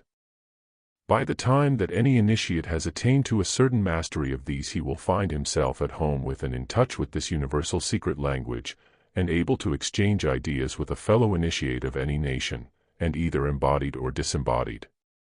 It is this language also which is employed at the ceremonies of initiation, therefore the ultimate importance of an understanding of numbers, symbols, colors, and sounds cannot be too deeply impressed upon any really serious student. A scrap of sacred writing, such as a portion of the Book of Revelation, sounds merely like grand poetry unless one can decipher those allusions to numbers, those poetic forms as symbols, and the meanings underlying the descriptions of colors, jewels and metals which are always given such importance. Then there are many other references found everywhere, which can be understood only after a much more prolonged study of divine science than we have as yet reached in this book. For instance, it would probably only confuse the reader if I tried to explain that our planetary astral plane is often referred to as water because it exists in what is water in the 7 greater cosmic planes. This is because deity can take physical incarnation only as far as the ethers. But these are just phrases unless they are fully explained, which is outside the scope of this book. We have mentioned that each of the 7 great root races is divided up into 7 sub-races, which appear upon Earth successively. The length of their duration, however, overlaps, so that remnants of some of them remain in existence for very long periods. These great sub-races have each had their teacher or prophet, who brought wisdom to them, guided and taught them, and whose work was carried forward by his disciples and followers. The earliest races were still so clairvoyant that they recognized their teachers for what they were, and honored them deeply. In measure as humanity became more intensely material and embedded in matter, did they fail, with the exception of a few advanced types, to recognize the wise ones amongst them. By the time Christ appeared among the mob, they had become so blind and unaware that they were able to crucify him. The 7 sub-races of the Atlanteans were as follows. Firstly came the Rmoahals, who were still spiritually attuned, and evolved the first rudiments of language. Secondly, the Tlavatlis, in whom ambition and memory came to birth. Thirdly, the Toltecs, who inaugurated monarchy and hereditary succession, and brought about the beginnings of nations. Fourthly, the original Turanians, who brought ambition to the stage of black magic of the worst kind. Fifthly, the original Semites, who were the most important of the Atlantean races, because they were the first to learn the value of the power of thought. Even though they were cunning and selfish, the sixth subrace were the Akkadians, and the seventh the Mongolians. During the gradual submergence of Atlantis, all of these races who survived emigrated in every direction, carrying their culture with them. They set up many colonies in which this same culture, language, and wisdom can still be traced. When we think of the Atlanteans and their descendants, it is well to remember of how many races they were composed. At last the time came for those to be chosen who were suited to be the seeds of the future great Aryan root race. This work lay in the hands of the head of the first ray department upon Earth, the Manu Vaivasvata. He chose the people of the fifth subrace, named by some the original Semites. He led them safely away from Atlantis and across Europe into Central Asia. The emigrations from Atlantis took place in successive waves over a period of thousands of years. It is said that the British Isles were then the northeastern promontory of the Atlantis continent. Certain of the emigrants remained in Ireland and Britain and were the ancestors of the Druids. They built Stonehenge and Avebury, whose significance is only just being realized. In this connection, it is interesting to note that the forerunners of the Jews, the chosen race, did in all probability sojourn in Britain on their way across to Central Asia. The Manu finally established the infant root race upon the southern shores of the Great Gobi Lake, where the desert now is. This happened about 60,000 BC. Opposite to this settlement, upon the lake, was the Great White Island, Shamballa, the most sacred psychic center upon the earth, where the hierarchy congregated in the management of world affairs. It was thus a most significant place the Manu had chosen in which to found the new race. A mighty civilization was soon flourishing, which in time conquered China, Burma, and even parts of Australia. Their capital was called Manova, the city of the bridge, because a bridge stretched across the lake to Shamballa. Within its glittering walls were the earliest Masonic temples. This empire reached its zenith about 45,000 BC. Having finished his work, the Manu left the upbringing and development of the race and its subraces in the care of his brother, the head of the second ray department, the world teacher. This noble spirit first incarnated into the mighty Central Asian civilization as Vyasa. He was the earliest founder of spiritual wisdom in the Aryan race. He was to be the world teacher during the first four subraces of the Aryan culture, and his final appearance upon earth was to be as the Gautama Buddha. These four subraces have developed as follows. There was first the Aryan rootstock, which descended from Central Asia into India about 900 BC, becoming the Aryan Indians. Then came the second subrace, which Aryanized Egypt and Arabia, giving us the Babylonian, Assyrian, Chaldean cultures. The third and fourth subraces went south and east, giving us the Persian, Grecian, Latin, and Celtic branches. Finally, the fifth subrace, the Teutonic Anglo-Saxon, came into being. It is said that the sixth subrace to develop will be that of the Slav peoples, who will later produce the seventh and last of the subraces of the Aryan root race, and that from the mixture of races which are being attracted to settle in America will be chosen the seeds of the next great root race to come upon earth. By that time there will be no more separate nations or religions. After the sinking of the last portion of Atlantis, the island of Poseidon, the Gobi Lake became a desert, so that the Aryans were obliged to move southwards.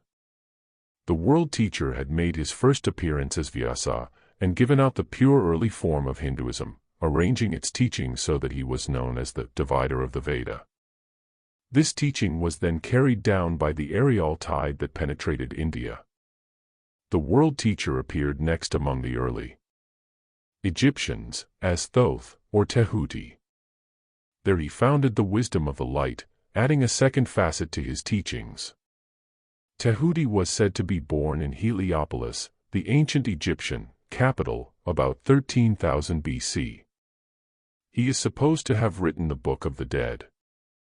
This famous collection of writings gives in detail the spiritual beliefs and understandings of the Egyptians relative to birth, life, death, and the plan of creation.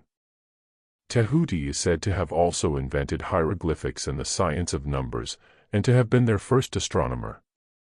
He was impersonated in Greece as Hermes Trismegistus, and his work was repeated in the Hermetic books. The world teacher next appeared as Zarathustra or Zoroaster, the prophet of Iran. This time he used fire as the emblem of the wisdom. Greek scholars date his life at about 6000 BC. The story goes that an angel prophesied to his mother before his birth, "This honored child shall be a prophet of the just God." Hearing of this, the king Saran tried in many ways to encompass his death. But from the age of 7 he was able to confound the magicians of his time, and saw through their terrifying displays. At 15 he was acknowledged as a Superman. At 30 he withdrew to a mountain for 10 years of meditation, wherein he was enlightened by the one God, Ahura Mazda, and wrote his 21 Nasks. He then began his mission, teaching and gaining disciples, finally living at the court of King Vishtasp of Iran as the acknowledged prophet of Iran. He gave to Iran the Zendavesta. The next incarnation of the world teacher was as Orpheus, who brought wisdom to the early Greeks. This time his emblem of wisdom was music and harmony sound. He lived in the forests, teaching with music, playing upon his 5-stringed lyre. His work was carried northwards by the fourth, the Celtic, subrace. He was known in the north as Balder the Beautiful. It is said that he traveled to Egypt, and took shelter with the famous priests of Memphis, studying their wisdom, and receiving there the initiate name of Orpheus. When he returned to the languishing priesthood of Thrace they welcomed him as a savior. The country was overrun with the vicious worship of Bacchus. Orpheus won over the Bacchants to the new religion, established the rule of the god Zeus over Thrace, and of the god Apollo over Delphi, finally binding the two faiths together. He laid the foundations of the tribunal of the Amphictyons, which brought social unity to Greece. About 7,000 years later the world teacher made his last appearance upon earth as the Buddha. This was in the first half of the 6th century. This wonderful period also witnessed the lives of Lao Tse, Confucius, Pythagoras, and many other torchbearers of the wisdom. The Buddha was born in northern India to King Suddhodana and Queen Mayadevi. As the sages of that day prophesied great wisdom for him, the king, who had other plans, caused him to be shut away in his youth from all that might make him think. He was allowed to see only beauty and joy. After his marriage he was confronted one day, quite accidentally, with the spectacle of poverty, disease, and death. This came as such a terrible shock to the young prince that his inner nature asserted itself. He vowed to devote all his days to discover the answer to the riddle of life, and the wisdom which would bring happiness to humanity. He straightway left the court and his young wife and child. He wandered for 6 years seeking wisdom from all the fakirs, sages, and their many systems. But in vain. Finally, in despair, he seated himself under the famous tree, and declared that he would not stir until he had penetrated to the wisdom. In this way he finally achieved illumination, and the initiation which gave him the right to pass away from earth incarnations to another sphere of activity. It was the first time that illumination of that degree had been reached by a human being. The Buddha then taught for 40 years, giving out part of the secret wisdom. This was considered to be a betrayal of their monopolies by the priesthood. They forthwith repudiated much of what he taught, and to do this they had to hide away still more of the holy writings. The Buddha's teachings spread through China and Japan, and south to Burma. They were the consummation of all that he had taught in his former incarnations, as a study of them will show. When the Buddha passed onwards into nirvana, his appointed task of bringing the attainment of wisdom nearer to humanity being finished, he handed over the reins of office of world teacher to his successor. This one was the greatest spirit as yet to contact the earth. He is known copyright in the East as the Lord Maitreya and in the West as the Christ. The coming of the Christ to this earth constitutes the greatest of all the mysteries. We will not attempt to say much about it in this little book. The descent of the human spirit into matter, the human involution, had passed the lowest point in the ark, and the return of the prodigal was about to begin. Humanity as a whole had taken the plunge into the blinding depths of materialism and had forgotten its former inner touch with the divine world in its struggles to obtain mastery over the physical world, its appointed task. Of course, the wisdom was never allowed to die out completely, or men would have become bestial. The torch of light was ever kept burning by the few, the vanguard of humanity. As the tides and cycles of evolution rose, fell and swept by, humanity approached at periods to the joy of revelation and inspiration, or sank down into perverted ignorance, so that the wisdom had to be withdrawn and hidden from them for a while. The longest period of this ignorance was called by the Indian prophets the Kali Yuga, the Black Age. We are only passing out of it now. Ages and periods always overlap in their manifestations. That is why the Buddha and the Christ were able to perform their great work well ahead of time. They planted the seeds of wisdom and of love in the hearts of humanity, so that they could germinate, and so be ready for flowering when the new age is ushered in. It has been foretold by many that this will take place before the end of the present century. The Buddha was the most advanced of all human beings. He was the first one to attain to full illumination, as the crowning point of many wonderful existences upon this earth, as a teaching initiate. Before the uncomprehending eyes of humanity he took the higher initiations, in India, in Persia, in Egypt, in Greece. For even the greatest master is striving ever to higher achievement. Finally, he by his own example showed what each human being is capable of attaining. By becoming the Buddha he proved what men can do. The advent of the Christ, however, was something quite different. For the Christ was never a human being while this solar system was in existence. He was not only the second aspect or central heart spirit of our solar deity himself, but he came through on the great major second ray which differentiated into this solar system. Therefore he came from outside this system. He came as the heart of deity from the heart of the greater deity who conceived it, but herein lies a mystery too profound. The glorious spirit of the Christ towered above the rest of Earth's hierarchy when he took over control of the second ray and became world teacher. When a person is in his deepest trouble he needs the strongest help. This was the case with humanity, struggling bravely and blindly in the depths of matter, and just ready to turn inwards once more. This was why such a tremendous stimulation as that given by the Christ was needed to help the human spirit to lift itself out of matter again once its task was accomplished. This was why the Christ spirit had to descend right into the earth and take up his abode within the subtle bodies of the planet and therefore of all humanity.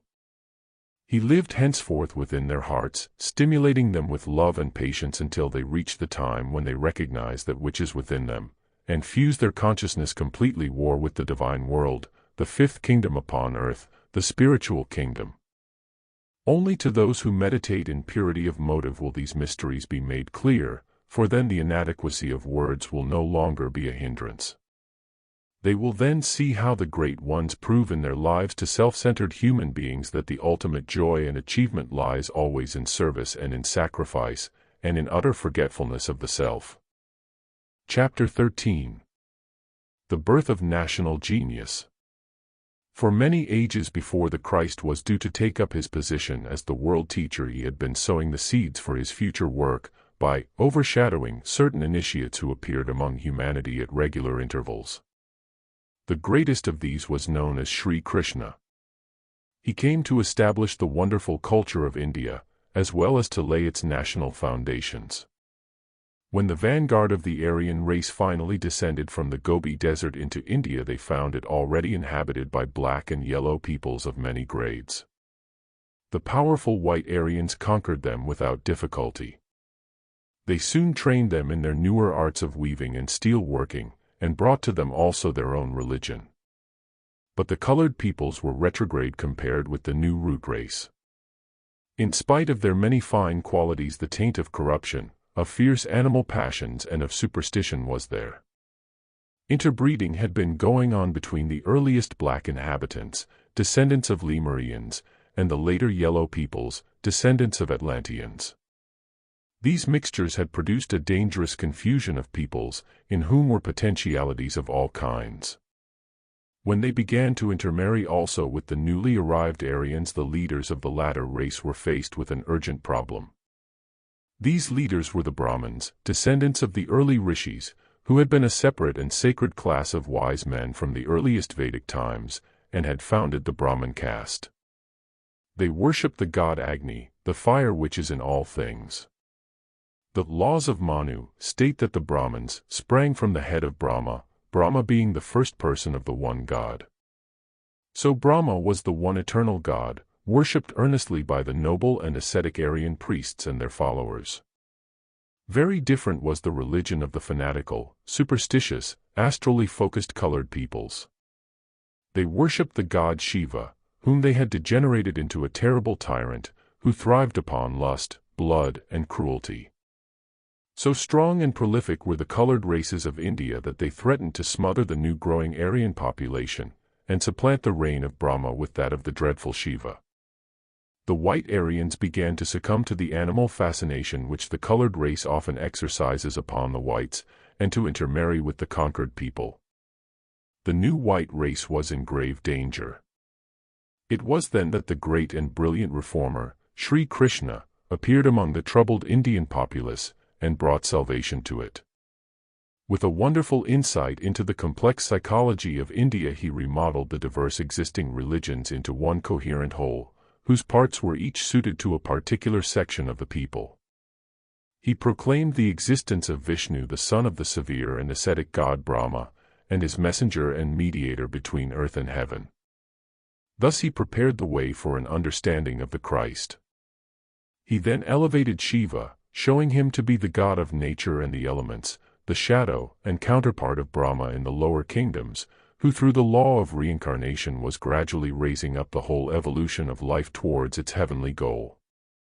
The Brahmins had been forced to tackle the racial difficulties in India by introducing the caste system. They established 4 rigid divisions of the people. The first and highest was their own, the people of pure Aryan blood, who were the directors of science and religion. Next to them came the Kshatriyas, the kings and nobles and warriors, whose blood was slightly mixed. Thirdly came the merchants and farmers, in whom the Atlantean strain predominated, showing brown and yellow skins. And fourthly came the outcasts, who performed menial labor, and consisted of the lowest of the native people, in whom was found the Lemurian strain showing black skins. Intermarriage between castes was a heinous crime.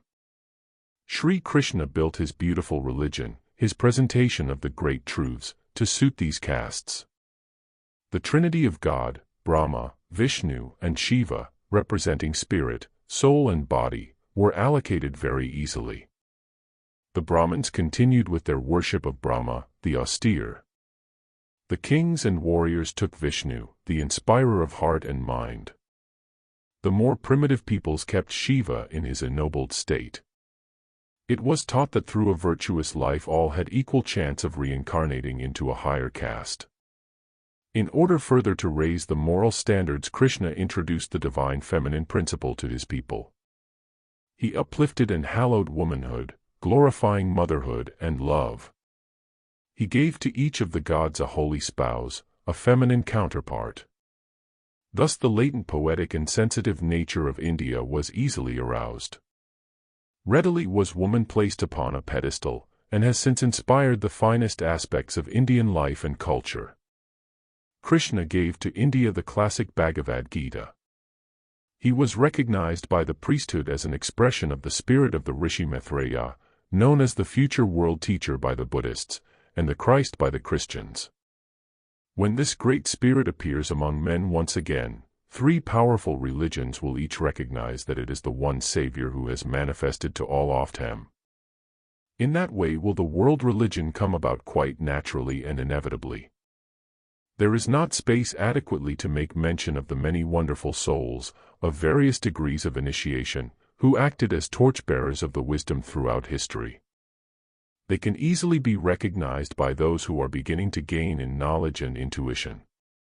The most important of these for us to consider was Pythagoras. This is because that great Grecian initiate is said to be he who has been through many incarnations preparing to take over the position of the future world teacher, after the Christ has completed his work and his fusion with humanity. Apparently Pythagoras has told us much himself about his preparation in former lives as he was able to remember them. His father was Mnesarchos, who lived upon the island of Samos. He was a fine engraver of jewels, and some of his work is still in existence. In 592 BC, Pythagoras was born. He was brought up in the brilliant and intellectual court of Polycrates, and thus had intercourse with many learned men. He soon proved to be the most advanced scholar of his time, although the education of that period was not along usual lines. Pythagoras began with the study of poetry and music, playing the seven-stringed lyre and reciting Homeric poems. He next studied mathematics. Finally he set forth upon his travels to gain more knowledge. It is said that he studied with the Brahmins of India, the Magi at Babylon, the leaders of thought among the Jews and Arabs, and even the Druids, whom he visited in the west of Brittany. But his most intensive study was in Egypt, where he remained for 22 years with the priesthood. When Pythagoras was 50 he began seriously to give out his knowledge. He founded the school of philosophy at Crotona, and taught the wisdom in its spiritual, scientific, and practical forms. He believed that spiritual knowledge could be attained through a study of the higher mathematics. He called his students mathematicians. The knowledge which he gave to the West, and which we have used ever since, is too well known to describe. We have kept the outer shell of it, and lost the kernel for the time being, but it still remains ready for the seeker. He was surrounded by a wonderful collection of brilliant men, who helped him to make Grecian culture the flower of the age, a glorious blooming destined to a rapid dissolution. It was too perfect to last at that immature period.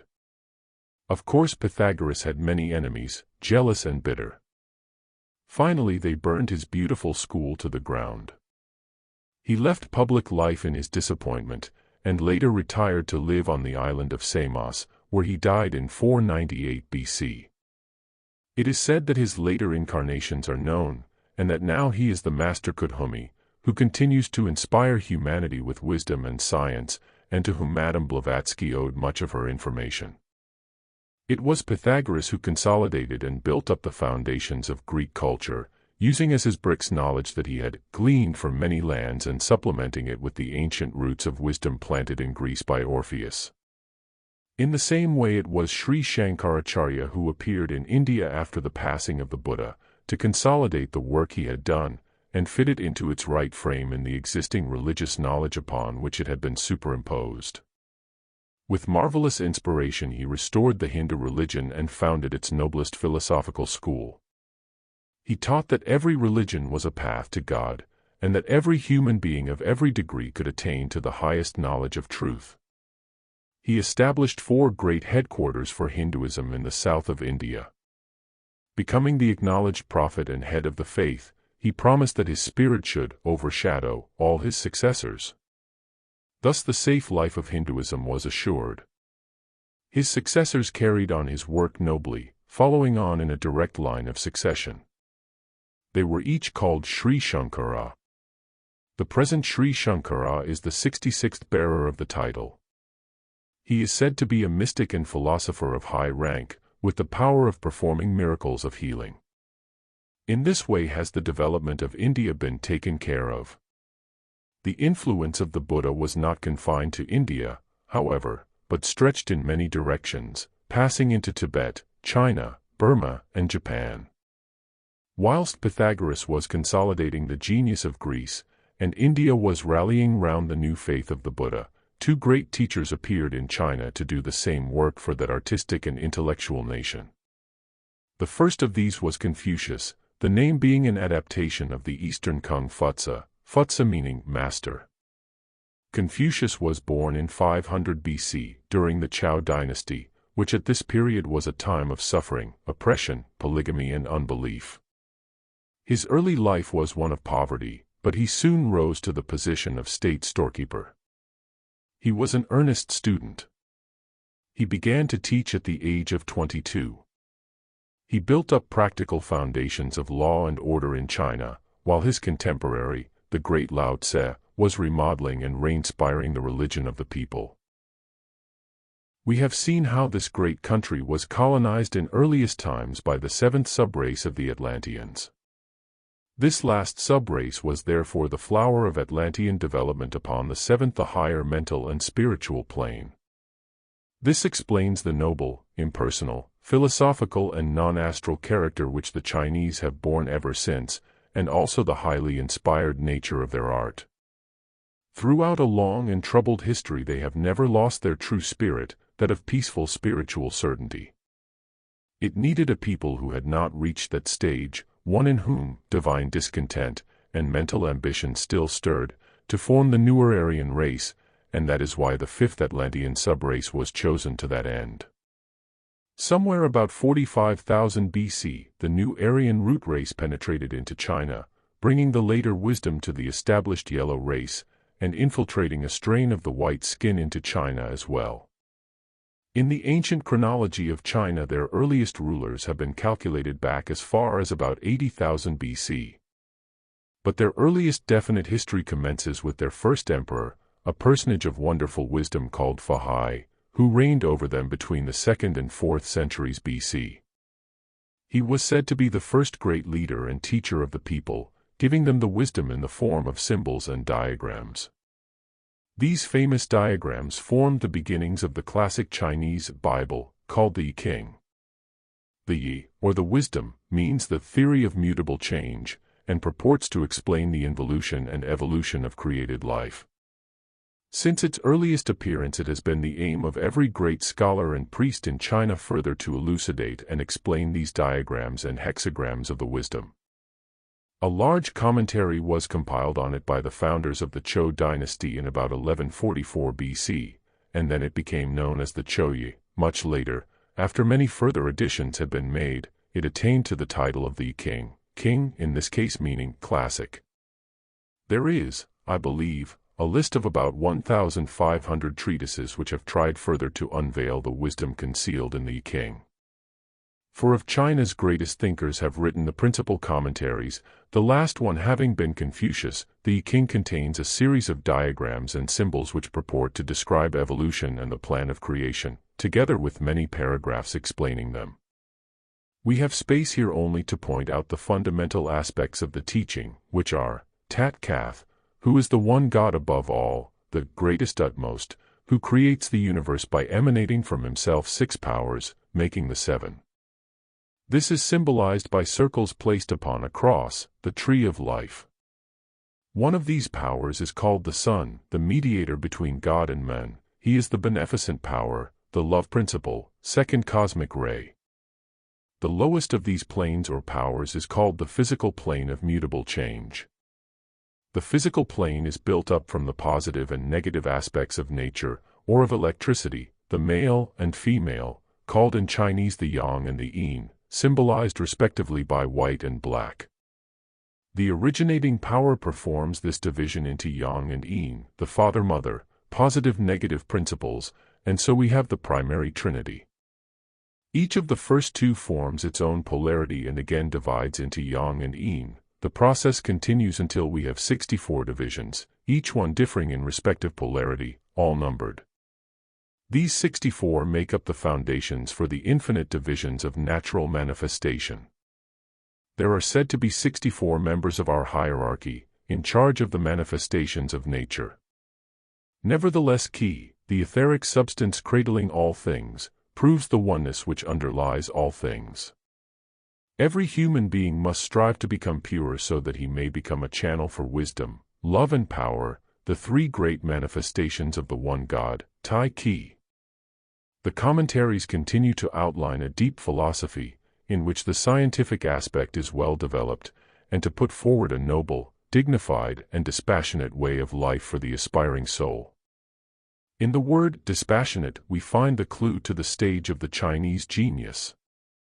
It has reached the end of the road of meditation, becoming the contemplative, who knows unity with the soul of things, to whom outward observances and words, dogma, and ritual are hardly necessary, and to whom this inner union brings the continuous childlike joy which is the sign of the mind at peace. This Chinese achievement, the perfected facet in the crystal of human development, plays its big part in the united mentality of the planet, sounding always the note of steady endurance and inner wisdom, and acting as an anchor of safety to the Aryan side of the world mind during this time of intensification and strain, which without this anchor might lose its balance altogether. This service is not performed by China alone. Her elder brother, Tibet, has also a part in it, and India as well, although in a different way. India, in whom so many of the sub-races, as well as 3 root races, are mingled, supplies the principal training ground for racial reincarnation. Egos are there brought into intimate relationship with the people who represent their next step upwards on the evolutionary ladder, and learn to look up to them, and to work and hope for a reincarnation into their ranks. Promotion is therefore held out to them through soul and character development only, which is an utterly different thing from the material promotion of the Western world, or of the materially minded. In this way does India give her contribution to evolution, and all souls who have arrived at the need of this phase are incarnated there. When we turn to Japan, we find a different picture again. This small, brilliant country appears to be playing a unique part in Eastern development. Judging them from our standpoint of root race evolution, it is possible that we can make a better guess at their antecedents and the roots of their intellectual and religious genius than the many vague and contradictory theories that have been put forward. When we compare them with the Chinese, we can see fundamental differences of character, in spite of the fact that they are both obviously Atlantean. The Chinese is focused in the plane of intellect to the degree that he is largely free from the thrall of the physical senses, the astral emotions, or the energetic activity of the lower mind. But the Japanese is free of neither, although the artistry and intuition of the ancient race is still with him. He therefore must belong to a sub-race which came before the 7th sub-race from which the Chinese sprang. With his mind so adaptable to the developments of the Aryan Westerners, who were the 5th sub-race, his origin must have been nearer to theirs. He shows a resemblance to them in the energetic, rapid, sometimes cunning activities of a well-developed concrete mind, and the desire and capacity to go forward with Western evolution. There, however, the resemblance stops abruptly. In every other respect the Japanese is the true Atlantean and the true Oriental. We can even trace a quality in him which proves his roots to lie slightly behind the roots of the Chinese in time. He has remained subtly nearer to the spirit world than even they have. Like the Chinese, his spiritual knowledge and faith are too ancient and inbred for words and dogma to be necessary. Even although Japan has a rich store of mythology, ritual, and ceremony, the Japanese in his essential nature hardly needs it. He is born with an appreciation of the fact, which we have already discussed, that everything is living, and is imbued with its own entity, from a mountain to a river, from a tree to a blade of grass. These entities are named, and treated with respect, and their aid is constantly invoked. But, more than that, every manufactured article, every ornament or piece of stuff, has its own living entity. The needle and the piece of silk, everything which is in use, has its indwelling spirit, which is always taken into consideration. The Japanese has therefore not lost that intimate union with the one spirit of life, and the many devas composing it, which he learnt first-hand in Atlantean times, and which is found in the remnants of the earliest Atlantean as well as the Lemurian races. The Japanese holds therefore a unique position in the human chain. Within himself he combines the earliest qualities of unity with the life of nature with the latest qualities of the advanced concrete mind. As a rule the latter is gained only with the loss of the former. We can therefore prophesy that the destiny of Japan may well be to lead the work of blending the culture and knowledge of East and West when the time comes for the uniting of all the nations in one cultural brotherhood. The Japanese learnt of writing from the Chinese, from whom they also took the Buddhist faith, adapting both to their own needs. With their quick minds they seize upon anything which appeals to them and build it into the structure of their own civilization. This structure is therefore one of many-colored bricks, wherein ancient and modern live in harmony together, wherein Buddha, Confucius and Lao Tse find favor and welcome in company with the state religion of Shinto, which is the old worship of nature spirits, the Devas and all their hosts. In spite of much borrowing, however, the Japanese has developed his own original genius as well. This is to be found in the old samurai warrior tradition, with its jujutsu, the symbolical and sacred planting of the garden, and specialized Japanese art, to mention only a few aspects of it. The Japanese rushes to meet modern developments with one outstretched hand, while with the other he holds fast to the most ancient of his intuitions and traditions. Herein lies his unique gift and his offering to the plan of creation.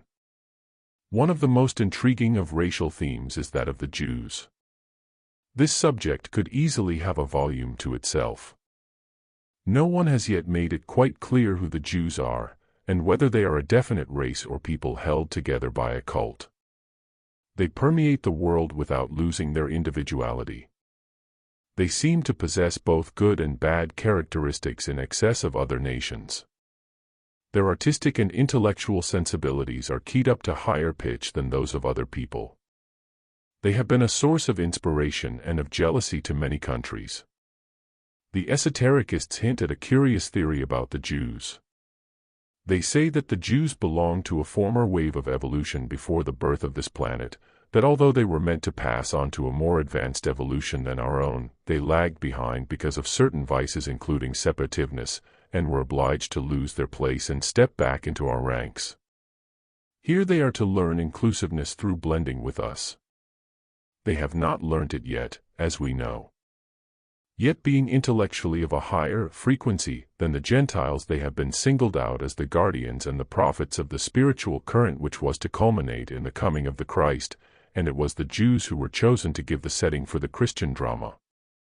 To make up for their past backslidings, they have had to perform hard and important work upon this planet, producing by their virtues and their vices both inspiration and stimulation to the slower-powered Gentiles. It is said that as, group by group, they conquer their separative tendency, they incarnate as Gentiles, who, because of the violent antagonism which the vices nearest to one's own engender, find that the hatred and persecution of the Jews is the dearest objective of their lives. So that Jews are really being largely persecuted by former Jews. The history of the Jews is a full and absorbing one. When the Israelites became the slaves of the Egyptians, they gained access to the great wealth of spiritual knowledge and tradition which was the remnant of the original Atlantean teaching. Because of their own intellectual capacity, they profited much thereby. Abraham, Jacob, Joseph and Moses all held intercourse with the Egyptian priest kings, and became initiated into the temple learning. The wisdom of Chaldea and Babylon was also tapped by the Hebrews. Soon they possessed a rich store of learning gleaned wisely from these great powers. This learning became divided into three parts. One was the book of the Law and the Prophets, used by us now as the Old Testament. The second part was the Talmud, which is the collection of outer commentaries upon it, and the third is the Kabbalah, which is the inner occult interpretation of the teachings. It is unfortunate that nowadays the close connection between these three is no longer understood, at any rate by the Christians, who are therefore unable to interpret much of their own literature. The Kabbalah explains how the one God above all created the world by a series of divine emanations from himself. First there was the divine power, Kether, called also the Ancient of Days, who sent out two subdivisions of himself. These were Chokmah, the male positive force, the Chinese Yang, whose physical expression is the zodiac, and Bina, the female negative force, the Chinese Yin, the Great Mother, the vision of sorrow, whose physical expression is Saturn. Saturn is said to be the parent of our solar system. Thus was formed the Great Trinity. Further divine emanations continued. Next came XVIII, cohesive intelligence or love, whose physical expression is Jupiter, represented in the human microcosm by the left arm. The Chinese equivalent, the Sun of Beneficence, is represented as the left arm of the cross of the Tree of Life. XVIII would appear to coincide with the second ray of love wisdom. Next came Gebura, the warrior, whose physical expression is Mars, then Tippereth, beauty, the sun, whose expression is the sun, then Netzach, occult intelligence, whose expression is Venus, from whom came the hierarchy of mind to this planet, then Hod, the glory of the form, which has now been brought through as far as the mental plane, and whose physical expression is Mercury, then Yesod, the foundation, the machinery of the universe, where form takes astral shape, whose physical expression is the moon, corresponding to the seventh ray, and finally Malkuth, the kingdom, whose god name is Adonai, our planetary spirit, and whose physical manifestation is this earth. It is naturally very difficult to unravel the exact identifications between the various interpretations of cosmogony, but I think enough has here been indicated to show that such an effort would bear fruit. The above divine emanations are arranged upon the tree of life of the Kabbalah, and between them run the 32 ways of life, or steps to the initiations. By the time these have been traversed both ways, they give us the 64 ways of manifestation, corresponding to the Chinese 64 hexagrams and the 64 members of our occult hierarchy. The tree of life, with the divine emanations, the Sephiroth, and the 32 paths, constitutes a symbolical picturing both of the creation and plan of the universe, and the stages and initiations through which the aspirant passes as he climbs the tree of life and reaches godhood. The tree is used as the subject and object of meditation, and contains a wealth of marvelous information as well as the stored-up force of the attention and knowledge which has been poured into it for many ages. Rich fruits can therefore be drawn from it by the intelligent contemplative. The Kabbalah, capable of ever deeper and more subtle interpretations, is a fitting symbol of the Jewish spiritual genius. The contribution of this genius to the world mentality can best be summed up by the word stimulation. It would take many volumes to do justice to the fascinating theme of national and racial development and purpose. If we accept the fact of there being a plan of creation, and if we agree that this planet is a great being whose developing consciousness uses humanity as its organ, then we must admit of two things. Firstly, that every race comes into existence to lift those egos who are ready to a slightly higher rate of vibration and a more advanced development in accordance with the plan.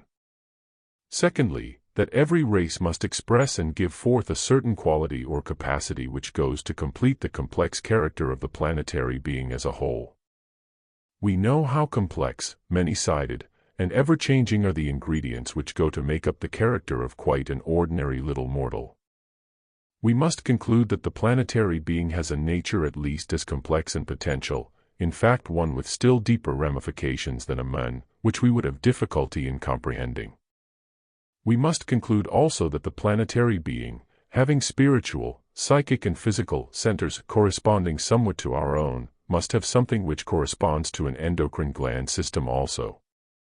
With a deeper insight we might be able to locate the outermost expression of these centers and glands as unseen nuclei which have attracted humanity to build many of their capital cities upon their locations. In this light wars will be seen to be due to planetary glandular unbalance.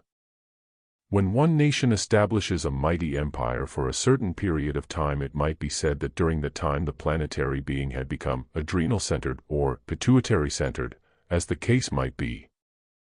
This will not seem too strange a statement to one who is beginning to practice in his mind the habit of seeing analogies which, as we before mentioned, is a habit leading to inspired thinking which produces genius.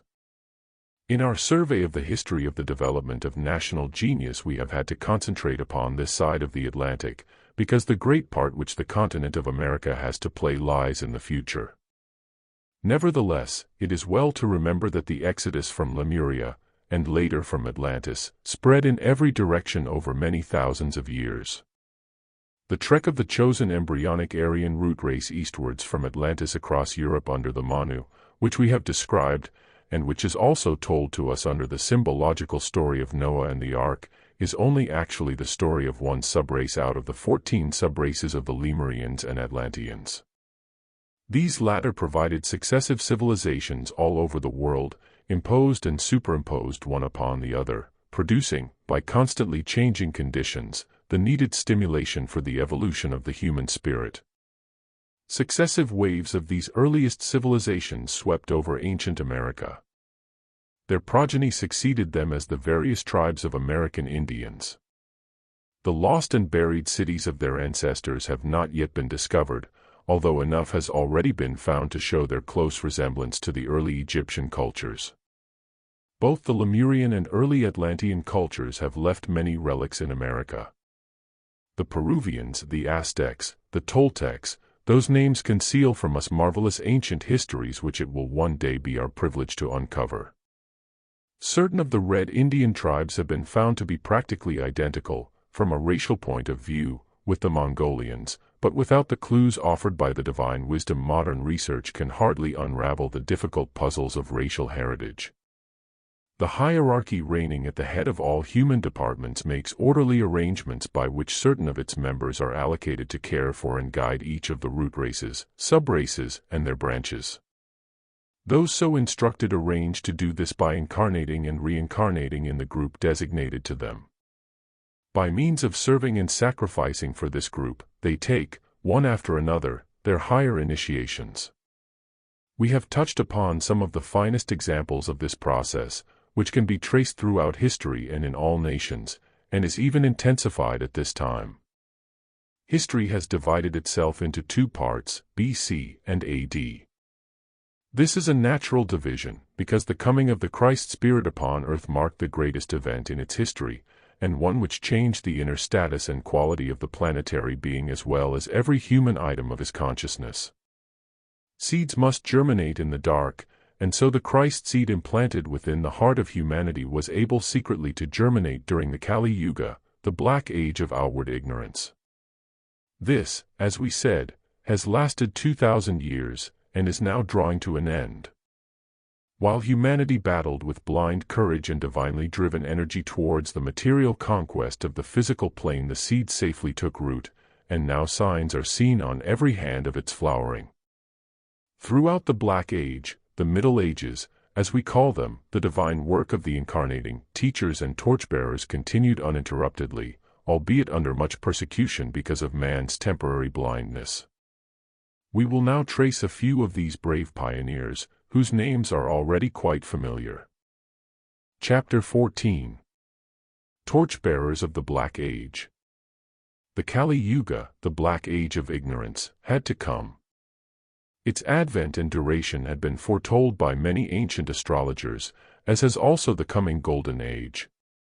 These great cycles, which occur in such vast divisions of time that they are outside the average human perspective, are actually as regular and irrevocable as the lesser cycles of spring, summer, autumn, and winter, and correspond to them not a little. There comes first a period like spring, when spiritual inspiration and teaching descends upon humanity.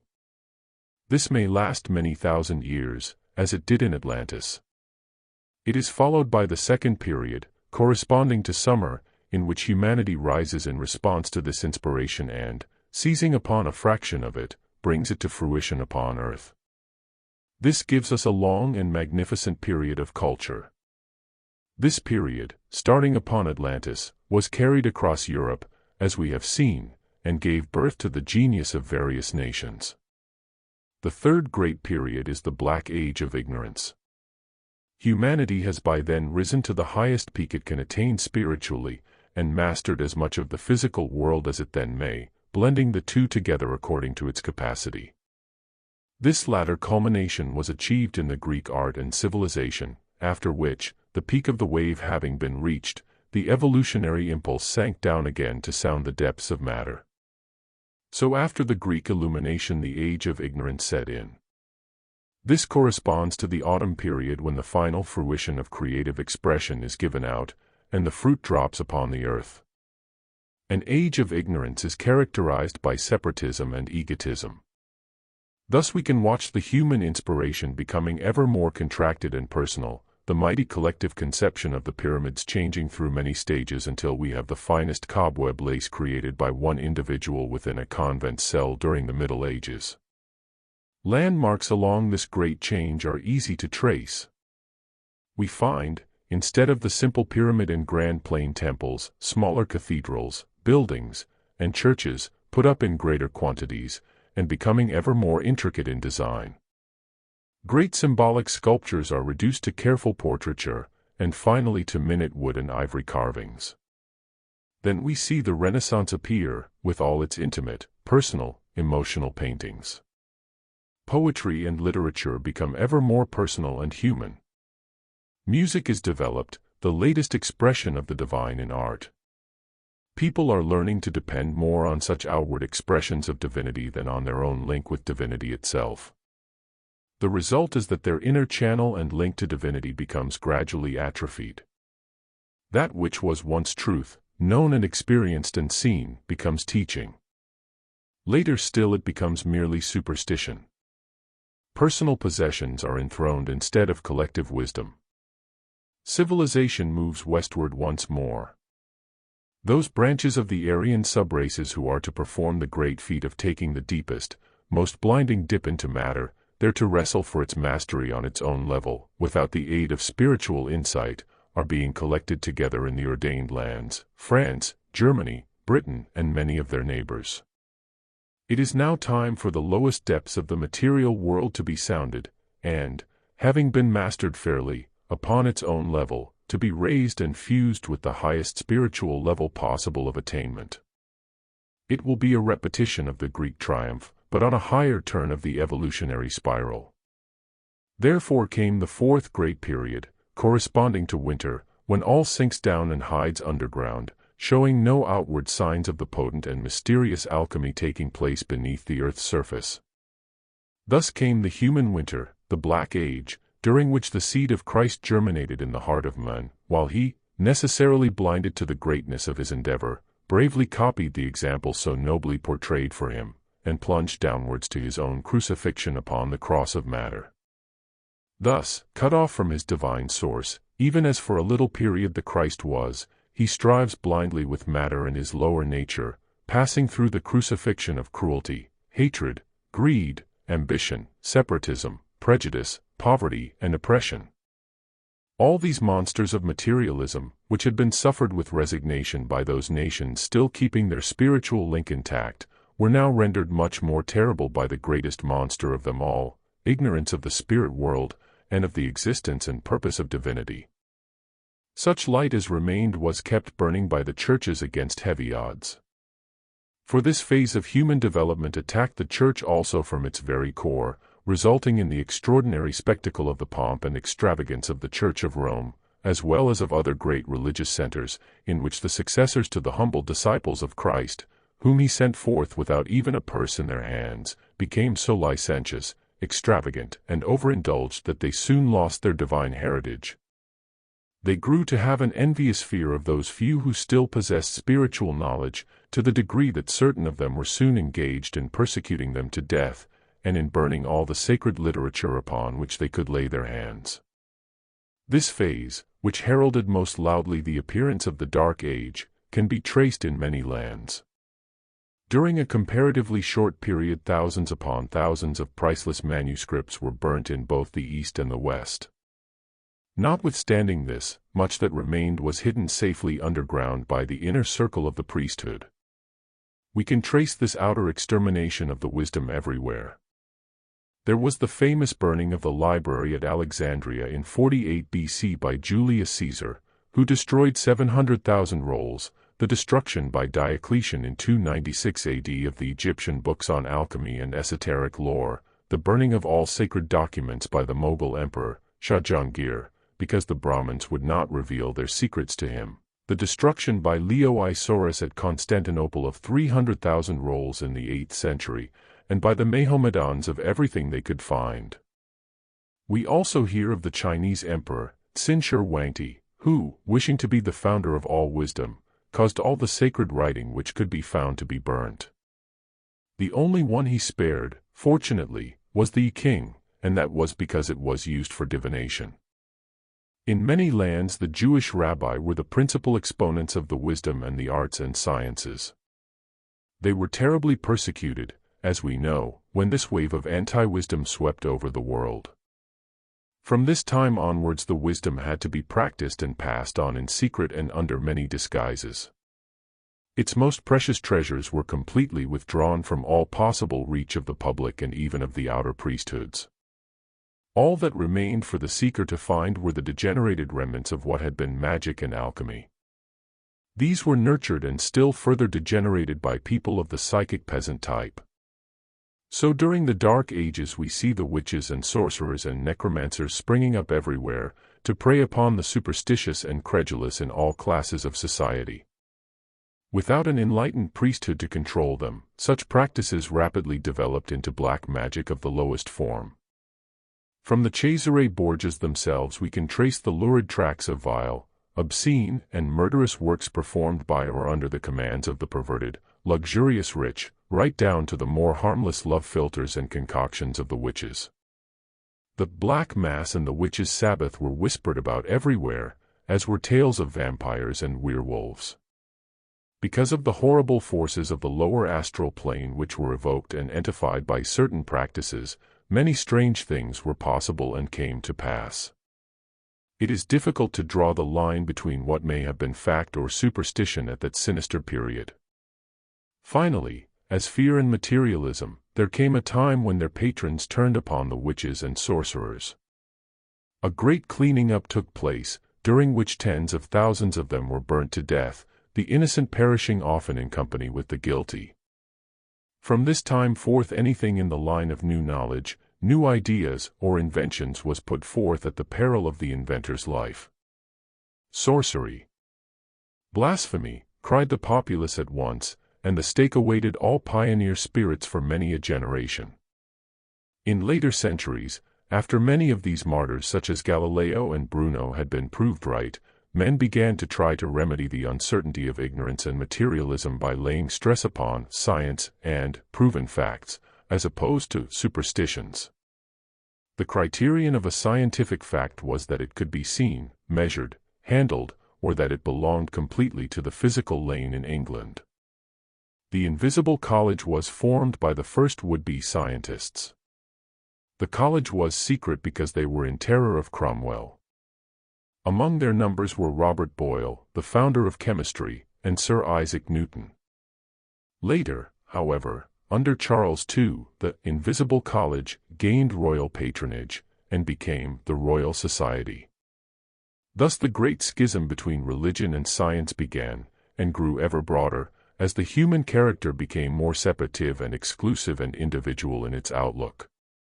Finally the churches and the sciences each arrived at a dead end, because neither of them would admit of the existence, reality, or importance of the other's work.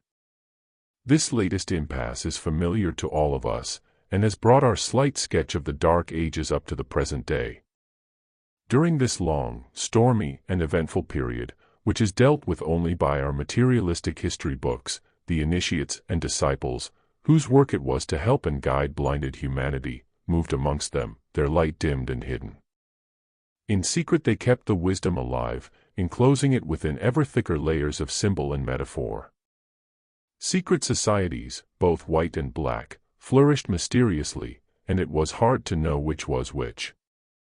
The ancient wisdom cults were never lost, their traditions were bravely kept alive, and the torch was faithfully handed on from generation to generation.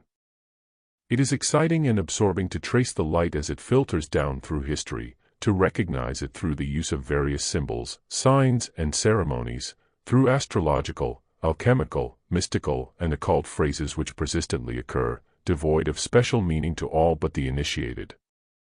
It is easy to enumerate some of the better known of these fraternities, such as the Knights of the Holy Grail, the Rosicrucians, the Troubadours, the Freemasons, the Manichees, the Order of the Templars, the Alchemists, and the inspired teachers who rose from time to time from the ranks of the Church herself.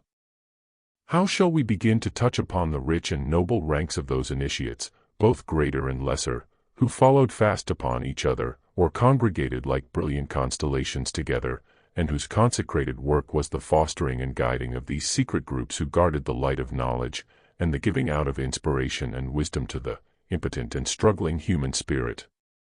Whom of these splendid ones, bearing the torch in all nations, shall we pick out as examples of hierarchical work upon earth? The list is long and illustrious. It is hard to know whom to choose from among its highlights. Let us begin with the radiance of the glorious Grecian culture, where Pythagoras stood like the sun of a brilliant solar system, surrounded by his powerful lesser lights, and those who came immediately after them. Whom shall we choose amongst the great names of Greece? Plato, Socrates, Aristotle, Aeschylus. All the elements of the Greek culture, which still form the roots of our own culture today, sprang originally from their knowledge of the wisdom and the mysteries. The art of the drama itself was brought to birth during the annual festivals to the god Dionysus, whom Orpheus had introduced to his disciples as the cosmic self, the spirit evolving within mankind. Aeschylus wrote 70 tragedies on the mythology concealing the Greek mysteries. Plutarch describes how Solon, realizing the profound influence which could be exercised by the new dramatic art, caused it to be instituted as an important public cult in the city of Athens. From then on, drama gradually passed out of the jurisdiction of the temples. Anyone was at liberty to write a play, and some of the finest pieces came soon to be written by men who were materialistic and skeptical in their outlook. Logic began to reign, and reason, instead of mystical symbology.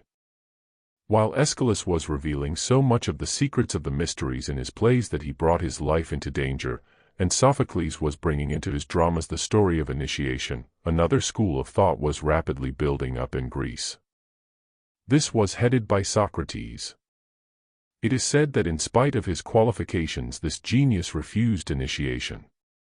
Instead, he brought to birth the worship of reason and logic, thus laying the first bricks of the foundations of the age of ignorance.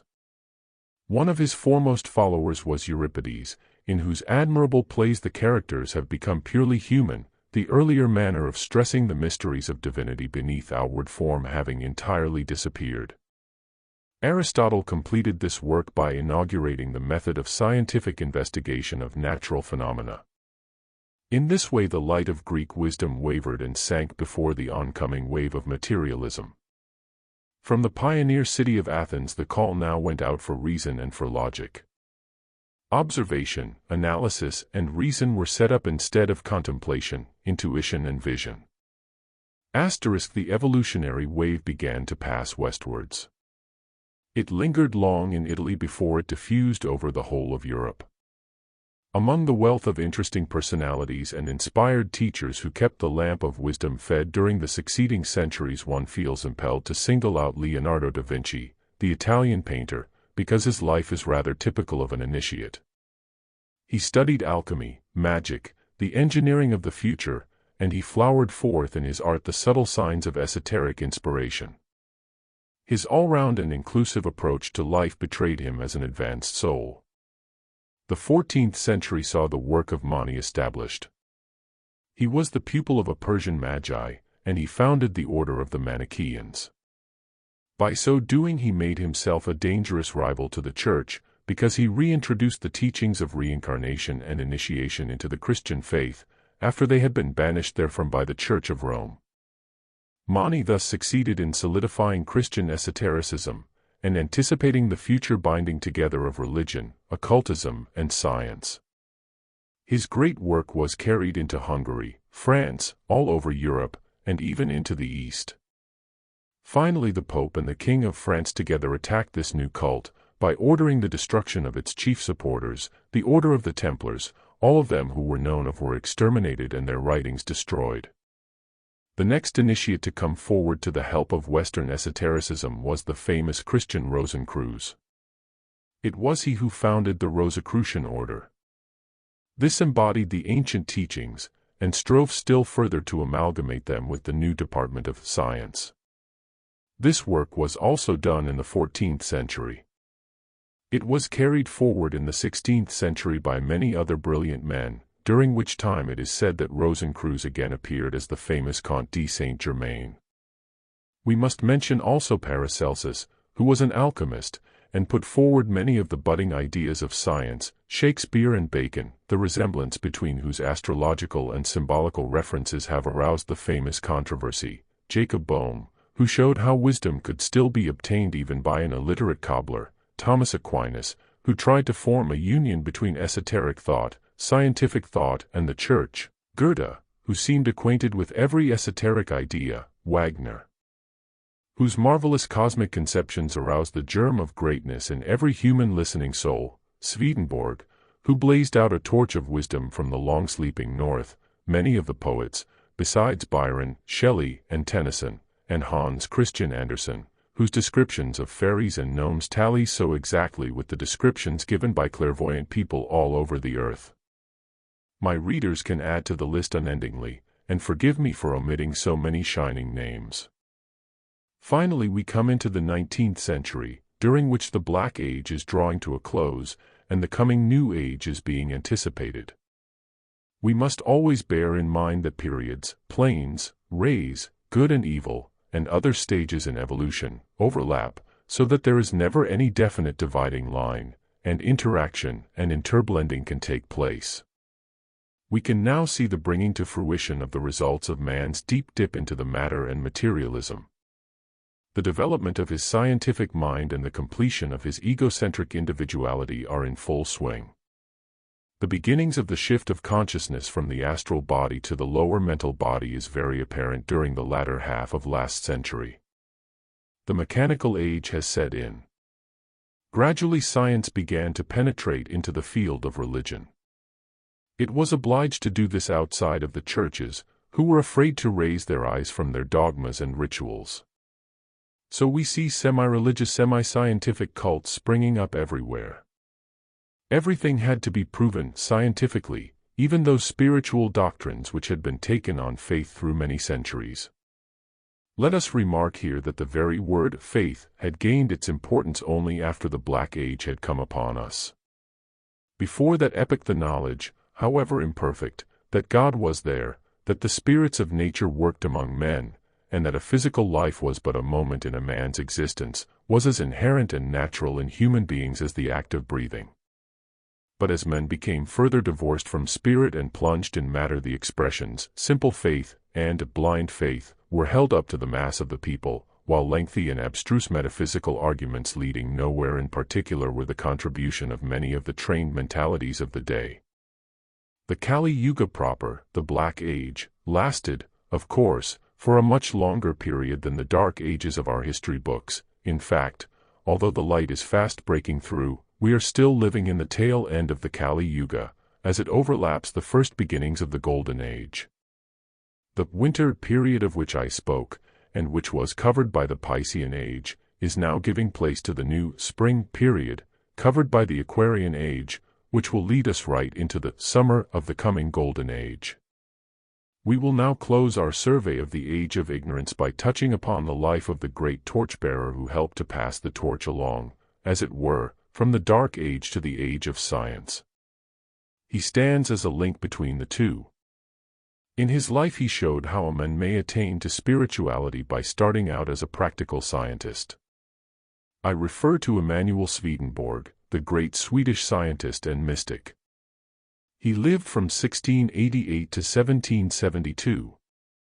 After graduating from UPS University he studied under famous mathematicians and scientists, such as Sir Isaac Newton. While in England he invented a flying machine, a submarine, fire engine, rapid-fire gun, and other things belonging to a future age. He sketched these inventions, and also wrote fine poems, showing thus the all-round capacity of genius, in much the same way as Leonardo da Vinci had done.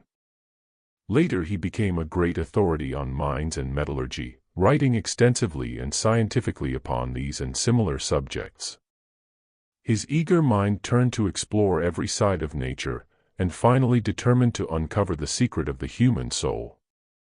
He resigned his office at the Royal College of Mines at the very height of his career, in order to devote his life to occult and mystical researches. He produced a great amount of illuminating theological literature. Towards the end of his life he developed psychic and mystic powers, obtained wonderful divine visions, and foretold the exact day and hour of his own death.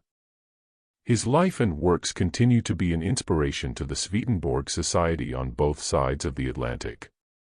Living as he did, in the age of transition from superstition to science, and coming from the cold and steady north, where he could develop in comparative peace, Swedenborg anticipated the future interest in human psychology, in both its body and soul aspects, in the possibility of clarifying the meaning of much existing in the Bible, hitherto unexplained, and in the legitimate interest in psychic powers as latent in every spiritual man. Although he lived so long ago, he somehow seems in all of his activities to be a present-day character. If we link his life up with that of Leonardo da Vinci, we shall recognize the one stream of potential thought and spiritual, artistic and scientific creative genius, which runs throughout this period like a hidden golden current, from the southeast of Europe through to the northwest, and is thence carried across the ocean to the germinating root race in America. Chapter 15. Torchbearers of the Age of Science. Swedenborg died in London in 1772. In the middle of the century, a Viennese called Anton Mesmer was born. It was he who was to carry on the former's work, by arousing further interest, from the medical and scientific point of view, in the innate powers of the human psyche. He arrived in Paris only 6 years after Swedenborg's death, and created a sensation by his remarkable demonstrations. He introduced the subject of animal magnetism, which he claimed to be capable, while flowing from the human fingertips, of producing local or general anesthesia, putting subjects into a trance, during which operations could be painlessly performed. As anesthetics were unknown at this time, a tremendous interest was aroused. This interest was further stimulated when it was found that clairvoyance and other abnormal faculties were liable to be aroused under the influence of mesmeric trance. The next step in the coming sciences of the psyche was introduced by Dr. James Braid in 1843. He instigated the beginning of the study of hypnotism. Whereas mesmerism was considered to be a physical process, using physical effluvia through the medium of passes and strokings, hypnotism worked directly through the mind by using suggestion, and by imposing the will upon a willing or involuntary subject.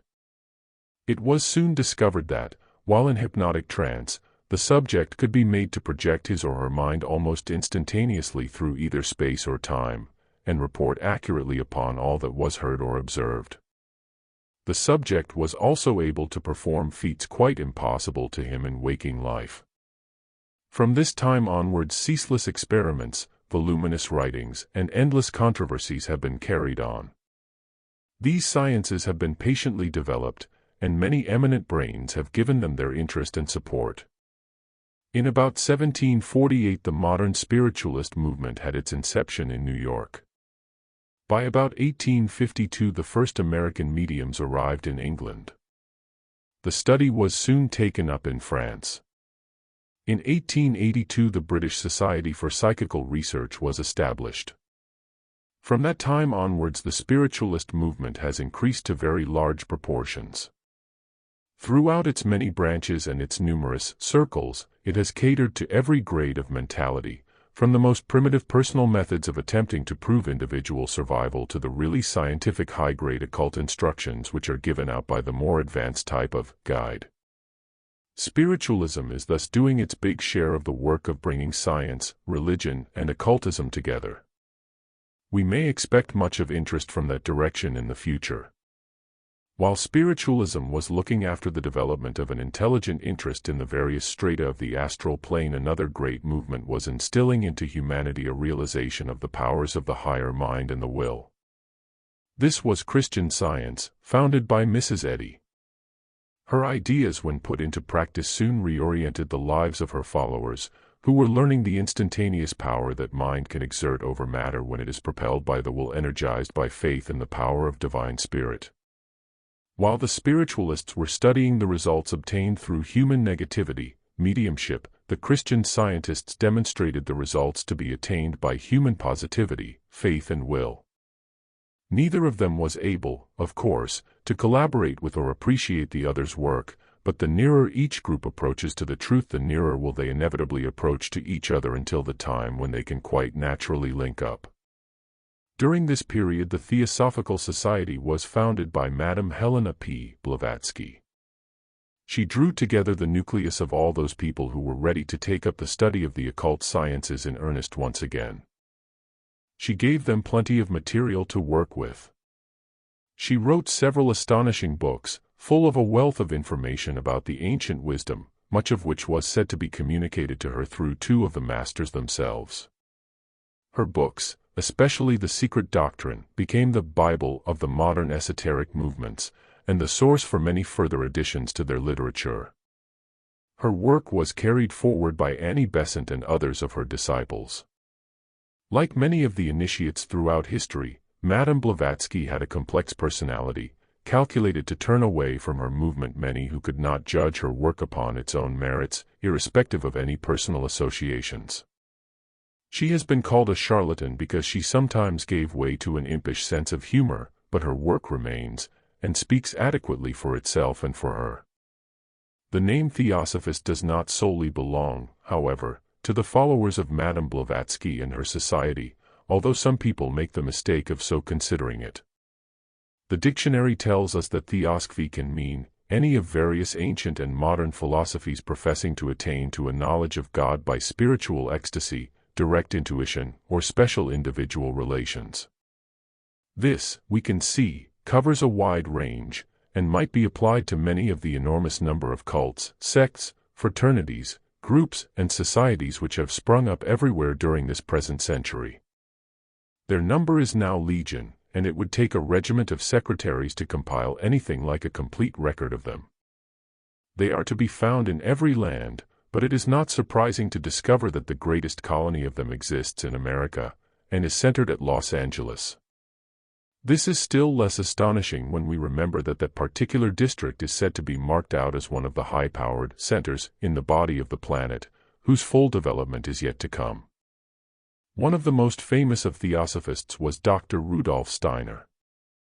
He founded a very virile movement, in which special attention was given to the study of music, dancing, and the fine arts in their relationship to spiritual science. The anthroposophists also contribute very valuable work from a slightly different angle.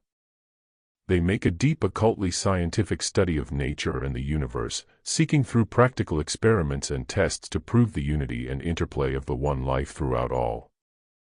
The time having arrived when it was permitted to bring the ageless wisdom little by little out into the light of day once more, such fraternities as the Rosicrucians began also to give out their teachings and doctrines. The intelligent seeker is able to see the tremendous similarity existing between the wisdom which is thus being divulged on all sides and, for instance, that given out by Madame Blavatsky and her colleagues, that shone forth by the Rosicrucians, by Rudolf Steiner, by the latest teachings through spiritualist mediums, by those in secret within Freemasonry, and by many others too numerous to mention. The sum and substance of the wisdom, as it is given to us today through modern sources, can easily be identified with the sum and substance of the wisdom as it was known in its essence by all the civilizations and nations of the world, as they were formed one by one.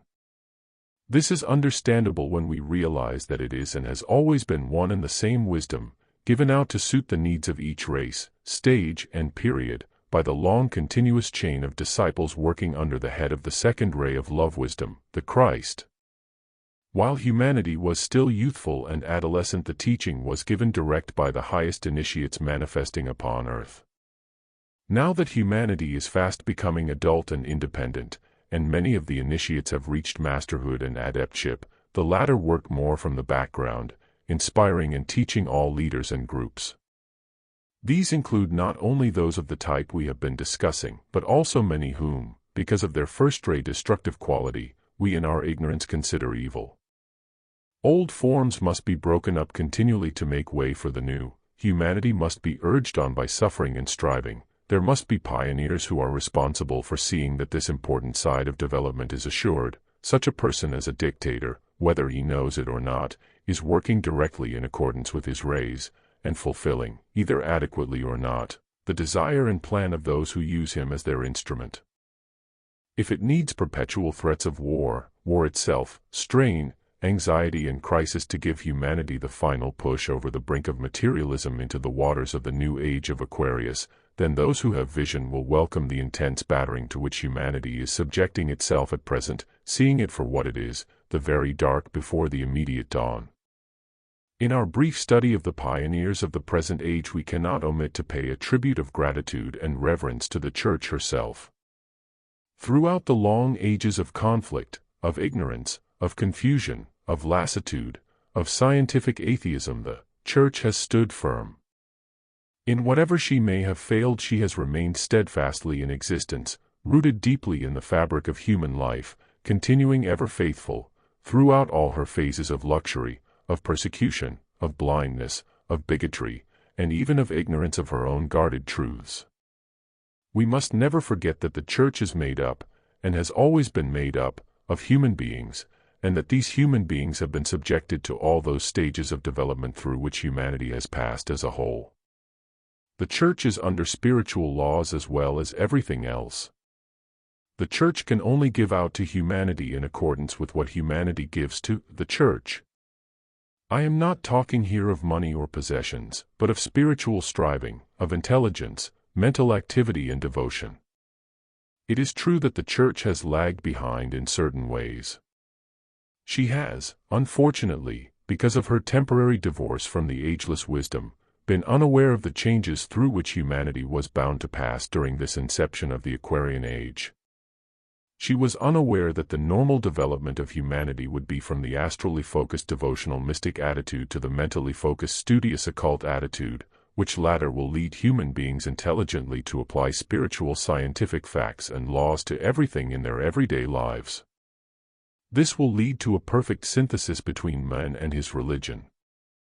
But the Church was not prepared for this change, and did not, and perhaps still does not, understand it. It is likely that this was purposely arranged in order that man might achieve his spiritual independence and adulthood. It is likely that it will be the layman himself who, having blended life, science, and religion to his own understanding, will in his turn offer the rich fruits of his independent efforts back in gratitude to the Church herself. And then churchmen and laymen will beautify and develop the Church still further to suit modern needs and coming changes. Furthermore, it must be borne in mind that the Church, and I am here speaking of the Church of all denominations and of every land, is under the direct supervision, we are told, of the Master Jesus himself, who is living permanently in a physical body upon this earth, working continually with the other masters and with his own present disciples. Therefore the remarks which one sometimes hears that the day of the Church is over are deserving only of dismissal with a smile. The people who give vent to them are those who wish neither to go to church nor to help in its improvement. They are merely expressing what the psychologists would call their own wish life. Fortunately, they are in a small minority. Chapter 16. Completing the picture. We have now come to the end of the first part of our study, the survey of the spiritual, esoteric or occult sciences. We will round off this survey by lightly sketching in some of the many remaining angles of esoteric lore, which bring each, when honestly pursued, its contribution to the general whole.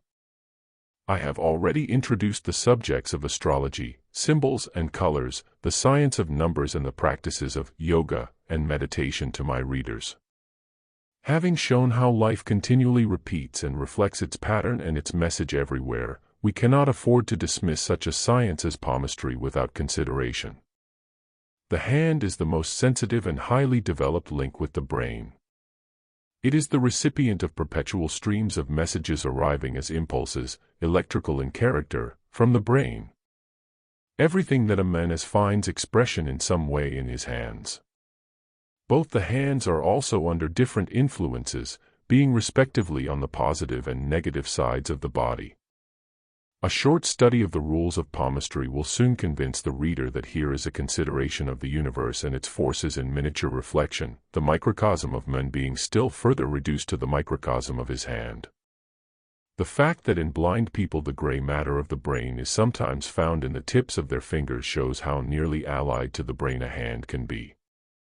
It is not so difficult to admit that the hand may also register memory, both subconscious and conscious, and also other knowledge which the ego superconsciously may know about itself or its future. It is said that when a person goes completely insane, all lines vanish from the palm of the hand. This seems rather significant. The health, hereditary and physical tendencies are very fully indicated in the hand. A study of palmistry would, I believe, convince many people as to its value, and as to the enormous help it could be in diagnosis if used by doctors and psychologists. Palmistry brings us to the subject of divination, as well as that of prophecy. To foretell any coming event, to interpret any symbol or dream, to unravel any problem or to obtain guidance as to right action in any particular dilemma. All these are in the realm of the subjective, passive, negative forces of the human being.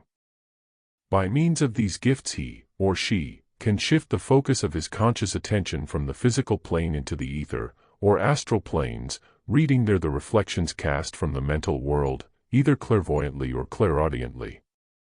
A person with a talent for so doing usually needs some form of concentration with which to perform the shift of consciousness, preferably something upon which to gaze. Besides its own definite indications, the palm of the hand, emitting as it does magnetic rays, is apt to produce the right conditions for divination. Other objects are also conducive, such as a crystal, a bowl of water, even the tea leaves in a cup or the faces of a pack of cards. In a second category we can put those practices of an esoteric nature which depend upon the positive and active side of the human character, as opposed to the receptive side. Among these we must place magic, both black and white. White magic is the practical and active side of occultism, the concrete result of occult study and training. It depends upon the knowledge and understanding of the forces of nature, and the molding of factors which influence them, by the mind under the impetus of the will. Magic entails the creative use of various forces and energies. The only difference between magic and modern science is that in the former case mechanical tools and instruments are either dispensed with or used in conjunction with mental energy creatively wielded. One of the most well-known of magical practices is that of alchemy. This was really the forerunner of chemistry, the alchemist being one who worked with all the forces at his disposal instead of with only the lower strata of the physical plane. The alchemists of the Middle Ages had to hide the nature of their esoteric studies and experiments. They often gave out that they were seeking a formula for changing baser metals into gold. Whereas the genuine alchemists were much more interested in discovering how to obtain the elixir of life, how to separate and capture that essence of essences which is the stage at which spirit first becomes physical within any body, or at which the physical had been transmuted to the point where it is about to become spiritual. This intermediate linking stage exists within all expressions of life, and constitutes its most potent, vital, and creative part. If it is captured, it can rejuvenate all grosser tissues and powerfully affect all lower vibrations. The subject of alchemy is a vast one. It holds one of the secrets which are awaiting the attention of a more enlightened humanity.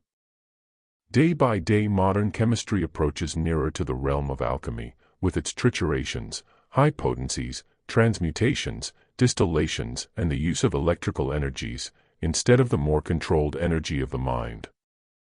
Day by day the genuine alchemist labors silent and unknown within our city walls, perfecting his work in the joy of knowledge that the time is nearly ripe for it to be allowed to flower forth for the helping of Aquarian humanity. The alchemist works with the mineral world, because it is the basis of all physical life. He takes metals or precious stones which he knows to be the formed bodies of mineral life. Each of these is composed, therefore, of spirit, soul and body, known in his alchemical terminology as mercury, spirit, sulfur, soul, and salt, body. Through a complicated system of distillation, digestion in heat, blending, dividing and reblending, he seeks to hasten the process of mineral evolution and produce the final initiated, transmuted essence of the metal, such as will form the nourishment of evolved humanity of the dimmest future. He seeks to put the metal through its initiations. These include a burning up of the grosser physical side, a complete separation between body, soul, and spirit, and the blending together again of the perfected parts. To accomplish this he must be able to direct rays of spiritual energy through his own mind upon the work he does, and by so doing anticipate his own future as a creative god. True and perfect alchemy is therefore white magic of a high type, coupled with the unutterable patience, accuracy, and persistence which is learnt only through the more drab and drudging aspects of life upon this planet. The practice of alchemy was seriously undertaken by the ancient Egyptians, who left many writings upon it. The Magi studied it in Chaldea, and the ancient Chinese were interested in it also. It is very closely associated with astrology. In the voluminous ancient literature upon alchemy which escaped destruction, the secret processes are hinted at in veiled astrological terms. One of the most celebrated of known alchemists was the Comte de Saint-Germain, a description of whose work is given by many writers of his time such as Casanova, to whom he actually showed a phial of the water of paradise, which he had succeeded in producing. Alchemy is one of those branches of white magic which give physical visible results, producing essences which act powerfully upon physical forms, and actually working in and with some of the densest forms of chemical matter. But there are other forms of white magic which work upon the subtler planes and produce results which are as effective, and in certain respects more so. The terms occult and esoteric are to imply a study or understanding of the hidden, invisible sources of manifestation and the laws which govern life. The term magic is applied when this knowledge is deliberately wielded to produce results. The term white magic implies that the magician in question works only from selfless idealistic motives and therefore is able to tap and use high spiritual vibrations. The term black magic implies that the magician in question is personally ambitious, therefore unable to tune into and make use of high vibrations. He is obliged to employ the lower astral forces and enslave the lower entities of the Deva world to work for him, through the power of his own animal magnetism. Enslavement being against spiritual law, as well as other practices of black magic, such a magician goes in constant danger of the inevitable karmic retribution. Another practice which was fraught with danger, and against the spiritual laws, was that of necromancy. This was a form of divination, or the obtaining of information through calling up the spirits of the dead. Our study of the conditions of the astral plane will enable us to imagine without difficulty the many and various phenomena, mostly horrible, which could occur through this practice, and how unlikely it was that any truly spiritual aid could be gained by thus taking liberties with the individual habits, work and processes through which disincarnated egos must pass. Necromancy might be described as a type of black spiritualism. We have not space to touch on any more of the details of occult practices, and must now enlarge our vision once again and take in the picture as a whole.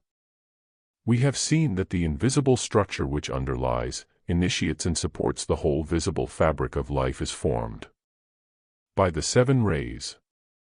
If we concentrate our attention upon these rays, they will come to have more and more meaning for us.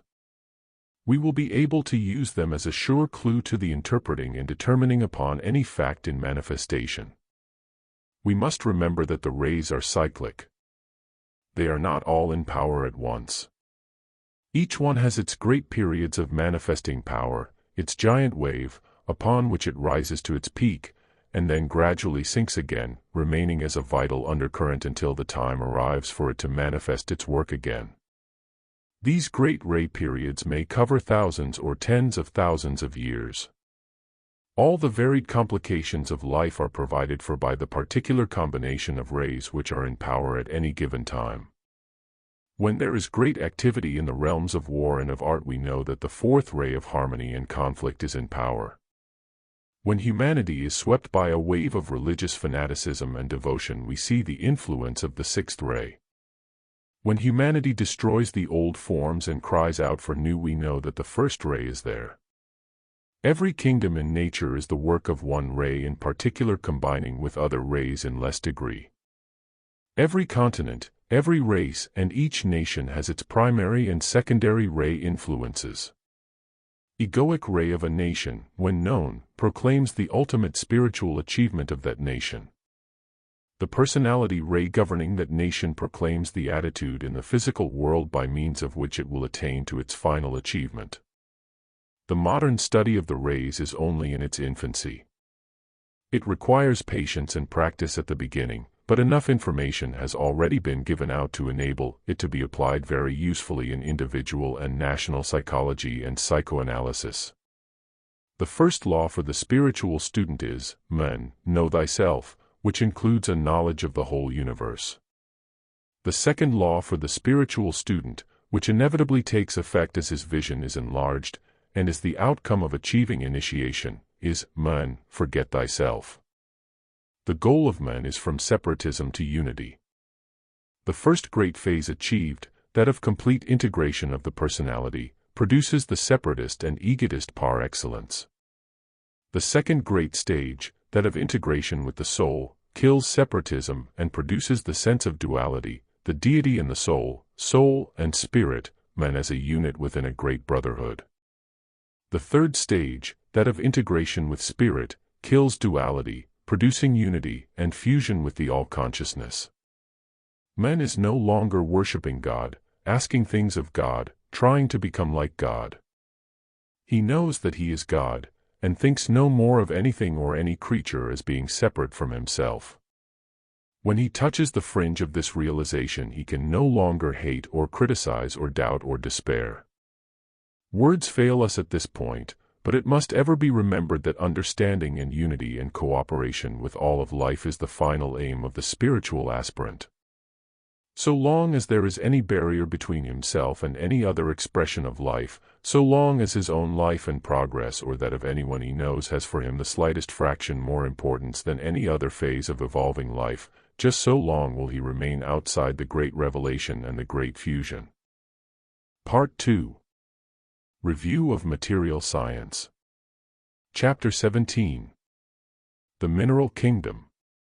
When we begin to study the structure and composition of the universe, including this planet and all its contents, from the standpoint of material science, we must commence with the statement that the universe is composed of various bodies moving through space at set speeds.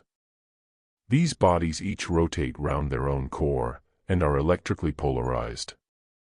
Heat, radiation, rotation, rhythm, an ordered progression through space, and relationship one to another are expressed throughout.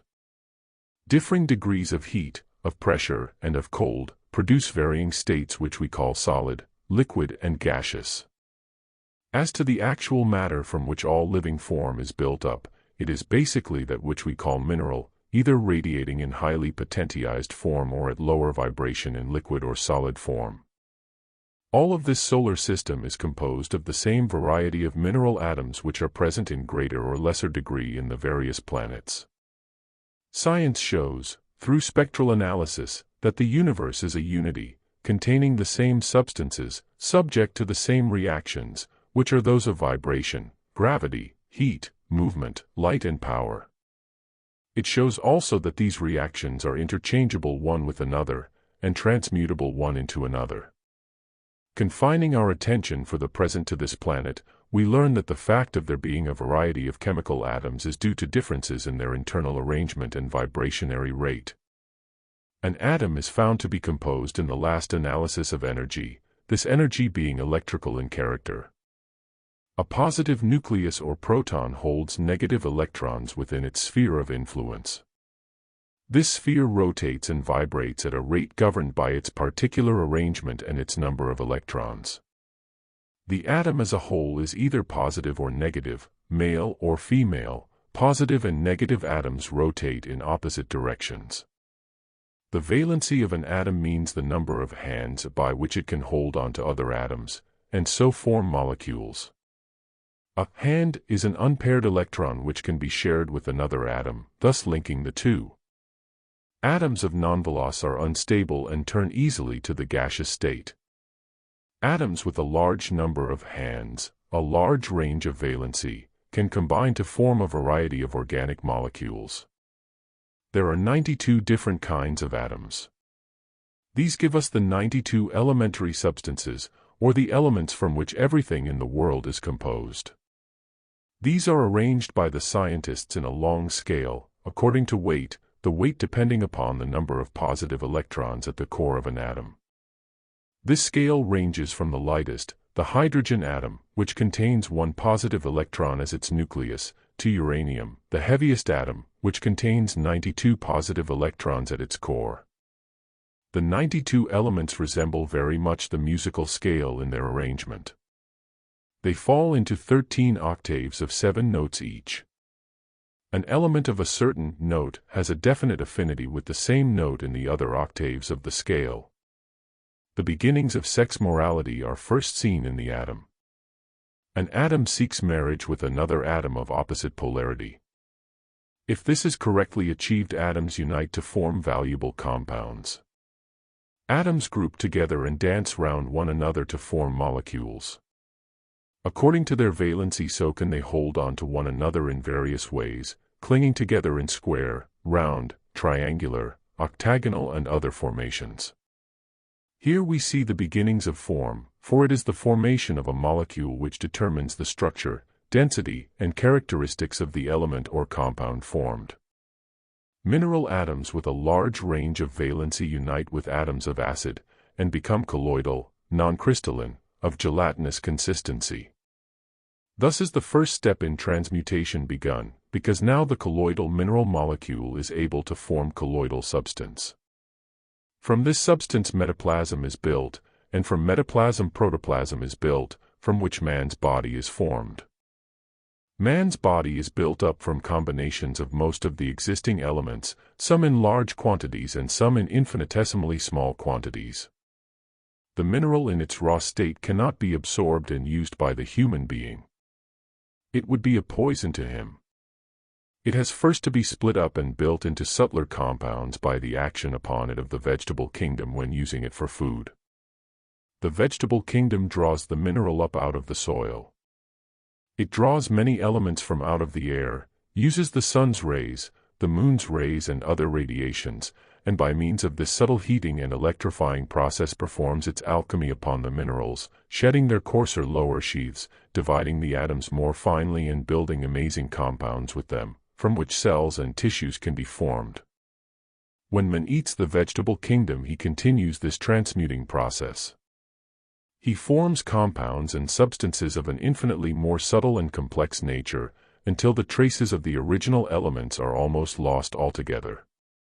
The 92 elements are divided into two groups. The first group contains all the metals which are alkaline, or negative female in type. The second group contains all the other elements, which are acid, male positive in type. These two groups mate with each other, combining to form all the complexities of existence. The metal which plays the largest part in this universe is iron. It exists in tremendous quantities in this planet as well as in others. It has an affinity for oxygen, which is an acid gas composing 1/5 of the air, and readily combines with it to form iron oxide, a red substance which we know as rust. This combination is repeated in finer form within the human body, the iron drawn from vegetable food combining with the oxygen drawn from the air to form the red substance of the blood. The properties of oxygen and hydrogen are too well known to describe here, as is also the fact that water is a compound whose molecules are composed of 2 atoms of hydrogen to 1 of oxygen. Oxygen and hydrogen are both utterly different from water, yet the marriage of their atoms in these proportions gives us that all-pervading, ever-necessary compound, water, often spoken of as an element. Another most important element in the acid group is carbon. This exists in large quantities in the earth. It forms the basis of all the compounds which go to make up the forms of living things. In its pure state it is found as the diamond. It is also familiar to us in black lead, coal and charcoal. As it is the basis of most compounds which make up living forms, it can be recovered as charcoal after the other elements have been driven out by heating or burning. Calcium is another important metal, which is rarely seen in its pure state. It combines quickly with oxygen. With carbon as a third ingredient, it becomes common chalk. Calcium figures very largely in the building of bones and teeth, besides which it is present in all the cells of the body. Magnesium is a white metal which gives a brilliant light when burning. Its presence in subtle quantities within the bodily cells is quite essential. It stimulates certain of the enzymes, with which we will deal later, into action, helping to build and repair nerve and brain tissues. Zinc is a metal with which we are quite familiar. It is used to galvanize iron, preventing it from rusting, and therefore must be an element which does not care to combine with oxygen. Zinc is found in all the tissues of the human body, but especially in the gonads and the thyroid gland. As we have mentioned, the creative energy of the body is linked between those two centers, being used in one at the expense of the other. Copper is another familiar metal, from which brass is made. It is an excellent conductor of electricity. Compounds from copper are often light blue in color. Copper plays an important part in the human body, working with iron for the formation of hemoglobin. It is principally located in the liver. Phosphorus is an element in the acid group, which is necessary to all living things. In its pure state it is a white solid which glows in the dark, because it is in a rapid state of radiation. In its combined forms it is to be found in considerable quantity in bones, and also as a constituent of the body cells. Chlorine is another important element in the acidic group.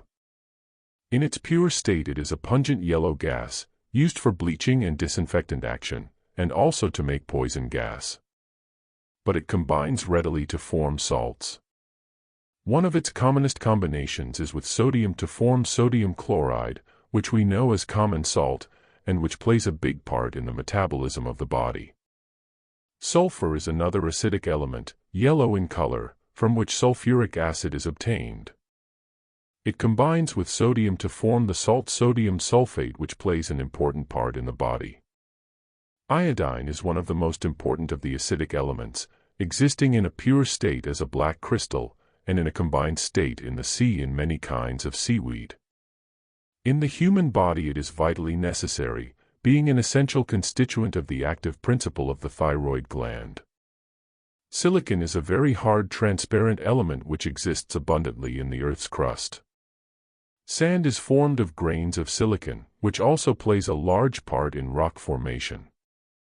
In the human body silicon exists in minute sharp-pointed crystals, which help in the stiffening of the hair, the cell walls, and other tissues of the body. Sodium is the metal which combines with the acidic chlorine to form common salt. It also combines to form soda and soap. In the human body it controls the supply of water.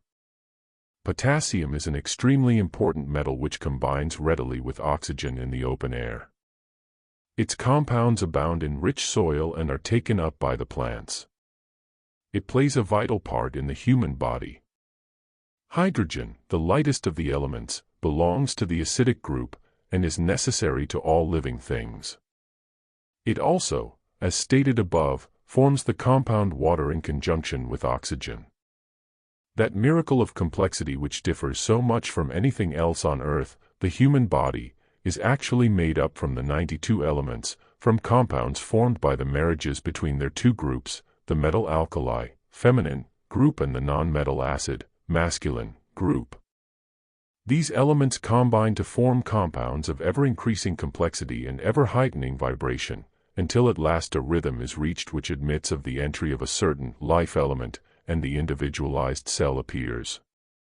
In the human body these cells vary considerably, according to whether they are forming bone, flesh, skin, hair, glands, or other organs. But in the main they all possess a living nucleus in the center of the cell which forms it into a coherent entity, having the power of discrimination, selection, growth, propagation, and dissolution. A cell has a consciousness which is quite clearly distinguishable to the modern scientist. It may be selfish, greedy, lazy, industrious, sociable or otherwise in varying degree.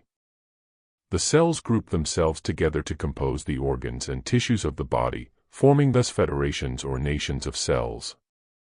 These soon become motivated by mass desires and moods, and subscribe to the influence of the organ as a whole, just as the public is motivated by its club, its party politic or its national genius. The cells which form the brain of a human being are, of course, infinitely more subtly composed than those which form the flesh of his arm. The subtilizing process increases until the cells as cells become more and more delicate, minute and ethereal. When we come to the brain cells, the physical sources of many of the activities of the brain cannot be traced at all. The material scientist is here rendered somewhat helpless and classifies such activities under the headings of energy and electricity. After the human body is built up in all its complexity, the elements still continue to enter it through the intake of food and air. These elements then induce three functions. The first is a replenishing function, performed by the living cells, who select what they need of the elements and build it into the living fabric of the cell itself. The second function is performed by elements or their compounds moving about free within and around the cells, and stimulating various of the organs and cell aggregates to certain activities. The third and vital function of the elements is to preserve the correct balance of electrical polarity within the body, the correct ratio of acid and alkali. This they do by means of interaction between their two groups, metal alkali and non-metal acid. In their pure state, some of them could not exist in the body at all, and would be rank poisons. But these two groups come together and make marriages, forming into the most wonderful compounds called salts, which between them hold the balance of electrical power steady, and exert strong influences upon all the activities within the body. When these salts are soluble in water, they sometimes go under the name of electrolytes, which again emphasizes their electrical potentialities. The famous Dr. Schussler studied these salt combinations and formulated a science dealing with them which he called biochemistry, according to which salt deficiencies are recognized by various disease symptoms and replaced by the administration of artificially made cell salts. The unorthodox side of this science was further elaborated by Dr. George Carey, who declared that the 12 principal cell salts in the human body were each produced and activated by one of the 12 signs of the zodiac, that is to say, by certain of the cosmic rays with which scientists today are struggling to become better acquainted. I have briefly described the theory of the zodiac and the salts in my last book, together with their actions in the body. Looking at this theory for one moment, we might say, we know that the cells are living organisms, which explains why they are able to act in various definite ways. But what of the mineral salts existing free within the tissues and exerting each one different influences, so powerful that all the activities of the body depend upon them? Where do those strong influences come from? We know that most metals are non-conductors of electricity, and that acids are conductors. When the two combine as a salt, we then get a carefully balanced polarity which would regulate a flow through them of those forces which we loosely heap under the one word electrical. Is it not reasonable to suppose that all these carefully blended salts could each be the conductor and regulator of the flow through the body of various kinds of rays and energies passing through the atmosphere? This would explain the extreme importance which these metals play in the body, even although in some cases their quantity is so minute as to be hardly traceable. We will talk about this again later. The orthodox chemist of today states that when a human body has been completely incinerated, there remains only the non-combustible ash, which represents the mineral constituents in the form of salts. There is about 6 pounds of this ash. 5/6 of it is calcium phosphate from the bones. The remaining 1 pound of ash represents all the other minerals in the body. Certain of the alkali metal elements such as potassium, calcium, and magnesium are set opposite such acid elements as phosphorus, chlorine, and sulfur, to preserve the right ratio and prevent acidosis and the grave ills which at once follow any changes in the relative proportions of the elements in the body. The salts which are free within the body exert what is called osmotic pressure upon the fluids of the body, so that they flow through the cell walls. Tissue fluid meets blood fluid, and the work of exchange and fetching and carrying thus goes on. The correct balance between the properties and substances of these fluids is thus kept regulated. In a living person, the blood is alkaline and the muscles are acid. This separation is held intact by the polarity, or electrical energy, which imbues a living body. At the moment of death, the life principle withdraws from the body. The polarity is therefore no longer held and it diffuses, releasing the electricity from the body. The acid and alkali rush together, the blood becomes acid, and all becomes static. Acid, as we know, stands for male, positive action, the expenditure of energy. Alkali stands for female, negative, passivity, the storing of energy. It is said that the prehistoric animals were alkaline, and therefore without sufficient energy or fight in them to maintain their own survival. They were preyed upon by those animals who developed more acid tendencies. The acid loves to devour the alkaline because of the energy stored within it. Thus the animals devoured the plant life and those more alkaline animals who offered the least resistance.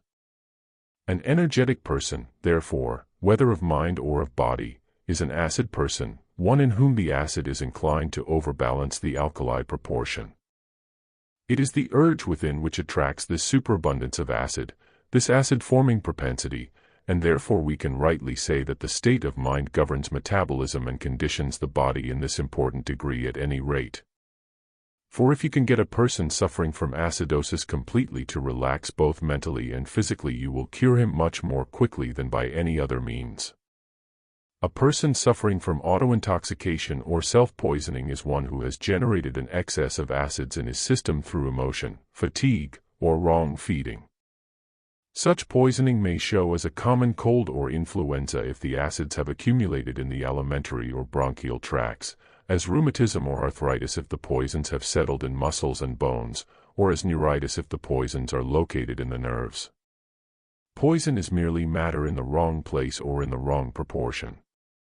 Most disease is said to be directly due, therefore, to a deficiency or superabundance of one of the cell salts, which will set the others out of gear one by one as they react and work so closely one in with another. The result will be a series of symptoms of infinitely varied kinds all over the body. These symptoms have been given each their name by the medical profession, which name has much more to do with the symptom than copyright with the mineral situation in the body which causes it. Such disorganization in the complicated substances in the body causes new substances to be formed. These often are very welcome food to the variety of microbes which exist in most bodies. Whichever of these microbes can flourish upon the particular abnormal substance produced, proceeds to do so, increases rapidly in numbers, and the result is a so-called infectious disease. There is a school of thought which strongly supports the idea that no infectious disease can be exactly caught, but is the result of a condition brought about within the body which is not normal. The body must be subjected to violent reactions in an attempt to re-establish the normal. These reactions are known to us as certain definite diseases. The actual part which microbes do play in the human drama is a mystery which has not yet been elucidated by orthodox science. It would seem to be analogous to the part played in plant life by blight and other insect parasites. The idea that a tree or plant cannot exist without a certain number of these tiny animals has not yet been put forward, I believe.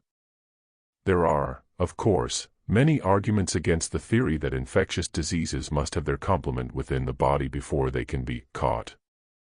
It will be brought forward that in many cases the white man has brought disease germs into a tribe of healthy and beautiful aboriginals, which have wiped out a large percentage of them. To this argument I would say that any aboriginal tribe, however healthy, is preeminently superalkali in its makeup. That is why it has remained an aboriginal tribe. A correct amount of the acid qualities would have ensured a state of active up-to-date civilization being reached. Such a tribe is in the position of the prehistoric alkaline monsters who could not hold their own against the fast-developing acid types. Such a tribe is actually not normal or correctly balanced, and cannot contend with any new acidic microbes, drugs, or liquors which the acidic white man may bring with him. In the same way the athlete may run the danger of becoming too alkaline, through taking a non-acidic diet, living a healthy non-acidic life, and not sufficiently using his acid-making brain. Suddenly this splendid specimen will succumb to an unexpected disease, and no one can think why. The cause is always the same, a lack of the correct balance between the mineral salts of his body, a disturbance, perhaps, of the rhythms of those subtle energies flowing into the body through the medium of the salts. We see, therefore, that man's body is built up from the mineral kingdom, after it has been subjected to modifications, and to the action of various rays and energies by the vegetable kingdom, into whose fabric it has been built. We can leave out the animal kingdom entirely in this connection, because man can subsist perfectly well upon the vegetable kingdom alone, but he cannot subsist without it. If he eats meat, he is but eating a life which had subsisted upon the vegetables and minerals also. The mineral kingdom of itself and within itself does not produce cell life. It takes the impulse and qualities found within the vegetable kingdom to do that. The vegetable kingdom is therefore the great link between the body of the planet, the earth, primal physical matter, and all that which is not of the earth, the rays and energies which radiate down upon and through it. The plant is the link between matter and force, the seen and the unseen, the tangible and the intangible. It weaves and blends these two together to produce itself, and because of this alchemy man is able to exist. Chapter 18. The Vegetable Kingdom. A vast and fascinating source of study is offered by the vegetable kingdom. The scientist with his microscope has managed to discover a great deal about it. But much remains yet as a beautiful and tantalizing mystery. Scientists have suggested that it was the vegetable kingdom which first produced the oxygen upon this planet, thus making it possible for more advanced life forms to evolve. They say that the heavy carbon dioxide gas was loosed from the core of the earth as it cooled, and that upon the earth's surface the earliest vegetable forms commenced their long task of splitting up this compound, feeding upon the carbon and setting the oxygen free into the air. Soon there was enough oxygen to support other types of life, and not much carbon dioxide left for the plants. Animal and insect life then began to appear, breathing in the oxygen and breathing out carbon dioxide. Thus the two kingdoms grew and throve together, interdependent. The plant draws from the soil the mineral salts that it needs, and from the air the carbon.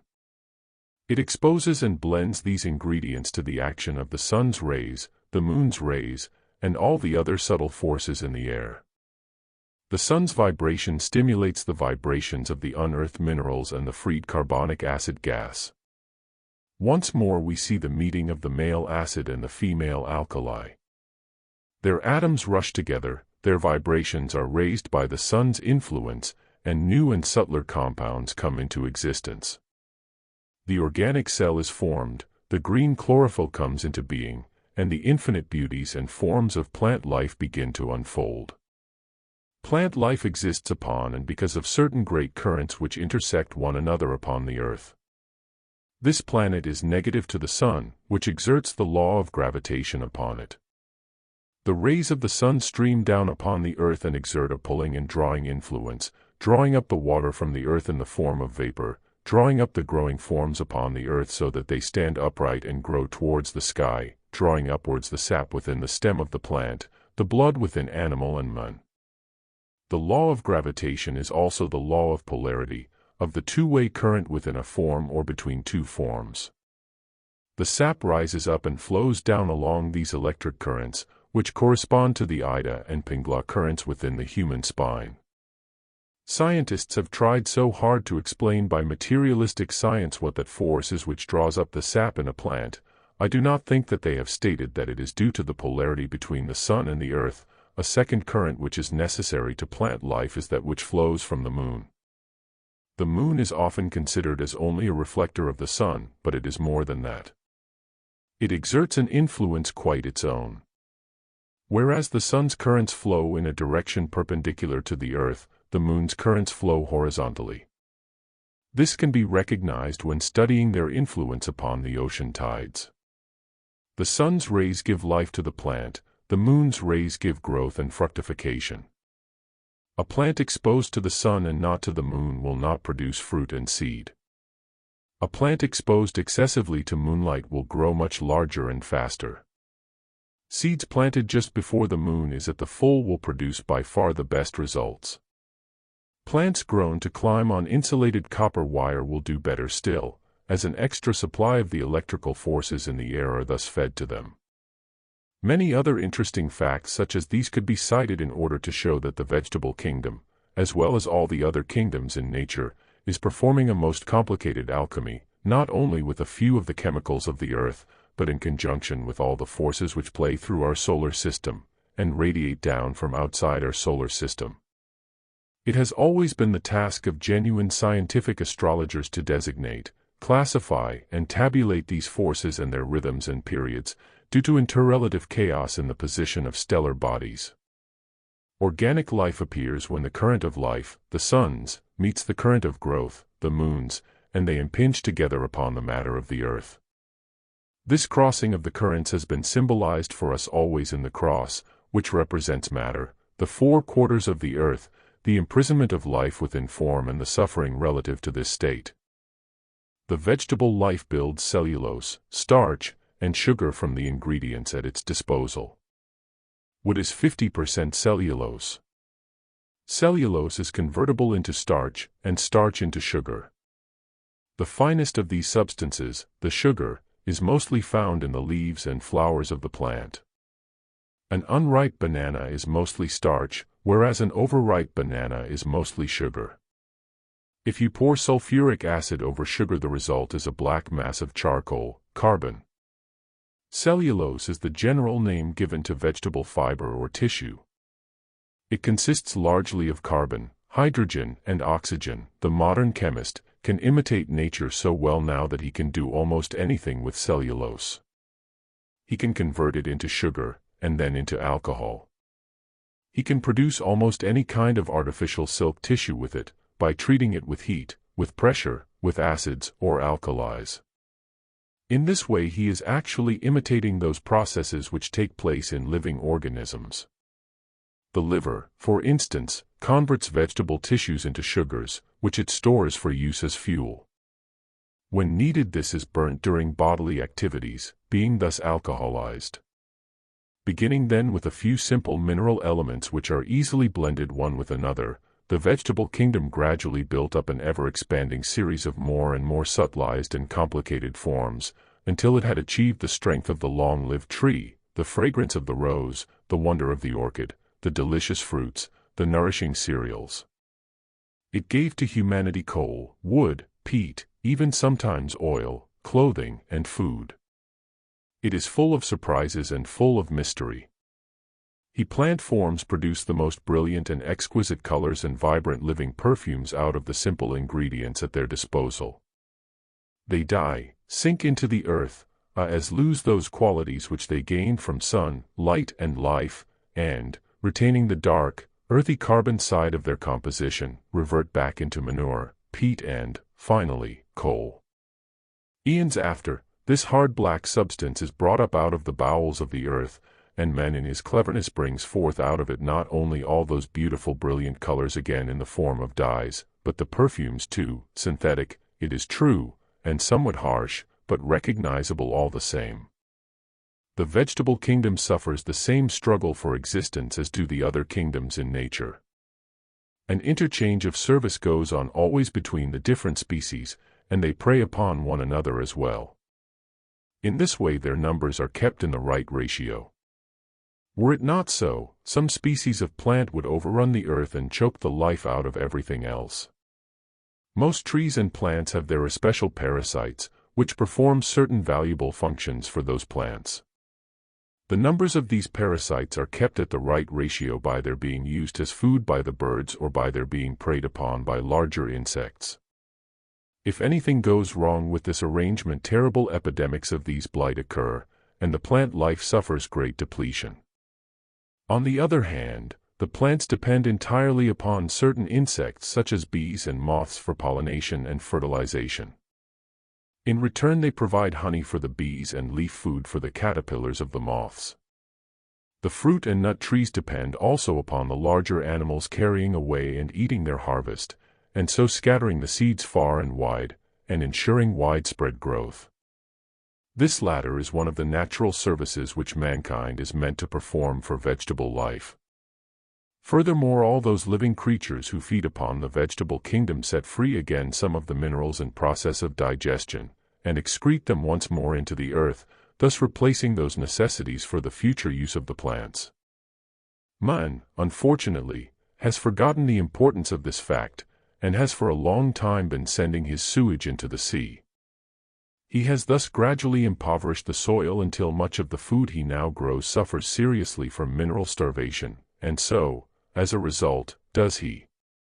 This shows how the give and take in nature must be fulfilled and how nature is in reality one unity, each section of which depends entirely for one or more necessities of its existence upon one or more of the other sections. If the numbers of one species of animal or plant were not kept down to a certain level by the preying upon it of other species, its members would rapidly increase until it exhausted all its food supplies. A disease due to deficiency would soon appear, wipe out large numbers and weaken the rest. So that numerical regulation by being killed or eaten is really best for all the species, as those that remain are still healthy and strong. There seems to be an inscrutable and watchful intervention on the part of nature to keep the numbers of all living things within bounds.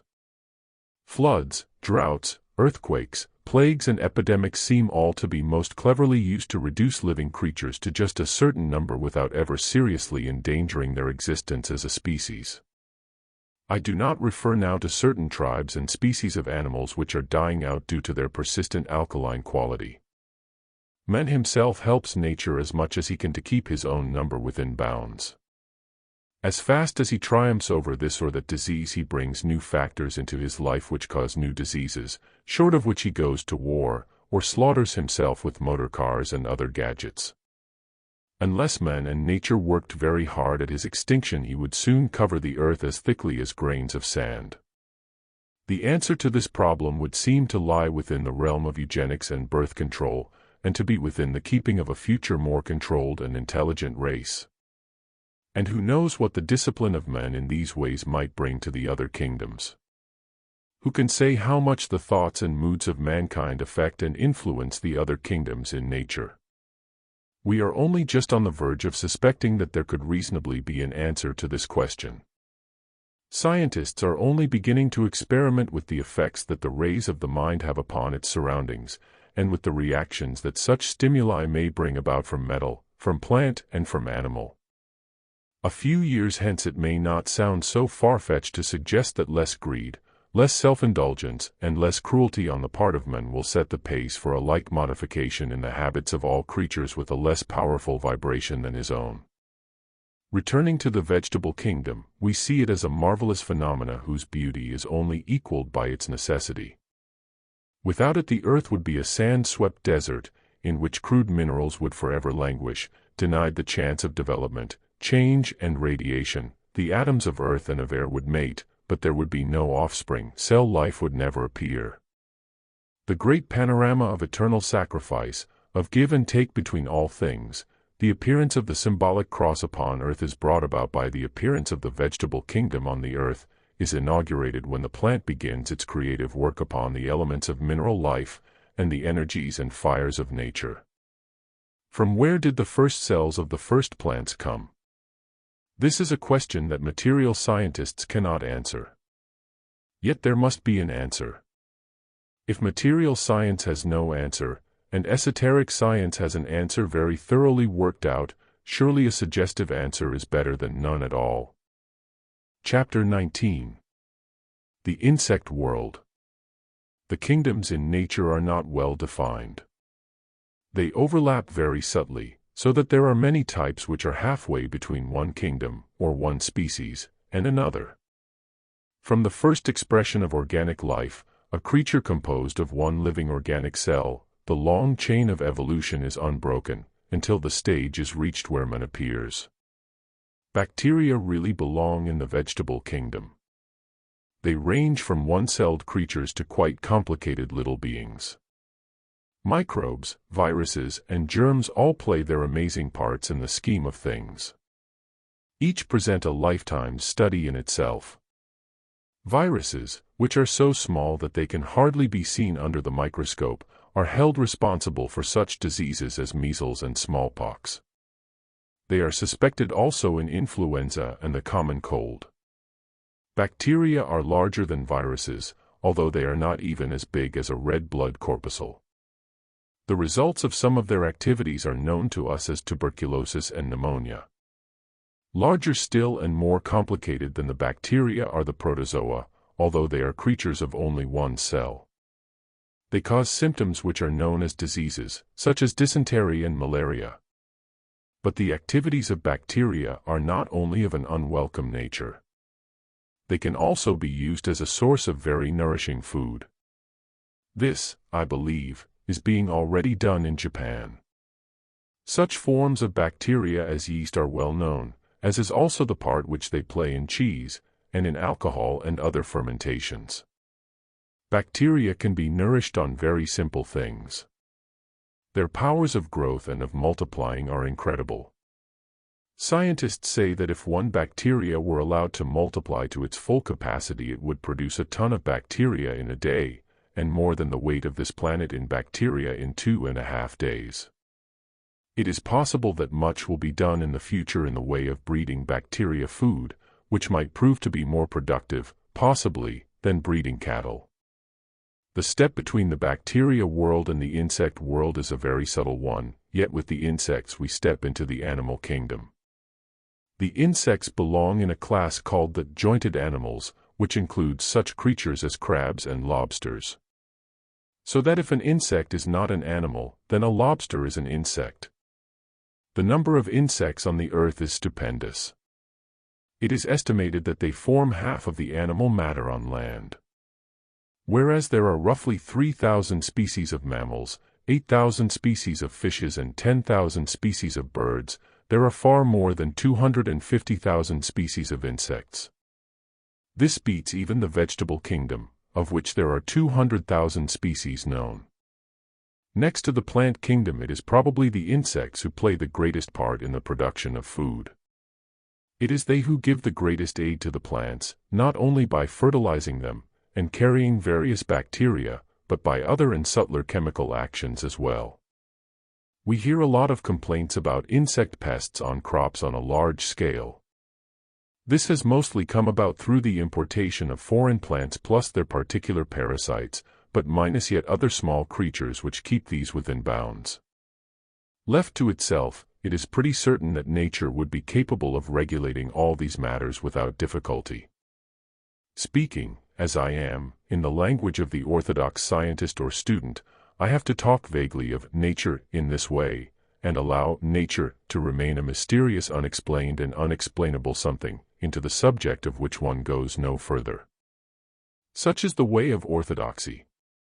It has been found that a pair of small birds, as, for instance, sparrows, carry about 2,000 insects to their young every day, besides what they eat themselves. In this and like manner they are kept within bounds. One of the insects which has seriously threatened to usurp more than its share of the earth is the termite. If one wants to get an idea of the almost miraculous manner in which collective, instinctive action is brought about in the insect world, a very good example to study is the termite. This small ant builds strongholds hundreds of tons in weight, and the termite as a community seems to live forever. It is said that this is because the termite is the only living thing which is not deficient in potassium. This is a point to be borne in mind when studying the cell salts. The insect kingdom has been exhaustively and patiently studied by scientists, yet no orthodox scientist can give us the slightest explanation of the extraordinary knowledge, judgment, organization, and foresight, all loosely dumped under the name of instinct, which are shown by many insects such as the ant and the bee. The esotericists have a full explanation of the types of life and evolution which lie behind the insect world, as well as the microbe world, but the orthodox scientist has not yet arrived at the point where he can consider it. Chapter 20. The Animal Kingdom. As we are considering life from the point of view of orthodox science, we must include man within the animal kingdom. For in this light man is held to be an animal, plus more highly developed attributes than the animals possess.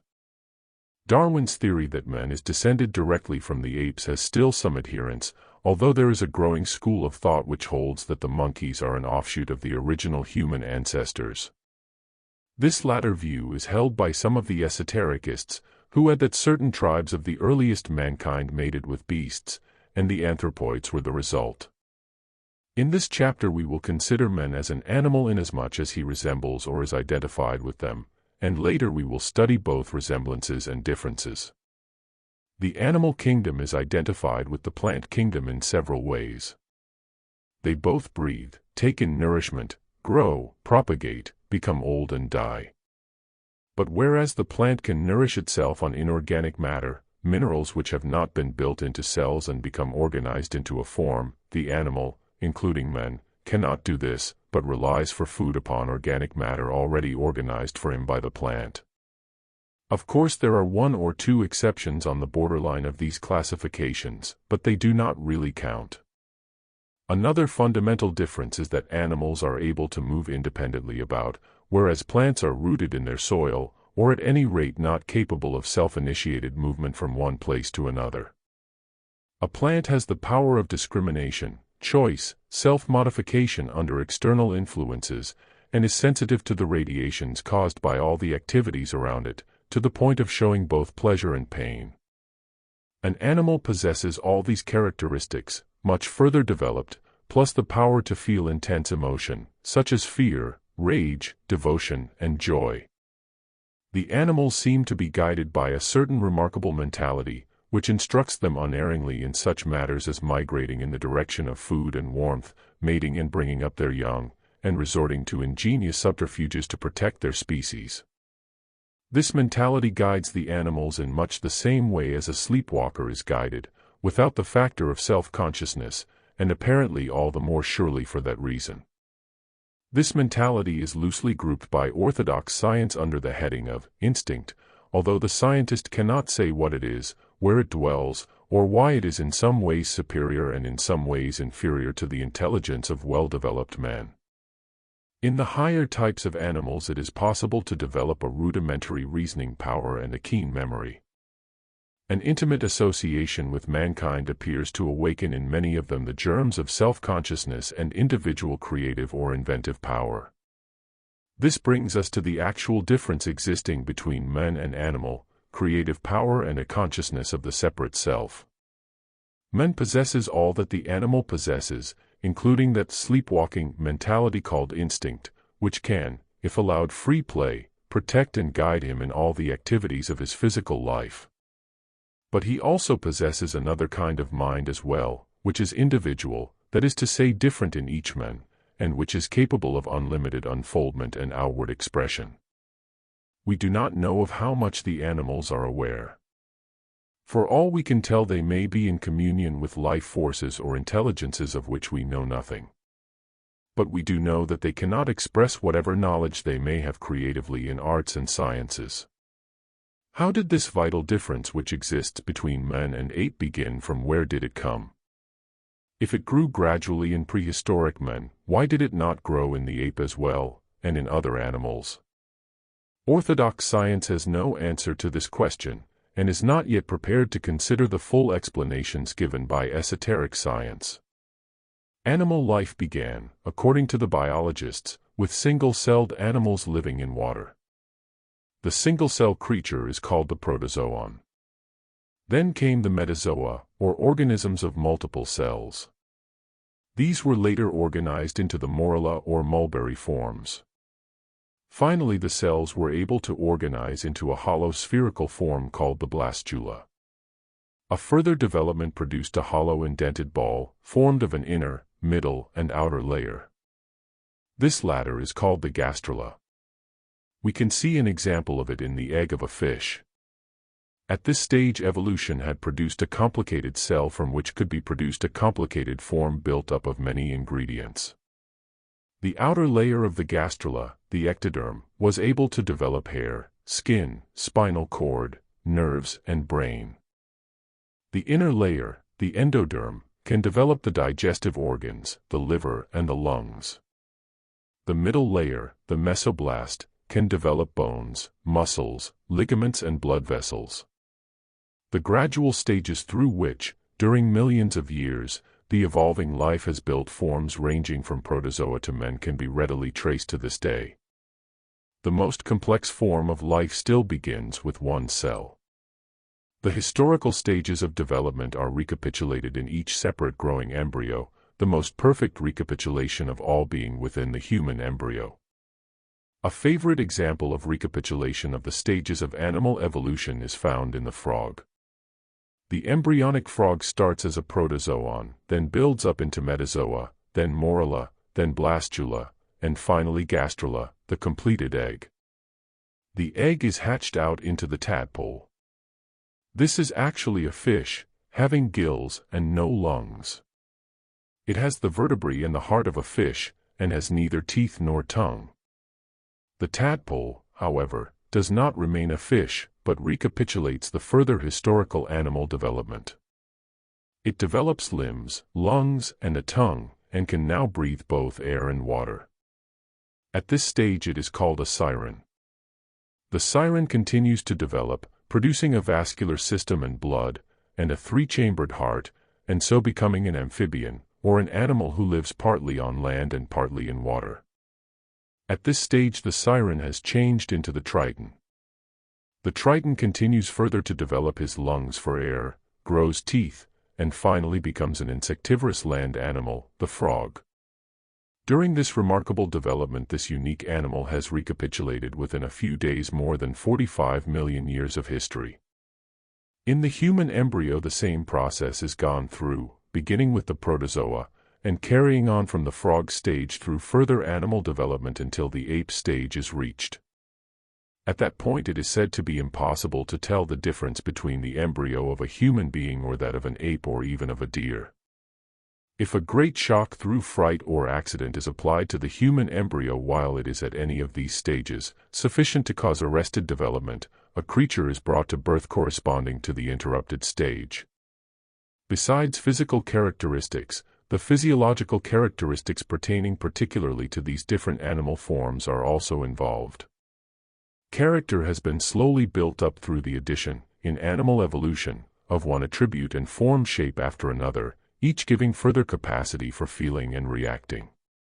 Each succeeding animal form contains within itself not only the recapitulation of form evolution but of character evolution also. The higher animals contain the sum of the memories, instincts, feelings, and qualities of those which came before, plus that particular quality which it adds as its contribution to the whole. Man, the final flowering of the evolutionary process, contains within himself the potentialities of the metal and the plant, the tiger and the bear, the dove and the bee, plus that great something which is his unique contribution to the carrying forward of evolution. All the four kingdoms, mineral, vegetable, animal, and man, are intimately interwoven with each other in their lives, not only in the questions of nourishment and other mutual aids, but actually in their internal composition. The whole pattern of life is woven of the same threads, evolution and advancement producing merely additional threads blended with those already in use. The highest branch of animals are those with a backbone. The highest division of that branch are the warm-blooded mammals.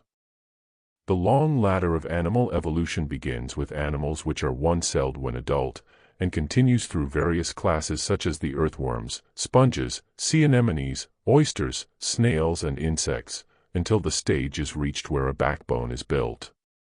From there on come the reptiles, fish, birds, and then all the four-legged animals, the great mammal class which embraces man himself. Chapter 21. The Endocrine Glands. We can now pass to the most recent and significant branch of medical study, that of the endocrine glands. It is not necessary for our present purpose to outline the general formation and processes of the human body. There are dozens of medical or anatomical books which may be referred to for this. The glands, however, are the very crux of the human makeup, and their extreme importance has only quite lately been discovered by orthodox science. It is now known that they are the actual determiners of the type of body, character, and mentality of the individual. They are like little specializing chemists who manufacture a variety of subtle and vital secretions which are poured into the bloodstream at a rate determined by them. These secretions provide the foundation for bodily metabolism and the substances utilized for various thought processes. Scientists are agreed that the body and personality is run by the glands. The cry has gone up that a man is what his glands are, and that his whole disposition can be altered by injections into and operations upon these glands. One might perhaps just as well say that a starving man's character can be altered by giving him food, or a suffocating man's nature may be instantly changed by giving him oxygen.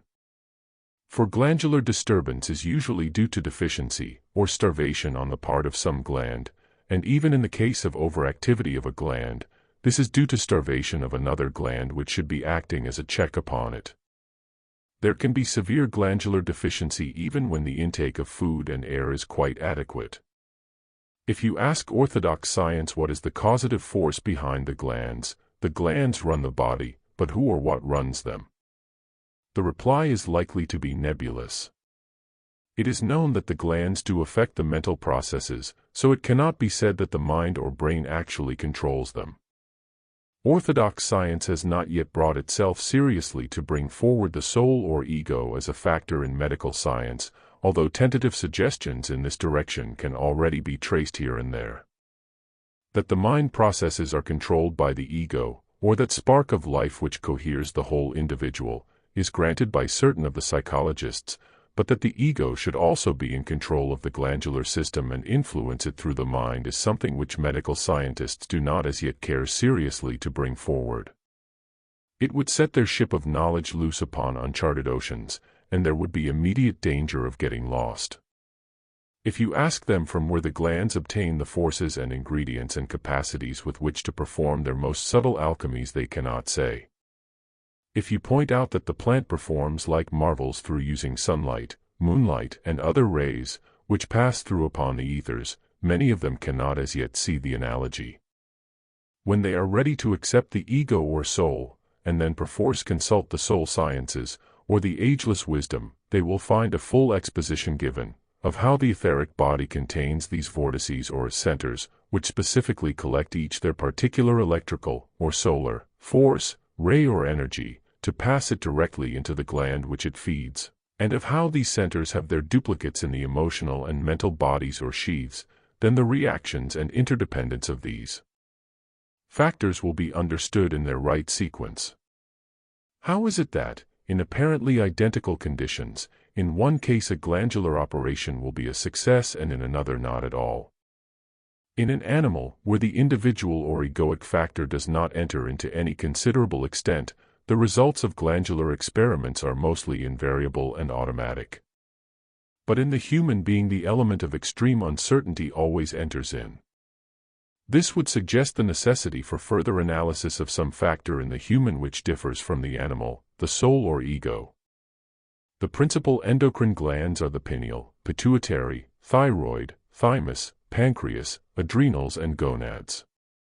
There is a perfect correspondence here with the 7 psychic centers which have been named and described in the ageless wisdom in many tongues and for many thousands of years, and whose positions in the body are identical, or almost so, with those of the _7 principal glands.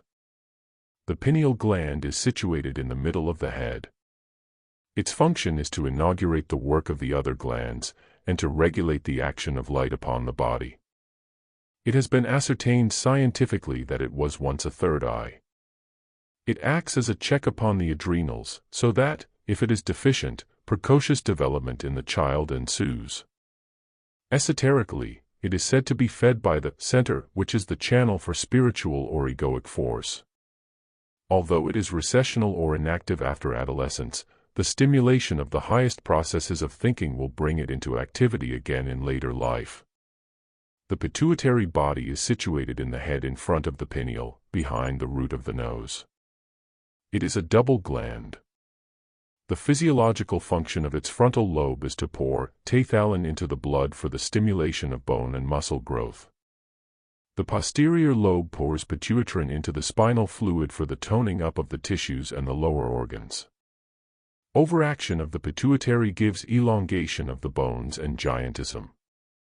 Complete loss of its functions would result in death from cold in 3 days. Psychologically, the pituitary powerfully affects the intellect. Its frontal lobe stimulates the frontal lobe of the brain to engage in abstract thought, logic, mathematics, and art.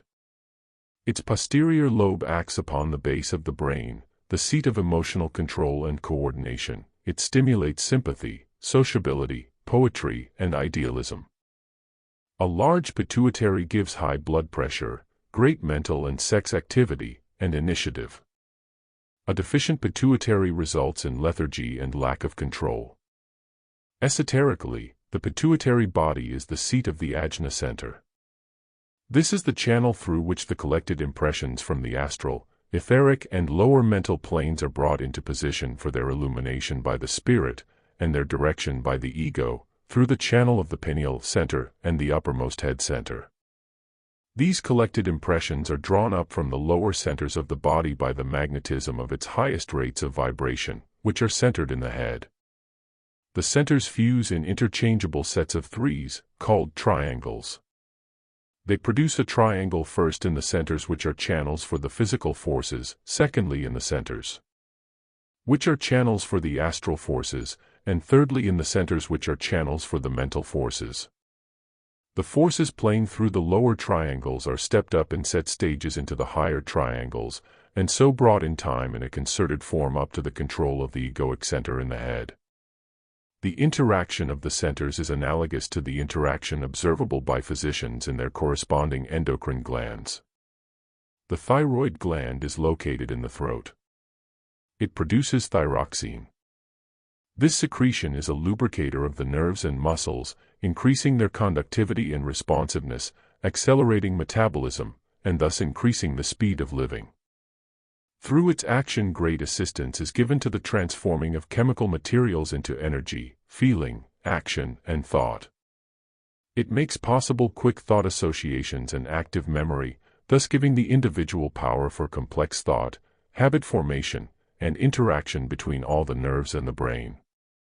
Thyroid deficiency results in the body growing up, while the ego remains infantile, without any moral sense, and no creative capacity either sexually or mentally. It can produce a cretin. Thyroid overactivity may cause the individual to pass rapidly into maturity while retaining the body and brain of a midget. In a lesser degree it may produce goiter. Within the thyroid glands are the parathyroids, tiny bodies which act as a brake upon the energy-producing thyroids. The parathyroids are non-conductors of energy. They regulate the amount of calcium in the body, which latter inhibits the flow of excess energy. Psychologically, a very active thyroid increases sensitivity, rendering one extremely susceptible to all sensation, energetic and talkative. In extreme cases it can lead to megalomania. A deficiency of thyroid secretion renders one lazy, ashamed, seclusive and of poor perception. Irregular thyroidism gives moodiness. Continual stimulation of the throat and thyroid gives the emotional excitability found in singers. Esoterically, the throat center is the vitally important center which the ego uses for creative work. Just as the deity created by the word, so does the microcosm, man, after bringing together all his impressions, energies and inspirations under the will of the ego, show forth the result through the energy of the throat center, no matter what form it takes. Thus a disturbance in the function of the thyroid may be caused by a lack of iodine for the manufacture of thyroxine, but it may also be caused by a lack of creative work, especially in a celibate, or in one with an excess of unused creative energy. The thymus gland is situated in the chest. It dominates childhood, and its function is to grow the body. Until this is done, it holds in check the growth of the other glands. At puberty, the sex glands take over control and the thymus should recede. If the sex glands are weak and the thymus remains in power, continued childishness of character is the result. This produces a person who is timid, credulous, and full of charm. Such people can easily die of shock. Esoterically, the center near the thymus is that connected with the heart, called the heart center. It is the channel through which the wisdom of the soul, that of the second ray, flows, just as the first ray energy, that of spiritual will, flows through the upper head center, and the third ray aspect, the personality force, flows through the centers below the heart center. Wisdom must be linked to will and activity to make a complete creative whole. So the personality force must be raised to the heart force, and, when that is awakened, all must be raised and linked to the spiritual force, which flows down through the thousand-petaled lotus center at the top of the head into the pineal gland. As a man thinketh in his heart, so is he. These were words giving a hint of the wisdom which may flow through the channel of the awakened heart center. The solar plexus must next come under our consideration. This great network of nerves and blood vessels which feed the digestive system is of the very utmost importance. It is the receiving set, or brain, of the body, registering impressions from many sources, and reacting violently to them. The pancreas plays a big part in the midst of this complicated area, being a gland which acts as a capitalist. It works to secure the conservation of sugar for use in the expenditure of energy, by converting it into glycogen and storing it in the liver. Esoterically, the solar plexus can be used as a second brain under certain circumstances, such as fasting. Through its sight is possible upon the physical plane, and also upon the etheric, as well as hearing. This is because the astral body has its roots in the liver, and some of the more vital of the etheric currents flow through it. The impact of any shock or fright is felt in the solar plexus, and it at once inhibits or deranges digestive functions. The solar plexus center is situated in the spleen. It forms a channel through which solar radiations are concentrated into the spleen on the medium of the ether. The solar plexus region is the great clearinghouse of the emotions and other feelings of the lower personality. The adrenals are small double glands above the kidneys. They are the users of energy, the drivers of the bodily mechanism. They ensure a full blood supply to the muscles. They secrete adrenaline, an extra supply of which is poured into the blood in moments of fright, emergency, or combat. Adrenaline speeds up all the sensitivities and muscular reactions of the body, frees an extra supply of sugar and produces a temporary state of high-speed living. Modern civilization exerts a continual drain upon the adrenals by reason of the perpetual states of tension, worry, overstimulation, and hurry which it fosters. This results in various types of breakdown, mental, nervous and muscular, especially if the effects are reinforced by an excitable thyroid. The steadying and controlling influence of a well-developed pituitary is the best remedy for this state of things. This is achieved by cultivating especially its powers for abstract unemotional thought, as found in mathematics, logic, and philosophy. A serious study, for instance, of the ageless wisdom, coupled with exercises in slow breathing, would constitute a sure remedy for certain types of neurasthenia and exhaustion. Psychologically, it can be said that the adrenals produce reaction to environment, and the reactions of self-protection. When danger threatens, they inhibit every other function of the body so as to concentrate it upon the immediate need. The cortex of the adrenals, which regulates secondary sex characteristics, produces the attitude of fight. The medulla produces the necessary warning attitude of fright, and speeds up the metabolism. Whether the individual resulting is a coward or a bully, or a well-balanced man, depends upon the particular type of interplay that there is with the other glands. Esoterically, the center connected with the adrenals is the second of the lower triangle, and is the channel for those forces which feed the so-called animal nature. The aspirant aims always at transmuting these forces to higher vibrations. The chief function of the gonads is that of propagation or creation. They produce potent essences which act creatively wherever they are found within the body. These essences are used in inspirational, mental, or creative work, and, when thus used, regulate and control the propagative instinct. Unnatural excesses in the latter case starve the organs of the brain, and mental defectiveness or imbecility is often the result. The gonads are situated near the base of the spine. In this locality is to be found the lowest and first of the centers, where sleeps the kundalini, the coiled serpent of fire, of whom we have spoken before. Into this channel flow the fires of the physical plane, those electrical, magnetic forces which, until they have been transmuted by mating with their polar opposite in the head, are blind, uncontrolled, and therefore best left to sleep until, in the natural course of events, the spirit calls them up. Thus briefly sketched in is an outline of the principal glands and their connection with the principal centers. Volumes might be written of what is known about all of them, but in this chapter one merely want to point out their obvious relationship. Specialists of the endocrine glands claim to recognize the glandular types on sight. An individual may be ruled by one particular gland, which may in time cede its rulership to another of the glands. There are pituitary-centered, thyroid-centered, or adrenal-centered types. These can be recognized by their skin, hair, teeth, eyes, coloring, stature, and skeleton type, as well as by their psychological characteristics.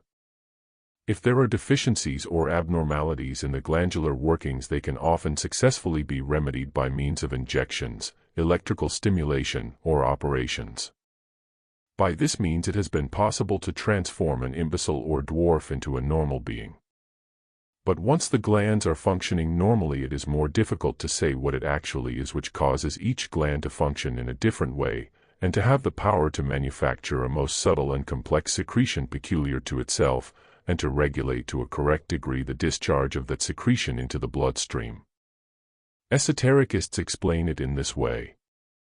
They say that man is a tiny replica, in the electrical sense, of the solar system, that his endocrine glands are a repetition of the planets, that his centers are a repetition of the centers which feed the planets, that each respectively has its vibrational cord, or belongs on one of the rays, and that the miniature replica is therefore fed by the selfsame rays, emanations or energies which flow through its greater counterpart. Each planet performs its own particular metabolism with its own particular mineral makeup.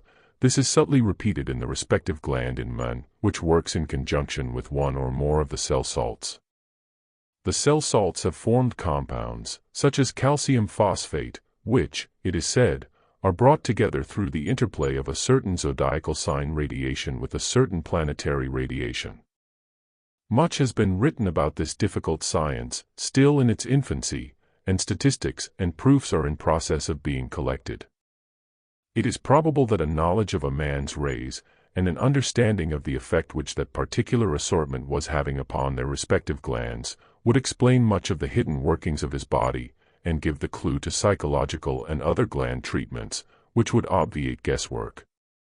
It is certain that when the cosmic rays, and the other rays and energies which are pouring through each human being, are better understood, and their relationship to those vital cell salts is realized, a new era of medical science will have dawned. Chapter 22. The Electrical Kingdom. Under the term electrical we will class the whole world of invisible energies, rays and radiations, as known and tabulated by modern orthodox science. The tiny particles which race round the nucleus of any atom are called electrons because they are found to be composed purely of a charge of electricity. I put the word in inverted commas because it is so loosely used, negatively polarized. The particles forming the nucleus of the atom are said to be charges of electricity, positively polarized. The forces at work within atoms, their living processes and their motion, cause certain particles continually to escape from their peripheries and shoot off into space. The numbers of these particles which are being shot off from every atom in the whole universe all the time cannot be imagined. But they all contribute to form some of the electrical constituents of the atmosphere. When we talk about the electron being a particle of negative electricity, we must remember that the particle itself could not exist as a cohesive entity unless it were held together by polar attraction. It is therefore composed of still smaller positive and negative electrical particles, which must also be liable to escape and change.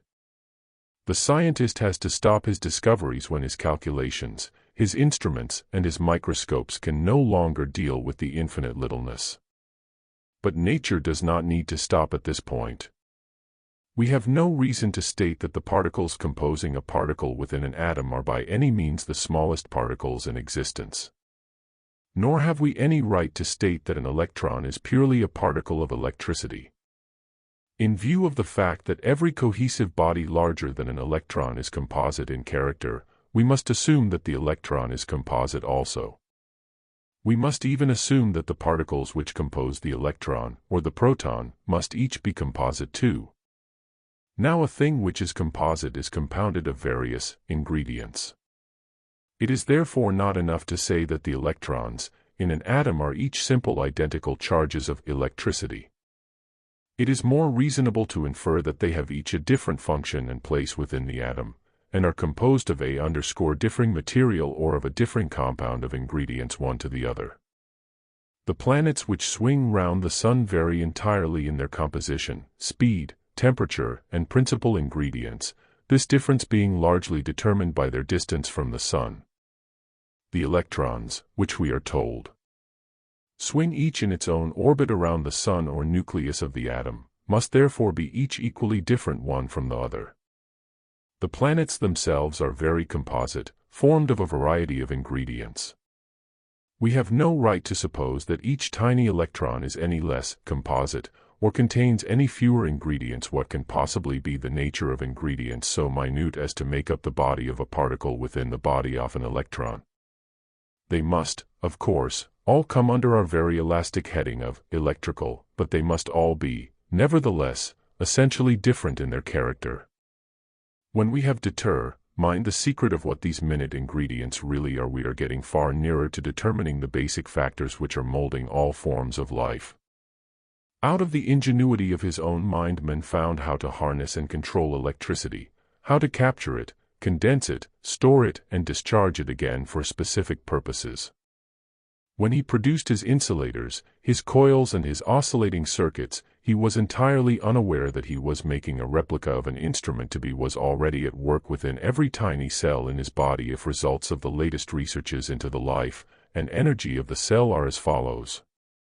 Within the nucleus of the cell are some minute banana-shaped bodies. These are composed of a microscopic coiled filament whose outer surface is formed of a nonconductive, or insulating, material. This is formed from the acid group of elements, while the filament itself is composed of metallic conductive material. Within the filament tube is contained a fluid, which is conductive in character, and contains all the mineral salts found in seawater. Here we have a perfect electrical oscillating circuit, capable of self-inductance, auto-storage of electricity, on a microscopic scale. Electrical energy passes through this circuit, is stored, and then begins to discharge. Each discharge is an oscillation, vibration, which sets up its respective wave in the ether. The oscillation and wavelength of the cell depend upon the arrangement, shape, and length of the filaments and their fluid content.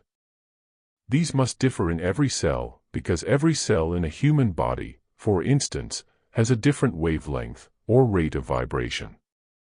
This is in accordance with the statement that every cell has its own conscious individuality. The individual wavelength of the cell is one of extremely high frequency because of its tiny size.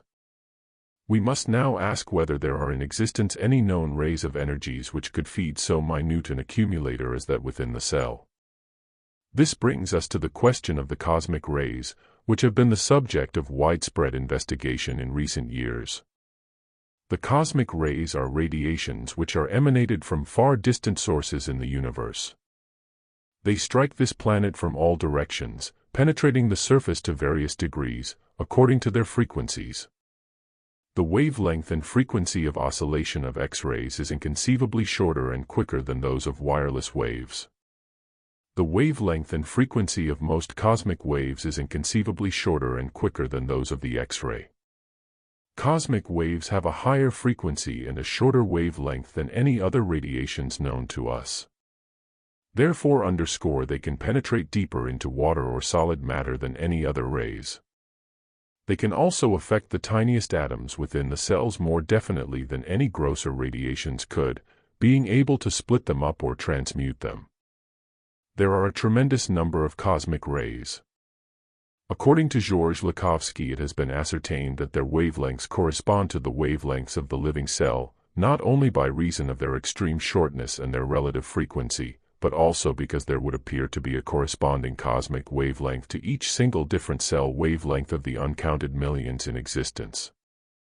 It seems from this as if we are on the track of those subtle influences which keep life in perpetual motion and infinite differentiation, and that these influences emanate from outside this planet altogether, and even from outside this solar system. The cosmic ray, according to many opinions, bears electric particles such as electrons and protons, which have apparently been radiated off from some far distant center. As radiation presupposes a body, with some type of electrical discharge from its center, and as such a body or bodies could only be stellar in character, we may conclude that certain, or many, of the stars of the universe are helping to run life on this planet. Apparently it is the rays of higher frequency which play the most important part, because of their intimate action within the first-minute differentiations of matter which are the basis of copyright physical life. We can say, therefore, that those subtlest rays of the cosmos are possibly more vitally important in our life than those of the Sun and the nearer planets of this solar system. By comparison with such far-distant ray sources, the potency of the nearer emanations of planets such as Jupiter and Venus must now be a foregone conclusion. When we picture, also, the many cross-currents of rays which intersect one another at various angles at various times, according to planetary movements, thus performing interstellar alchemy, we cannot fail to realize that astrology attempts to deal with perfectly tangible realities. Furthermore, we must remember that to reflect a ray nearly doubles its strength. The moon reflects a large number of rays onto the Earth during the night, when their frequencies cannot be inducted by the powerful sun's rays. If we consider what power they thus must have, we can no longer listen to people who deny the power of the moon. Furthermore, the different phases of the moon must obviously reflect an entirely different modification of rays. The work that is being done by modern scientists and researchers is bringing so much to light so rapidly that it is difficult immediately to measure its significance. The statement that it is the filament circuits forming the nucleus of the cell which determine, by infinite variations in their arrangement and structure, the ultimate nature of the cell, must be connected with another fact. This is that when the cell divides into two, it is these filaments, under the name of chromosomes, which divide into halves to form the two nuclei of the daughter cells. To these nuclei are now attributed the conserving of hereditary characteristics. Heredity would thus be closely associated with a certain wavelength. We can see a link here with the importance which scientists of old have always attached to numbers and their significance. Modern researchers have sketched and photographed the electrical oscillating circuits which are the life of the cell. There was one scientist at least, of last century, who went further than that. This was the famous Dr. Edwin Babbitt. In his Principles of Light and Color, published in 1878, he gives an intricate drawing of an atom from an electrical point of view. He shows in this a complex system of spiral filaments which conduct and store the flow of electricity of differing types which passes in through the medium of the various ethers. He shows also how the electrical and thermal colors of the spectrum are expressed through the various spirals. In this connection, it is interesting to note that recently the colors of the radiations given off by atoms and cells have been under observation by scientists. Dr. Cryle, for instance, the inventor of heavy water, has demonstrated that visible color radiations are emitted by the brain. Dr. Babbitt held that transparent colored material, such as glass, selected and attracted particles of the particular ray or rays in the atmosphere whose mineral content agreed with the frequency, or vibrational rate, of the color in question. He claimed that through red glass one could capture and pass the infinitesimal particles containing iron which are propelled upon certain rays. He worked out a system of healing upon these lines, using the penetrating qualities of the rays to project these fine particles of various minerals deep into the human tissues. Although it was said that his treatments achieved many cures, the time was not ripe for such a subtle and delicate form of natural healing to be appreciated. It was soon forgotten, except by a few pioneers who have continued the work, mostly in America. I understand that in the State Asylum of Chicago patients are treated by sound, color, and perfume.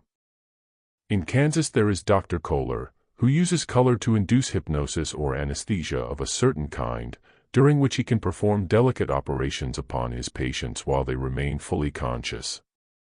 In Vienna there is Dr. Radwin, who treats his patients by sound, inducing trance and psychoanalytic conditions through the use of certain phonograph records. Extensive experiments upon the effects to be obtained by the scientific use of sound, color, and perfume, either together or singly, have been in progress for some time. In their final analysis they are really experiments with oscillation and ray energies. Use is being made of many of the unknown cosmic rays in these ways, bringing into play the fact that by reason of their extremely high frequency and short wavelength they can affect living tissues at their very source by acting directly upon the nucleus of the cells. All vibratory phenomena, such as sound, color, and perfume, are necessarily the most direct channels by which the cosmic rays may be reached. A fourth method is that of stimulating or altering existing rates of vibration through the application of artificially induced oscillation. Dr. Babbitt had a colleague who preferred to try this latter means instead of using color. This was Dr. Abrams, who invented the famous Abrams box. This instrument was designed to diagnose disease on the theory that all illness was due to a disturbance of the normal vibrations of the cells. The human being was treated rather like a wireless set. A table of the vibrational numbers of his various organs and tissues was made, as well as one with the vibrational numbers of various well-known diseases. When the abnormal vibration in a patient was ascertained, the cure was attempted by cutting out or short-circuiting this vibration by putting a stronger complementary one through the patient from the machine. Such a method of healing, being in its infancy, was subjected to much scorn. It was carried forward by only a few courageous non-orthodox practitioners. Of late it has been much changed and improved, and new instruments, built upon the same theories of vibration, have been invented. The latest and most successful of these would appear to be the multiple-wave oscillator invented by George Lakhovsky.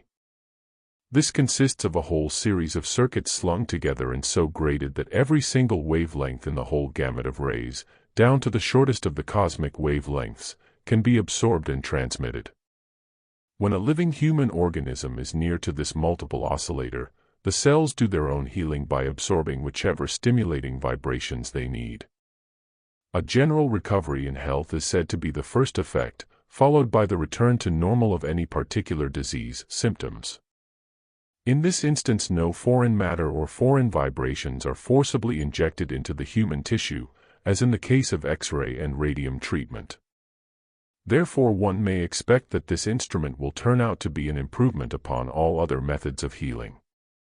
The work is actually left to the little subtle engineers and chemists within the human body. In America and other countries, many are occupied with the completion of inventions just as wonderful. It is claimed that it is possible to obtain a photograph of the physical condition of the whole body of the patient, however far away he may be, if he sends one drop of his blood to be inserted into a photographic instrument. The drop of blood acts as a miniature receiving station to the rest of the body, however many miles away it may be, and by its means the photograph is wireless, as it were. With the patient present, a photograph may be taken of his interior processes, without light of any kind, utilizing the radiatory electrical light of the cells of the body as illumination. The author has examined many of these photographic plates, some of which showed the interior of the brain with the rays of light which are emitted in thinking. The use of highly potentized and triturated medicines reveals an instinctive effort to utilize the finest particles of substance obtainable, in other words, that part of the substance which is nearest the realm of the radiations and rays at work within it. This science, homeopathy, was developed after it was accidentally discovered what an extremely powerful effect such minute doses exercised. Lakhovsky and other modern researchers agree with Dr. Babbitt in stating that disease occurs when the normal vibration of any cells is altered. This brings about disequilibrium and causes daughter cells of the wrong frequency to be produced. This change of vibration may be brought about by microbes whose own vibration is stronger than the particular cell or cells which they contact. Or it may be brought about by too much, or unbalanced, activity of mineral radiation. This we have already considered when dealing with the mineral salts of the body. But Lakhovsky has discovered that there can be a further kind of unbalanced radiation, occurring outside the body on the surface of the Earth. Mineral constituents are distributed irregularly within the surface of the Earth. Some of them refract the cosmic rays, while others absorb them. Refraction causes crisscross vibrations, or interruptions, to be set up. These apparently affect the human organism, upsetting normal cell life and producing one of the causes which help to bring about cancer and other diseases. Statistics have proved that cancer is most highly prevalent on certain soils, of which clay soil is one of the foremost. These interesting new hypotheses have apparently been proven to be correct, principally by the way in which the remedies prescribed have been immediately effective. These remedies were calculated to control the cosmic radiation in the vicinity of the patient. During the last few years, therefore, a tremendous new field has been opened up in the realm of electricity, magnetism, and radiations, which is bound to lead to fascinating and far-reaching developments in the future. It is not only upon the human kingdom, however, that the effects of all these subtle energies are being observed. It is coming more and more to be realized that all existing cellular life is run by cosmic and planetary rays through their representatives here on Earth, the minerals. When the mineral in its finest and subtlest form, the cosmic ray, reaches the mineral in its grossest form in the Earth state, interaction is immediately set up, and the process of physical evolution begins. Interaction continues until a condition of combining and blending has been attained sufficient to allow an organic cell to be formed. This marks the change from inorganic to organic life. From then, living, growing, propagating forms can evolve. It has been latterly demonstrated what tremendous influence the rays have upon plant growth. In particular, the different effects which the phases of the moon have upon plant life have been the subject of careful experiments. Madame Kalisko has contributed valuable work of this type, obtaining remarkable photographs of the effect of different planetary configurations upon plant life, as well as the results of sowing and planting at the waxing of the moon. Lakhovsky has succeeded, by the simple expedient of using an open metallic circuit to surround the plant, in curing mortal plant disease, and in producing prolific growth. The circuit absorbed an extra supply of cosmic rays. A metal girdle along these lines was also found greatly to benefit human health. The psychological effect of the full moon has been fully recognized of late by the profession. But it has always been a big factor in the lives of simple intuitive people such as savages, and even in highly cultured ancient races. In fact, many of the recent discoveries mentioned in this chapter are not new at all. Color, perfume, and sound were always fully utilized by the intelligentsia of ancient times, the priesthood. The chanting, incense, and priestly vestments of most temples and churches bear witness to this. Such practices brought radiation into use for the production of desired psychological effects. Plato was said to have studied the ancient cults of perfume and color with Solon, who had access to the Egyptian archives. Among some of the Zuni Indian tribes of New Mexico, an ancient practice still exists. This is to take certain large seashells, reduce their surface to extreme thinness, and paint them with the 7 colors of the spectrum. The shell is then held between the ear and the sun, and said to produce musical notes which can effect healing. Pythagoras himself evolved the term chromatic scale because he believed that musical notes were colored, or allocated to colors. The medicine men of many ancient tribes use colors in various ways, either painting the affected parts of their patients with them or exciting them with colored masks and chantings.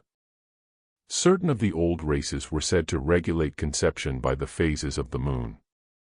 All of them took the moon into account in their agricultural activities. If we consider the animal kingdom in relation to the world of radiations, we may well believe what Lakhovsky says with regard to the instincts of animals and insects and birds. He suggests that all these instincts are actual functions corresponding to sight and hearing, but that they operate upon the medium of the subtle rays which we have been discussing. He says that animals and insects tune into the rays of the thing they are seeking, be it food or mate. He suggests that the antennae of insects and the tails of animals perform the function of wireless receivers, and that birds become so highly electrically charged while flying through the air that they can tune into very far distances, as in migration. This theory, which is said to have been already proven through experiment, certainly explains much which was quite inexplicable before. We thus see the wonderful world of hidden energies being gradually discovered and unfolded before us. This latest realm of research is doing more to explain to us the forces which build up the fabric and run the engine of life than did all preceding scientific efforts. Year by year the scientist gets nearer to copying the processes which produce living tissues. He can now take the milk from the cow, and, by a wonderful chemical procedure, produce imitation ivory and bone from it, which is extraordinarily like the real thing. To do this he copies the processes to which milk is subjected within the body of the growing calf, such as heat, pressure, and the action of substances such as formic acid. The scientist can also copy the work of the silkworm, producing beautiful artificial silk through the blending of very much the same materials as the silkworm uses. These are cellulose and alkali and acid minerals, combined through the action of heat or radiant energy. He has also succeeded in imitating the wool of the sheep to such a degree that he is likely to spoil the wool markets.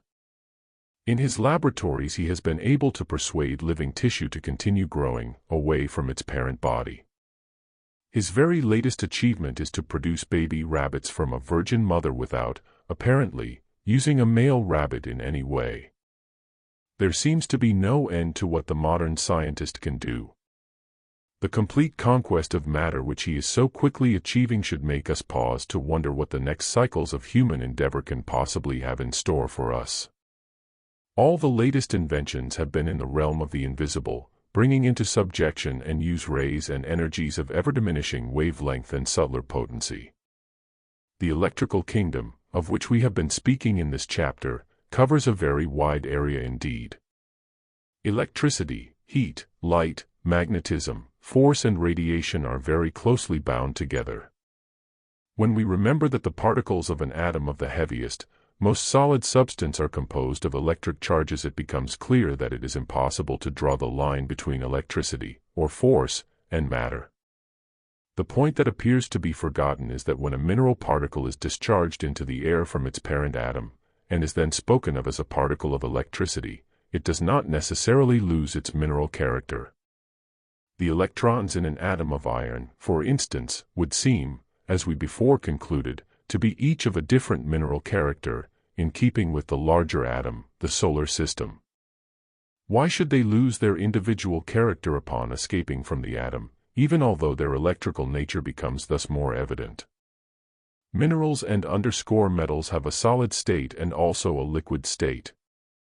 What about their gaseous state? How much difference may there really be between electricity and traveling particles of gaseous mineral?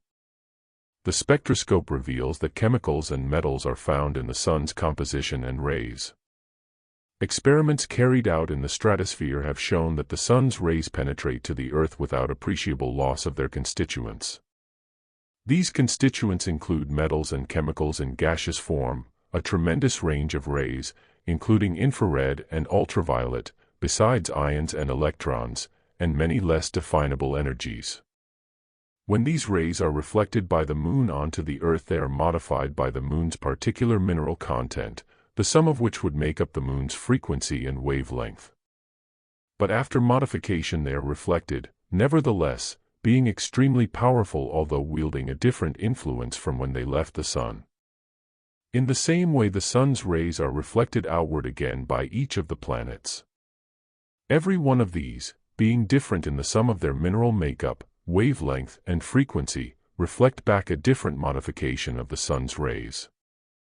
As the planets are much more powerful and large than our little moon, the rays which we receive from them must necessarily be relatively more important. But outside our solar system there are stars and suns of a magnitude which almost passes our imagination. The great sun Sirius, for instance, and the colossal globe of Aldebaran, must be sending out rays compared with which our solar system and its radiations are but a speck of dust floating upon their giant beams. What can be the influence and effect of those vast forces, so far quite outside our scientific ken, which cross and crisscross and reflect and vibrate, producing one vast ocean of rays pouring out in every direction? In the midst of this pulsating life the stars and constellations are poised, beating and oscillating centers of energy, held in place and in action by some force which stands in inscrutable strength and silence before the purblind gaze of material science. Chapter 23. The Kingdom of Mind. Having risen to splendid heights of achievement, the modern scientist, if he be of a materialistic type, is inclined to use his successes to disprove religion or the existence of a spiritual world. I can show you how everything is made, he will say. In my laboratory I can copy everything in nature. I can show you exactly how a solar system comes into being. I can even put the constituents together in miniature myself, and set it going by rotation. It's not necessary to bring a deity into this. It's all quite straightforward and merely due to chemical reactions. He forgets that in this case he is acting the part of the miniature deity who is putting a miniature solar system into action. He forgets that his mind, his inventiveness, his actions, and his determination have all to be there before anything can happen in his laboratory. Material science can explain a very great deal about life as it exists. It can even explain how its later phases came into existence. It can describe and correctly estimate so many of the laws of nature, and the reactions of one thing upon another. But it does not attempt to explain where the ideas, the plans, the calculations, the millions of marvelous designs and shapes came from. Although it is known that man uses his mind to produce ideas, designs, and plans, and although it is known that ideas, designs, and plans were already being put in action in nature long before men's minds were functioning as minds at all, yet the materialistic scientist dare not postulate the obvious inference, that there is and has been, since the dawn of life, some great mind at work. This must be a mind built on such tremendous lines that it has been able to take a long-distance view of constellations, and plan the vast cycles of the greater zodiac, yet it must also possess capacities sufficiently finite to design the fabric of an atom, and imbue each electrical particle with the genius of heredity. This mind appears to be initiating all processes, flowing like invisible lifeblood throughout the universe, and finding its reflection only in the finite mind of man himself. As we are discussing the findings of modern science in this portion of our work, we may not at present look back into the past for the opinions of the ancient scientists upon the subject of the mind. We must confine ourselves to the work that has been done during the last few generations, since the present age of science began to take an interest in human psychology. It is many years now since the cry, "Mind over matter," was first heard. The realization that the power of the human mind could radically influence the cells of the body, affecting profound changes in them, and revolutionizing the state of health, was the result of various demonstrations. The work of Mesmer, for instance, did much to open people's eyes to the extraordinary mystery of the mind, its hidden reaches and its untold possibilities. Hypnotism still further emphasized the fact that the mind, when divorced from waking consciousness, is far more powerful than when allied with waking consciousness, that it has the capacity deliberately to travel to any distance and record facts, that it can tap knowledge entirely outside its normal control, and that it can influence the body to act or to develop in ways quite impossible to it in the waking state.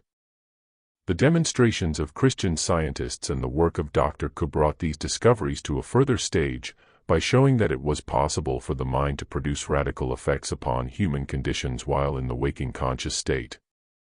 Nobody seemed to give any clear explanation of these phenomena. The words faith and science were somewhat confusedly interchanged. Meanwhile, a body of thought which strictly tabooed the spiritual aspect of the question was growing to proportions where it began to claim the public attention. This was built up by the psychoanalysts. These men, working entirely from the materialistic standpoint, with enormous patience, accumulated an amount of somewhat confusing evidence about the processes of the human psyche and their effect upon health and metabolism. To begin with, they left the human soul out of the picture altogether. They even tried to ignore the genius of the human abstract mind. They considered man rather more as an animal, which, in fact, he is when the two higher factors of his nature mentioned above are ruled out, taking the Darwin theory as their starting-off point. The early psychologists of last century studied the physical reflexes of the human and animal body, the memory patterns, the habit patterns, and the instincts which men share with the animals. They took a step further when they stated that the brain and the mind were one, and later when they identified the mind with the whole nervous system. Finally, they discovered that the mind was present in every tissue of the body.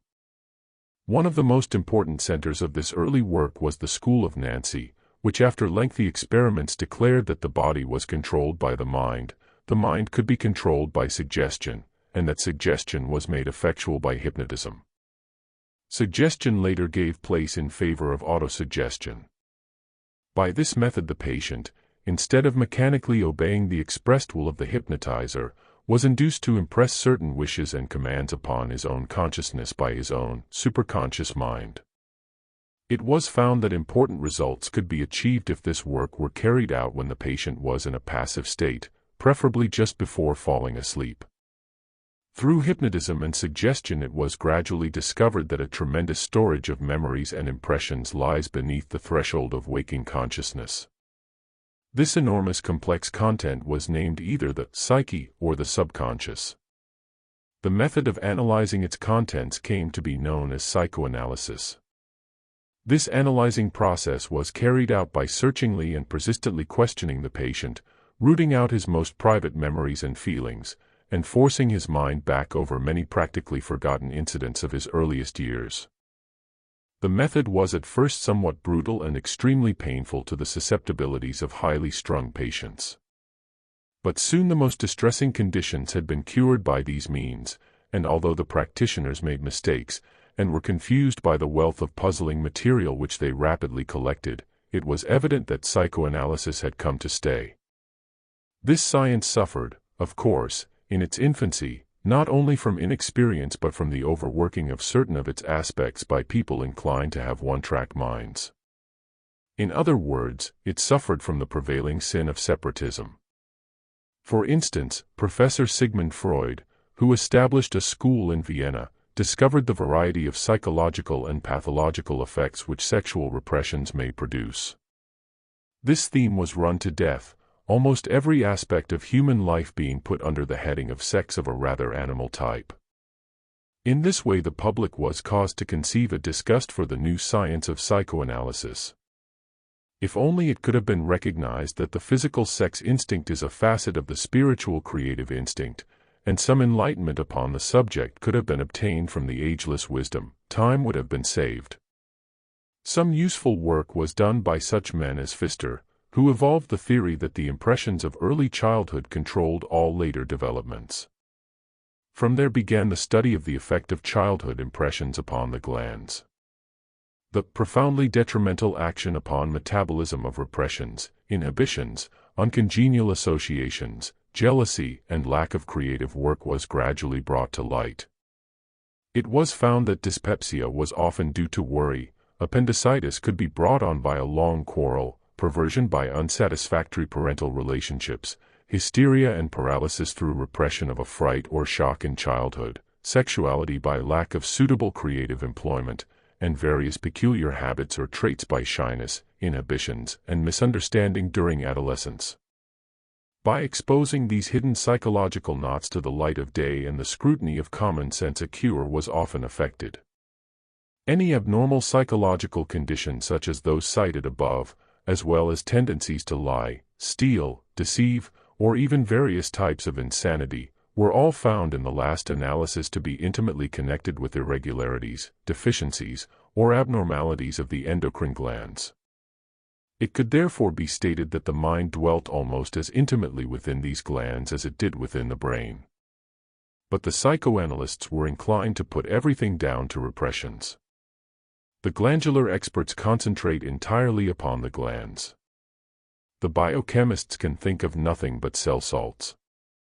The radiologists believe that artificial oscillations can put the whole world right. Were these sciences only able to synthesize instead of separate themselves, we should see an all-round method of healing of extreme value come into existence. Dr. Alfred Adler, of Vienna, added valuable contributions to the psychoanalytical work which was being extensively conducted. He was interested in particular in what he called the psychic compensation of inferior organs. He studied the vast array of mental and physical disabilities which spring up as the result of inferiority of the various organs. This is usually of antenatal or hereditary origin. We know now that a deficiency in any of the principal organs of the body is intimately connected with its neighboring endocrine gland, and is really due to imperfect glandular secretion. We know also that the particular cells producing such secretion are depending upon the correct flow of cosmic radiations through their circuits. So the final question is, of course, What is the influencing factor which regulates, inhibits, or disturbs the flow of these cosmic radiations through the glands and organs? The only force which could affect radiations would be radiations themselves, stronger or emanating from a source in the immediate vicinity.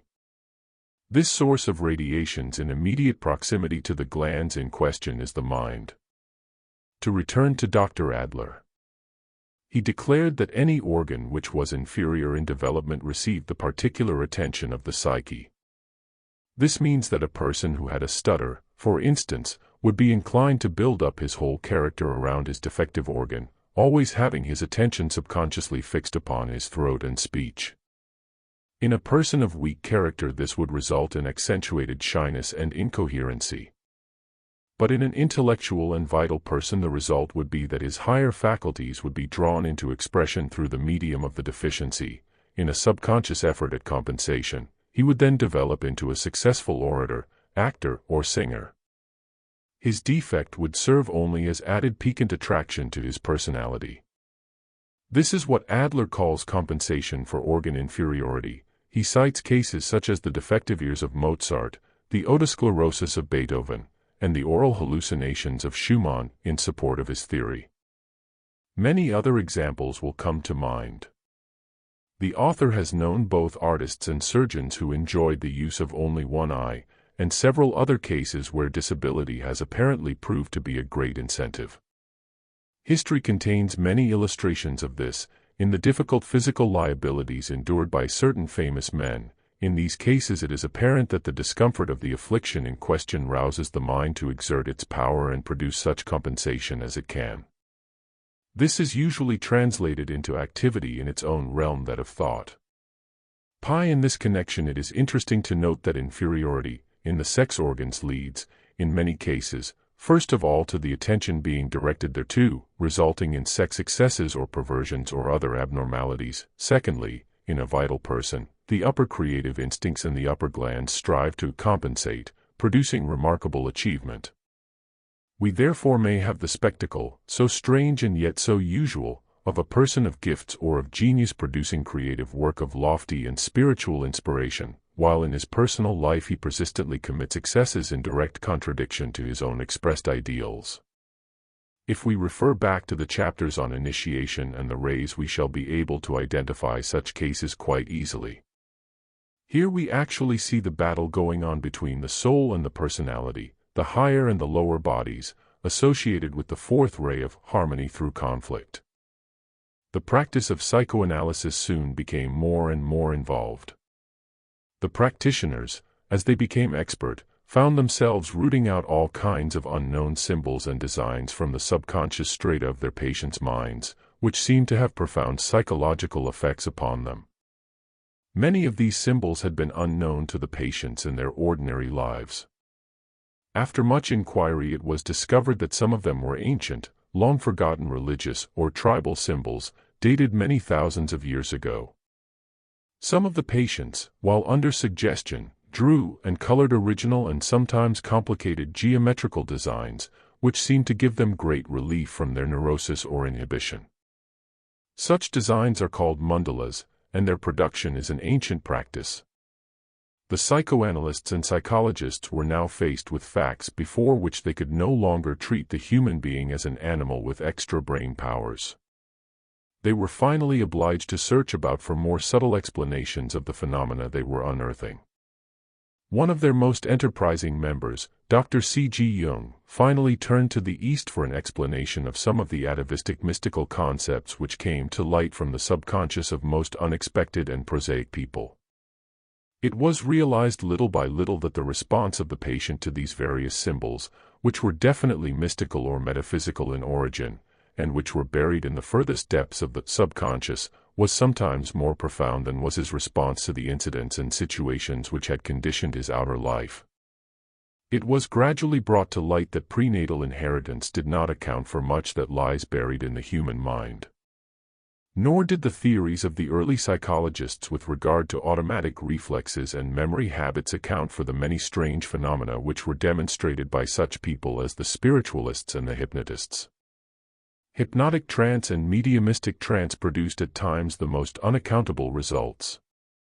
There occurred cases when the subject spoke fluently in dead or unknown languages, or gave information about conditions and events in ancient civilizations which in the ordinary way he could have had no means of contacting. Eastern philosophy and religious thought began to flow through the mouths of uneducated and simple transmediums. It was clear that Eastern thought was invading the West, in spite of the fact that it was largely mistrusted, misunderstood, and misused. Eastern thought was invading the West because there was a certain part of the human mind or psyche which was in some way allied to it. This part of the human makeup was evidently extremely important, and had not as yet been located or taken into account by the psychoanalysts. This confusion had, of course, come about because of separatism. It was not considered the thing for material science, even when dealing with the reflexes of the human soul, to take its existence into account. Presumably some at least of the hard-working body of psychologists and psychoanalysts were devoutly religious men and sincere Christians, whose faith was founded upon the existence of the soul. Yet they dare not take it into consideration in their work. It was not the thing even for a doctor to take the soul into his diagnosis, or to mention the soul to the most devout of his patients, even if they were quite obviously suffering from soul starvation or soul deficiency. Separatism ruled the day. Therefore, in taking one of the first steps to destroy this ridiculous state of affairs, Dr. Jung performed a mighty service. He stepped right out of orthodoxy and began earnestly to underscore search into the psychology of the soul. To do this he had to apply to the only people who had ever made a profound study of it, the Easterns. The result was that, in company with Richard Wilhelm, he published a book called The Secret of the Golden Flower. In this book ancient Chinese metaphilal science was interpreted and translated into terms of modern psychological science. The two met and agreed completely, the Eastern carrying on exactly from where the Western came to a pause. The Eastern doctrine gives an explanation of the correct development and growth of the soul, its reflexes and reactions to physical life. It seeks to avoid the complexities which are the result of succeeding stages of growth, or the terrible complications which occur if soul growth is thwarted. Dr. Jung's book explains the ancient science of meditation from the psychological point of view. Our own brief resume of this subject, see the finding of the third eye, should be referred to as well. It will then become clear that the full process of meditation, including preliminary self-examination, nightly review, and the practices of concentration, meditation and contemplation, performed in conjunction with slow breathing, complete a system of psychological curative training which should be the envy of every physician and psychologist. Preliminary self-examination is an act of auto-psychoanalysis. The nightly review prevents the reforming of new inhibitions and repressions, and ensures good sleep. Concentration produces a state of permanent self-control. Meditation eliminates superficial worrying and thinking, in favor of an expansion of the whole mental attitude. Contemplation encourages that inspiration to flow in which is every man's birthright. Besides this, the Eastern methods, which are not, of course, confined to the Chinese, encourage the students to reach out without fear to contact the great mind which is the designer of this universe. A method of training based slightly along these lines, and adapted to the Western mentality, has been evolved under the name of Pelmanism, the great success of which testifies to the soundness of its psychology. It should be an encouraging thought that so many people are becoming ready to take their personal training and development into their own hands. In this way, some of the unfortunate results of mass education are being overcome. It will naturally take time for Jung's pregnant message to penetrate and take effect where it is most needed. But the seeds have been sown, and fortunately Dr. Jung has fellow pioneers who are putting his findings into practice, or else working on similar lines. Dr. Robert Assagioli, who has a scientific institution in Rome, the Institute of Psychosynthesis, sets out deliberately to psychoanalyze that part of the human psyche which we know as the soul. He puts down many human ills to the thwarting of soul development. He seeks to give people a fuller and deeper understanding of the conflicts going on within them, and of the glorious unfoldment which is striving to take place. This is a great improvement upon the old form of psychoanalysis, which presented man to himself as a complex mass of reflexes and cravings mostly of an unpleasant nature, and sometimes produced deeper revulsions than those which it cured. The ingredients of any healing method should contain some instructions calculated to fill the patient with hope, inspiration, a feeling that life is purposeful and worthwhile under any conditions. Such ideas are fully and adequately put forward in the ageless wisdom. They are to be found in most great religions when correctly interpreted. Having acknowledged the power of mind over matter, and having proved its workings scientifically, it seems reasonable to suggest that the healing professions use those mind incentives and mind healers provided by sound metaphysical instruction. The deterrent to such logical procedure seems to be that so many of the professions are themselves the victims of the inhibitions and repressions which they are seeking in various ways to cure. Why should not a physician be able to recommend to his patient certain books to read, calculated to help him in his particular need? Why should not a physician be able to send certain of his patients to church? Why should not a physician use psychological knowledge effectively, and be competent to send a ST patient to the particular church where he knew a certain kind of sermon would be given by a priest of such a type that the whole would tune into the patient's need? Why should not the priest in his turn study psychology, the psychology particularly of certain of his congregation, in company with their physicians, and by mutual arrangement ensure the preaching of certain effective sermons at stated times? These would seem to be the most obvious and simple collaborative methods underscored to any not badly infected with the disease of separatism. When the results of separatism upon human life can clearly be faced by men who have expunged it from their own systems, it will be seen to be a mental disease, producing dire results. But we have not got as far as that yet. Only when the science of the soul has been brought forward by physicians as a paramount factor in healing will the barriers separating the two in the human mind habits be broken down. Only when the radical effects which emotions, ideals, worries, and grudges exert upon the human metabolism have been publicly and exhaustively demonstrated will the public allow doctors to escape from the rut of treating them by medicine alone. The best method of such demonstration is undoubtedly through the films. Here again separatism must be overcome. The film experts must be encouraged to work with doctor and scientist and educationalist. It must be made worth their while to produce the enormous array of thrillingly fascinating instructive films which are awaiting their inspiration. For the health question, especially from the psychological side, is inevitably reduced in its final analysis to the question of education. Education must be planned by scientist, metaphysician, physician, and priest working together, and becoming so thoroughly conversant with each other's angles of study that in time the differences between them are completely fused. Chapter 24. Fusion. We have now completed our brief outline of both material and spiritual science. Behind the slight indications which we have given there lies an inexhaustible wealth of material in each realm.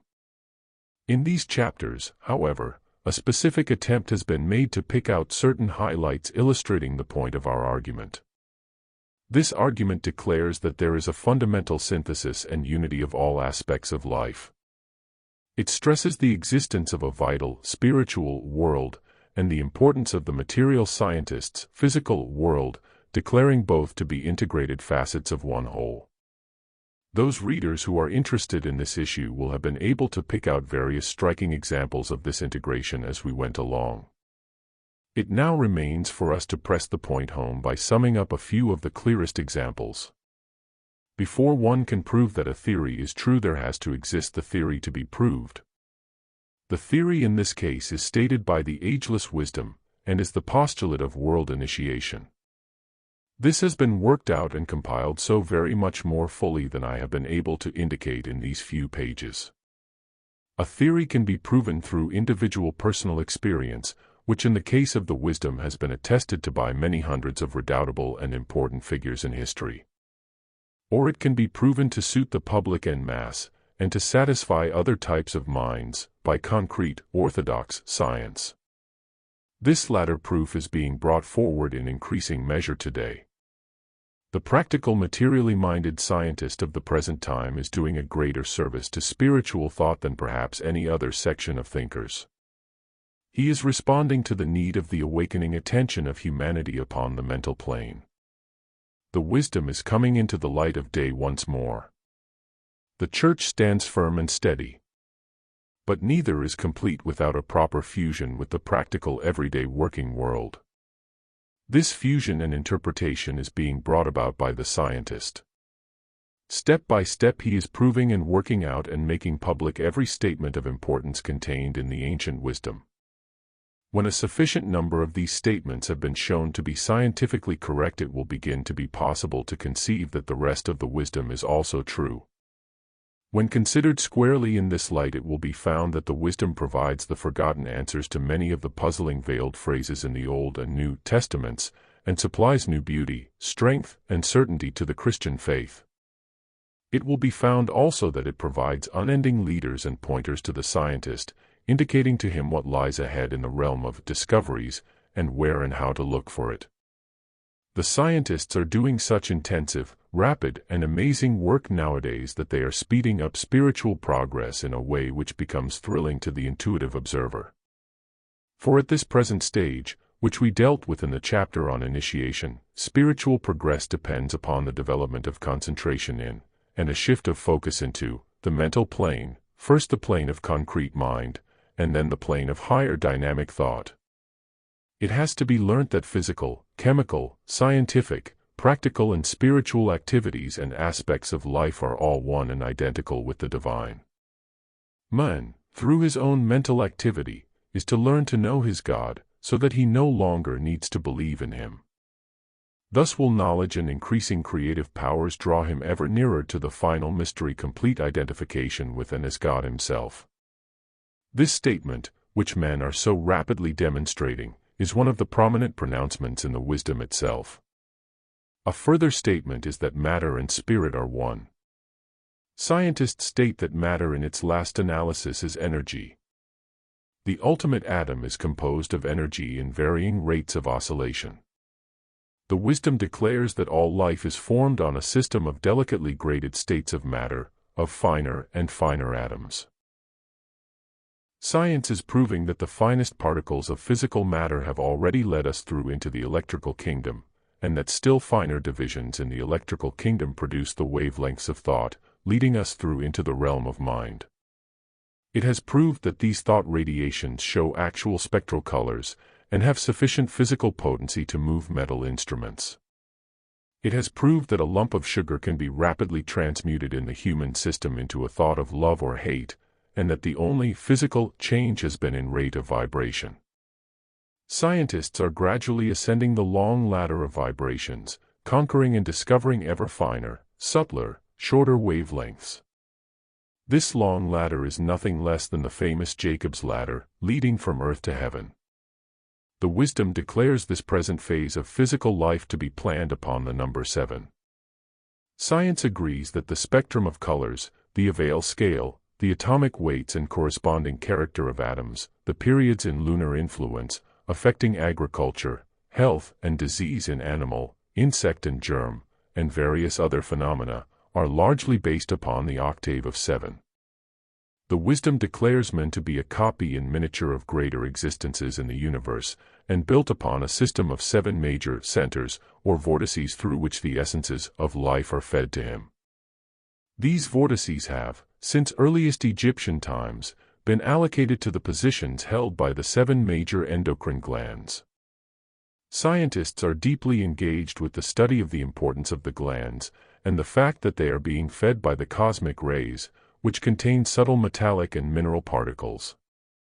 The alchemists of the wisdom declare that the elixir of life, the ultimate essence which produces health and growth and progress in men, is formed of the essence or spirit of metals, and that the medicine par excellence will be found when men can transmute and set free that essence for themselves. The wisdom embraced scientific astrology as another of its branches, declaring that the stars rule and control physical manifestation, and that the trends both in individual and collective life can be ascertained by a study of them. Science has arrived at the point where the colossal influence exercised most intimately upon life by rays coming from outside the solar system has become clear. Astrology further declares that a forecast of an existence can be made from a study of the cosmic influences playing upon it at the time of birth. Modern science has proved that the character and growth of a plant is radically altered according to the lunar and stellar and solar phases under which it is planted. So it appears that even this most disputed branch of spiritual lore is soon to be proven or explained by practical science. The wisdom encouraged the practice of self-culture by means of diet, breathing, relaxation, and meditation. These sciences were thoroughly worked out, and are best known under the Indian systems of yoga, although they exist in other countries as well. Science advocates and studies these practices of self-culture also. Now that humanity is emerging from the Dark Age, the cry on all sides is for health culture and mind culture.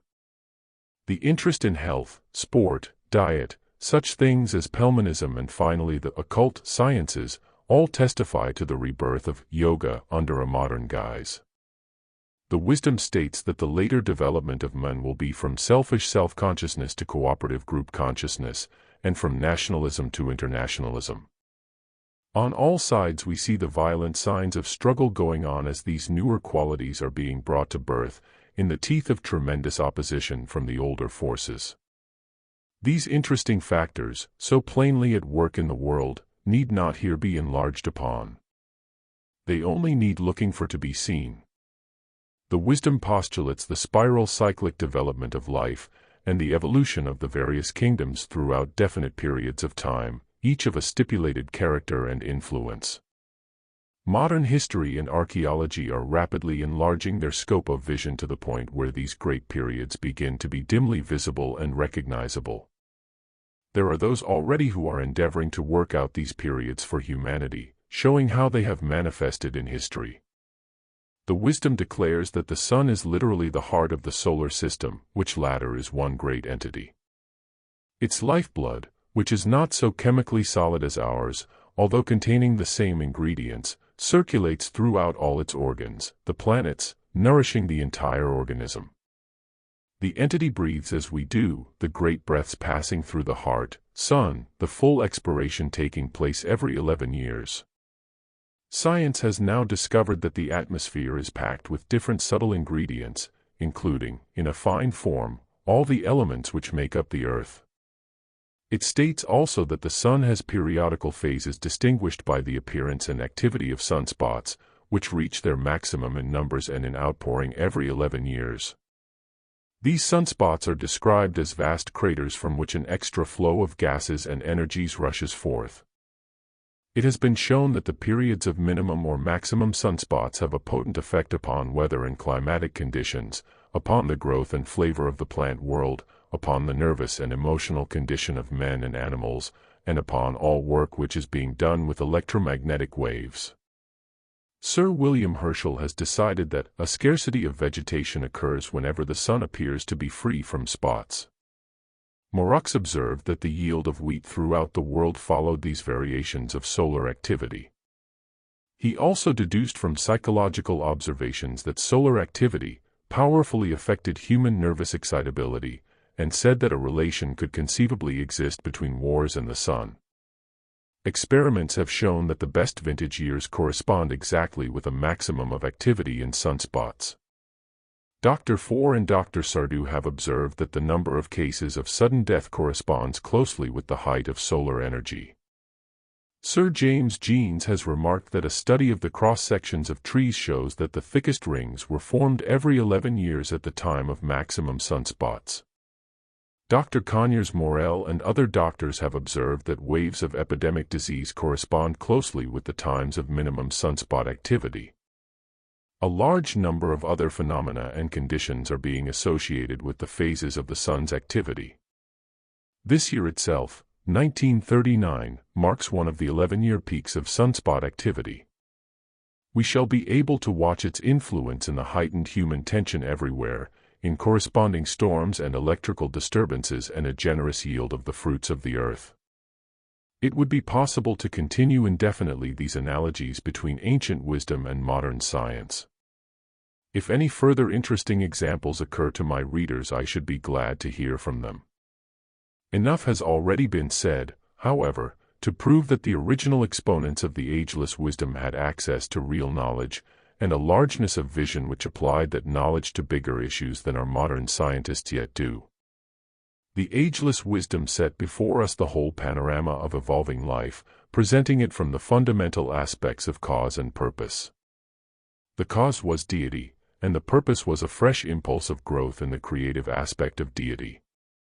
The result is that each human being is gradually evolving into a potential deity, with a future before him of glory and interest inexpressible. The ageless wisdom sets out the whole picture before us definitely and clearly, exposing to us a future, a goal, a plan and a method, into whose pattern everything we know and experience slips as into a Chinese puzzle. If we accept this exposition, the whole of life is completely altered for us, and our own rapid expansion becomes possible and inevitable. At first, that which the wisdom states seems utterly impossible and incomprehensible, but in measure as we awaken the dormant brain cells relative to those ideas, so do those ideas become logical, practical, and acceptable to us. The ageless wisdom presents the plan of life to us from its highest, vastest, most intangible aspects, down to the last detail in scientific chemical analysis. True, it is often given in veiled and symbolic language, but not more veiled to the layman than are the technical and Latin terms of modern science. If it be found that the wisdom has dealt competently with the scientific facts which scientists are laboriously bringing to light one by one, surely it is logical to assume that those facts stated by the wisdom which the scientist has not yet uncovered are also likely to be true. Let us consider what are the principal and most significant statements of the wisdom which are not yet possible of any orthodox scientific proof whatsoever. This will bring us right into the heart of the subject of these chapters, that of world initiation and the evolution which the whole of life is undergoing. These teachings try to shake man out of his habit of considering his minute self as the one and only type of being capable of self-conscious existence and individual creative thought. They try to make him realize that he is an existence in the midst of a long scale of other existences of myriad kinds, and that he must transcend the limitations imposed by his size by using that part of him which is not limited by physical form.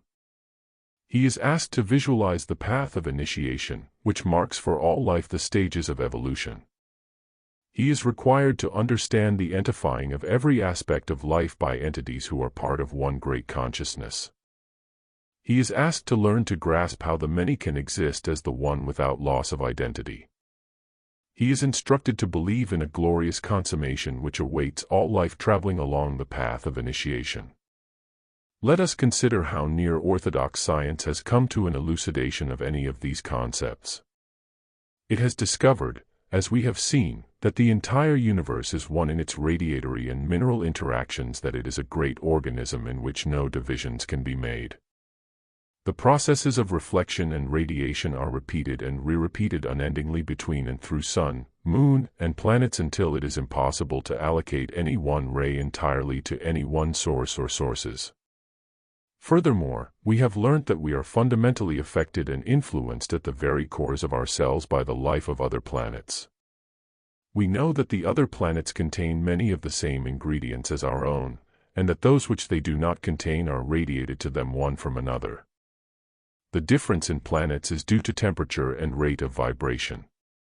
But, as we know that conscious life, that is to say thought and feeling, exists in high vibrational rates, we cannot reasonably say that no conscious life exists on the other planets. We are therefore already making the first approach to the concept of the one great physical and self-conscious life, containing lesser ones within it.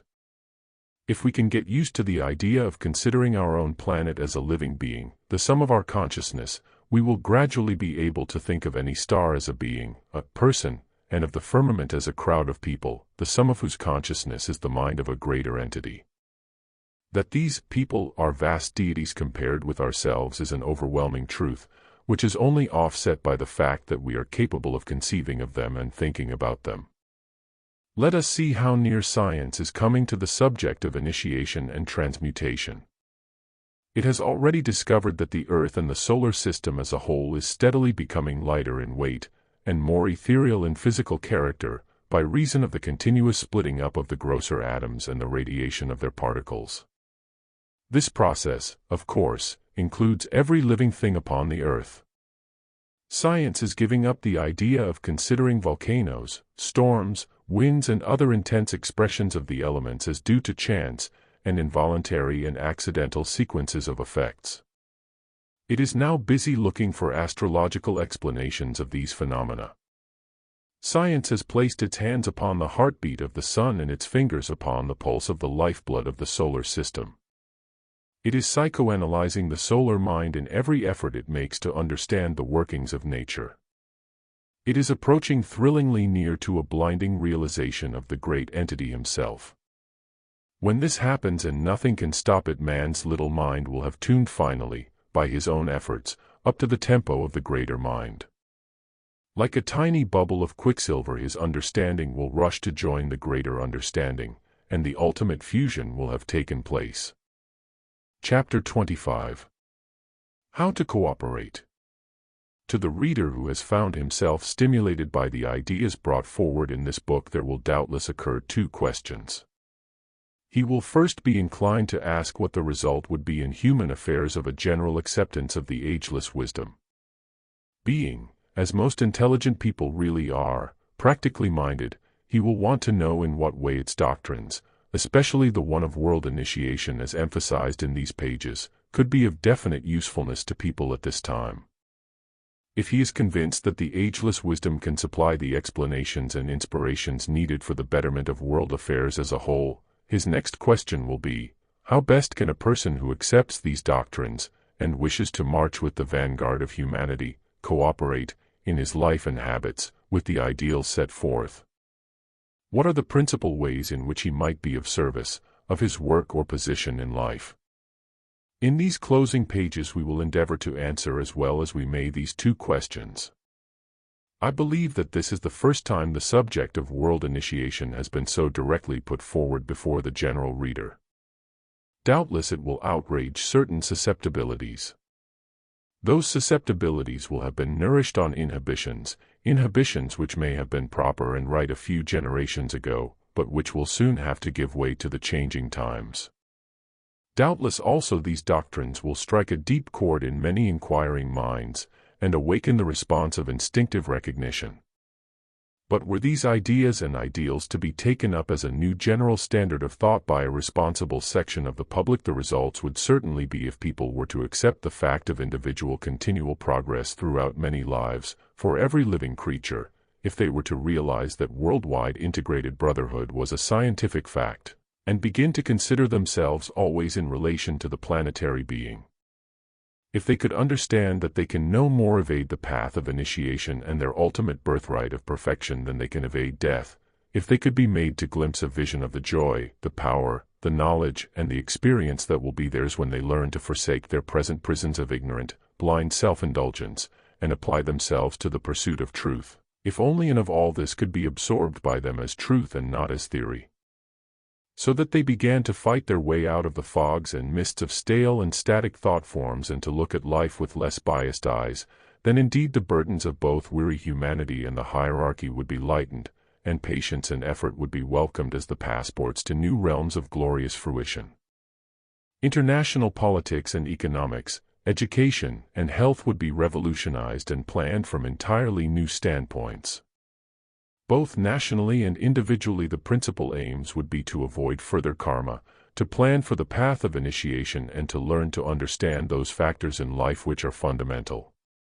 When once it became realized that no one man or nation could go forward while others were left behind, and that the ultimate attainment is achieved only when the slowest or most imperfect member has caught up, then indeed would genuine cooperation and a sharing of supplies be the order of the day. Men have made widespread efforts all over the world for the stamping out of epidemics and disease because of the danger of their spreading to their own midst and the realization of their harmfulness. In the same way, when ignorance and wrong thinking are understood to be contagious and harmful diseases, spreading and infecting many through the medium of the ether and radiations, widespread and international efforts will readily be made to stamp them out also. Some people hold back from the wisdom because they consider it as belonging to the East. We have pointed out in these chapters that according to the wisdom itself it came originally from the West, and, passing across to the north of Europe, was finally brought down first to India by the white Aryan race from which we spring. It was India's special mission to guard and hold it until the later Aryan subraces should be ready for it. That is why we use the old Indian names for things of which we had no knowledge and for which we had no equivalent terms in our relatively young British tongue. We might perhaps have unearthed and used the Egyptian names instead, or the ancient Tibetan. But it is just that a special mixture of races in India which inclines the Westerns to assimilate ideas more easily from it. The results of a belief in the ageless wisdom can really best be described by answering the second question, and indicating the way in which people will live who wish to cooperate with the hierarchy. They will first of all bring their own lives into line with the teachings. The methods of so doing have already been described. They will ensure the maximum of health, understanding, and progress in the life of the individual. But self-development is only the first and rather elementary step upon the path of initiation. Actually, the word self is the same word as prison when seen from intuitive levels. The aspirant must hope for the time when his methods of right living, right feeling, and right thinking have become automatic, and he can remove his attention safely from himself altogether. From that moment he can really become a helper of some account in the eyes of the hierarchy, and work would be allocated to him by his invisible friends. The aspirant must strive to become group-conscious instead of self-conscious, willing to sink his personality, his ambitions, and his opinions, and work and share selflessly in group work. Later still he must become world-conscious instead of group-conscious. His group will then be the whole brotherhood of men. He must strive to shift his focus of vision from the particular to the universal, perceiving life in ever larger and broader terms. This does not mean that he shall cease to think of little daily matters as of any importance. On the contrary, he will see each one of them as a reflection of divine activities, and as affording practice for future achievements. In this light, every little activity of daily life will take on an aspect of almost sacred and intense interest. The aspirant must ever bear two key words in his mind: synthesis and illumination.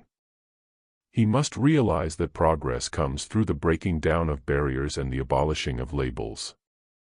He must understand that the rule of force and of separatism is over, and that love, toleration, and gentleness can now win the day if only there is enough of it. He must shape his words and his influence to this belief. He may not be anti or pro any expression of life. He must simply understand the place of all parts within the whole. By his own living only may he show any propaganda. He must learn to trust in the influence of the radiations of his own clear, dynamic thinking. The power of silent thought must become as ready an instrument to his use as the power of speech. The aspirant must become a psychologist.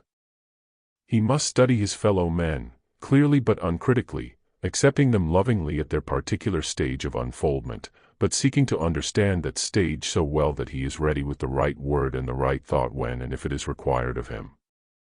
He can seek this understanding from whatever angle seems natural to him. This may be through a knowledge of the glands, the centers, the rays, astrology, or modern psychology. Whatever his approach, he must never forget its intrinsic synthesis with the other angles of approach. The aspirant must give as creative a contribution as he is able to world progress. He must not rush forward determinately and fanatically in order to do something or anything. He must watch and wait until his opportunity is made quite clear to him, ready to throw all his energy and intelligence into it when the indications are plain. But he must also remember that they also serve who only stand and wait. Perhaps his work is to stand steady as an anchor, pouring out rays of truth to those who are in the thick of the fight. He must realize that in measure as he develops spiritually, so will the problems which he has to decide and face become ever more subtle and difficult. But so also will spiritual radiance and realities become ever easier of access and ever simplifying towards the final unity. In his psychological studies, the aspirant must learn principally to be able to pick out those souls who are ready to go forward into the new age conditions and those who are not. This is really, of course, a question of initiations, and from that point of view is rather complex. We will look at it from an easier angle, making our division between those who are Aquarian in consciousness, or becoming so, and those who are still radically Piscean. By Aquarians we mean those people, of any age, class or race, who, having passed through the lesser Aryan initiations, are gradually drawing near to the point when they will take the greater Aryan initiation. This will pass them through into incarnation into the ranks of the forebears of the future root race. They will be the pioneers of the coming Golden Age. Their minds are already differently focused from the Piscean minds, and they are intuitively preparing for ways and conditions of life which will be quite different to anything we have known. By Pisceans we mean those people, also of any age, class or race, who have not yet taken those lesser initiations which would expand their minds to an approach to future conditions. They are still enthralled and enclosed within the thought walls of the Piscean age, still completely tuned into the mental outlook of the age of ignorance. The Piscean age, as you know, lasts 2,000 or so years, as do the other zodiacal signs. Its inception marked the beginning of the Christian era. It is passing out of manifestation now, as the new Aquarian age is coming in. The typical Piscean is rather narrow and settled in his outlook. He may be fine, intelligent character or the reverse. At his best he has a great love of his home, his family, his possessions, his country, and his religion. Note that these things are all loved because they are his. The individual egoistic, possessive, exclusive attitude is his throughout. He feels strongly about things, rather than thinks. He is full of partisanship, prejudice, and dogged opinions. He is anti-this and pro-that. He dislikes bringing his own mind to bear upon any new conception. The old ways are good enough for him. Especially is this so about religion. With the Christian religion, for instance, the Piscean is content in its simplest, most childish and unexplained form. He doesn't want to understand his religion. He wants to feel it, to be comforted, soothed, and helped. In his prayers he always asks for those things he needs. He is as a child before his Maker. He is full of devotion to his relatives, to his God, to his work and achievement. If his emotions are touched he will give generously to any charity or need, but he doesn't want to bring thought to bear upon it if that can be avoided. The Piscean, because he is still astrally focused, has a great love of beauty and art, luxury and comfort. Fundamentally his ideal life is to be surrounded with his personal comforts and family in a charming home, to have acquired importance in his profession, and not to be disturbed in any other way. He believes in war as a necessary evil. He is content to be preached to, talked at, and dictated to in order not to think for himself. The typical Aquarian has a viewpoint diametrically opposed to that of the Piscean. His outlook is broad and unsettled, quite open to change at any moment. He also may be a fine, intelligent character, or a wild, irresponsible one.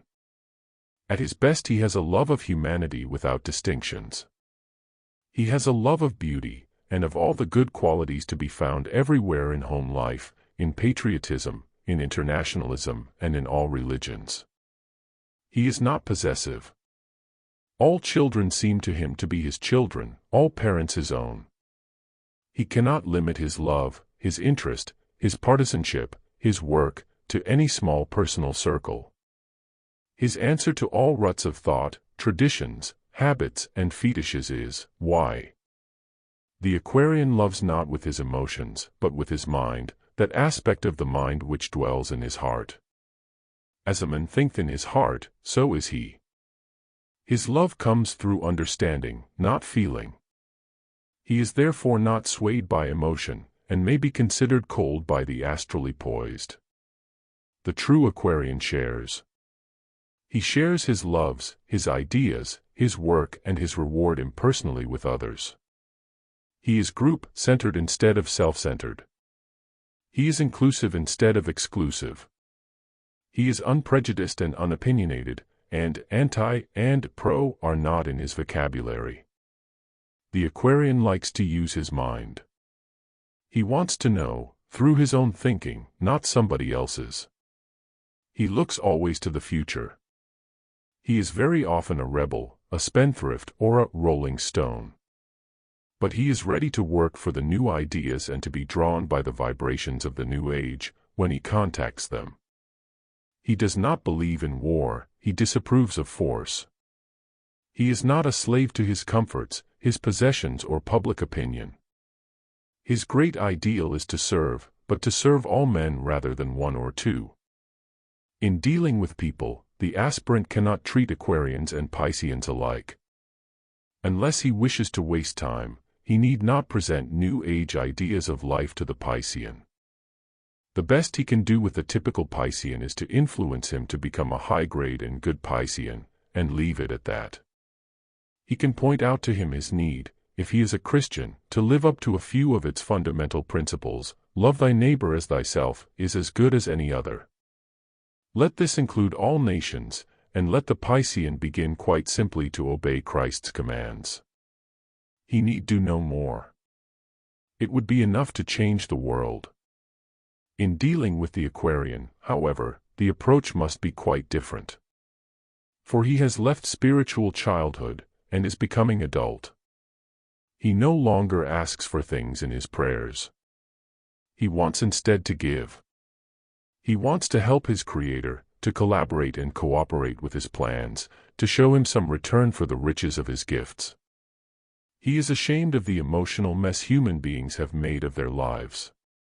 He wants to get busy and put things in order. Whether he is consciously religious or not, his practical attitude will be the same.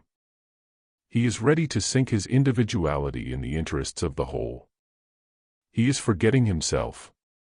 His view has broadened, and he finds life as a whole too interesting to become preoccupied with little troubles and petty gossips. He works towards synthesis, and towards the breaking down of barriers. Future developments are always foreshadowed by the geniuses or gifted artists of the time. That this is so in the case of the coming Aquarian age can quite clearly be seen. In all creative art, the tendency for some time has been to break established rules and traditions, escape from orthodoxy, rebel against classicism, and try out something new at all costs. Modern music is an outstanding example of this, with its denial of established rhythms, its discords, its new subtleties, and its cosmic feeling. Literature has reacted to the same influence, indulging in innovations which range all the way from crude realism to complete meaninglessness, as, for example, in some of the efforts of James Joyce and Gertrude Stein. Art has performed outstanding propaganda on behalf of the new impending outlook. Impressionism, realism, surrealism, post-impressionism have followed one another in quick succession. They have shown forth the instinctive efforts to replace a highly developed sentimental photographic art, astral in its character, by a more abstract mental approach, in which the emotions and the physical realm are not the objective. In architecture we have seen perhaps the most remarkable revolution of all, due to the added influence upon it of changing modern life. The father of the arts has performed a complete volte-face, changing from the intricate, fussy, patterny ideas which embellished the end of the last century to the barest simplicity conceivable. This dignified plainness anticipates the renaissance of that metaphysical type of thought which distinguished great civilizations such as the early Egyptians when at the height of their spiritual culture, and later, in a more subtle form, the Greeks. So, for those who can read the signs of the times, the coming psychological changes are being anticipated in the creative arts, and prepared for in other ways too. If we seek carefully for signs of the change of focus from the emotional into the mental, we will find ourselves led, very surprisingly, to the University of Oxford. For, in spite of the many criticisms leveled at Oxford, there has been an undercurrent of psychological development taking place there which has permeated into the very lifeblood of the nation. This development has masqueraded under the simple guise of a denial of emotion. It has not been the thing to feel emotion, and entirely to show it. This fetish has been the source of much laughter and scorn, especially among the Latin nations, but it has persisted nevertheless. By the end of last century it had permeated into the English home, to the extent that all topics engendering emotion, such as politics, religion, and health, were barred at the dinner table. Even the natural human appetites were denied, and it was correct always to leave some food upon the plate. An extension of this repression into the domain of love soon gave the English a reputation for prudery and hypocrisy, which clings to them to this day. Although its exterior phases were without charm, the subjective significance of this development emanating from Oxford was very deep. The denial of emotion and sentimentality was the first step of emancipation from the thraldom of the astral plane, a step that was being taken collectively, in contrast to former individual spiritual development. As England was the pioneer of this movement, this placed her at the head of European spiritual progress in a certain sense.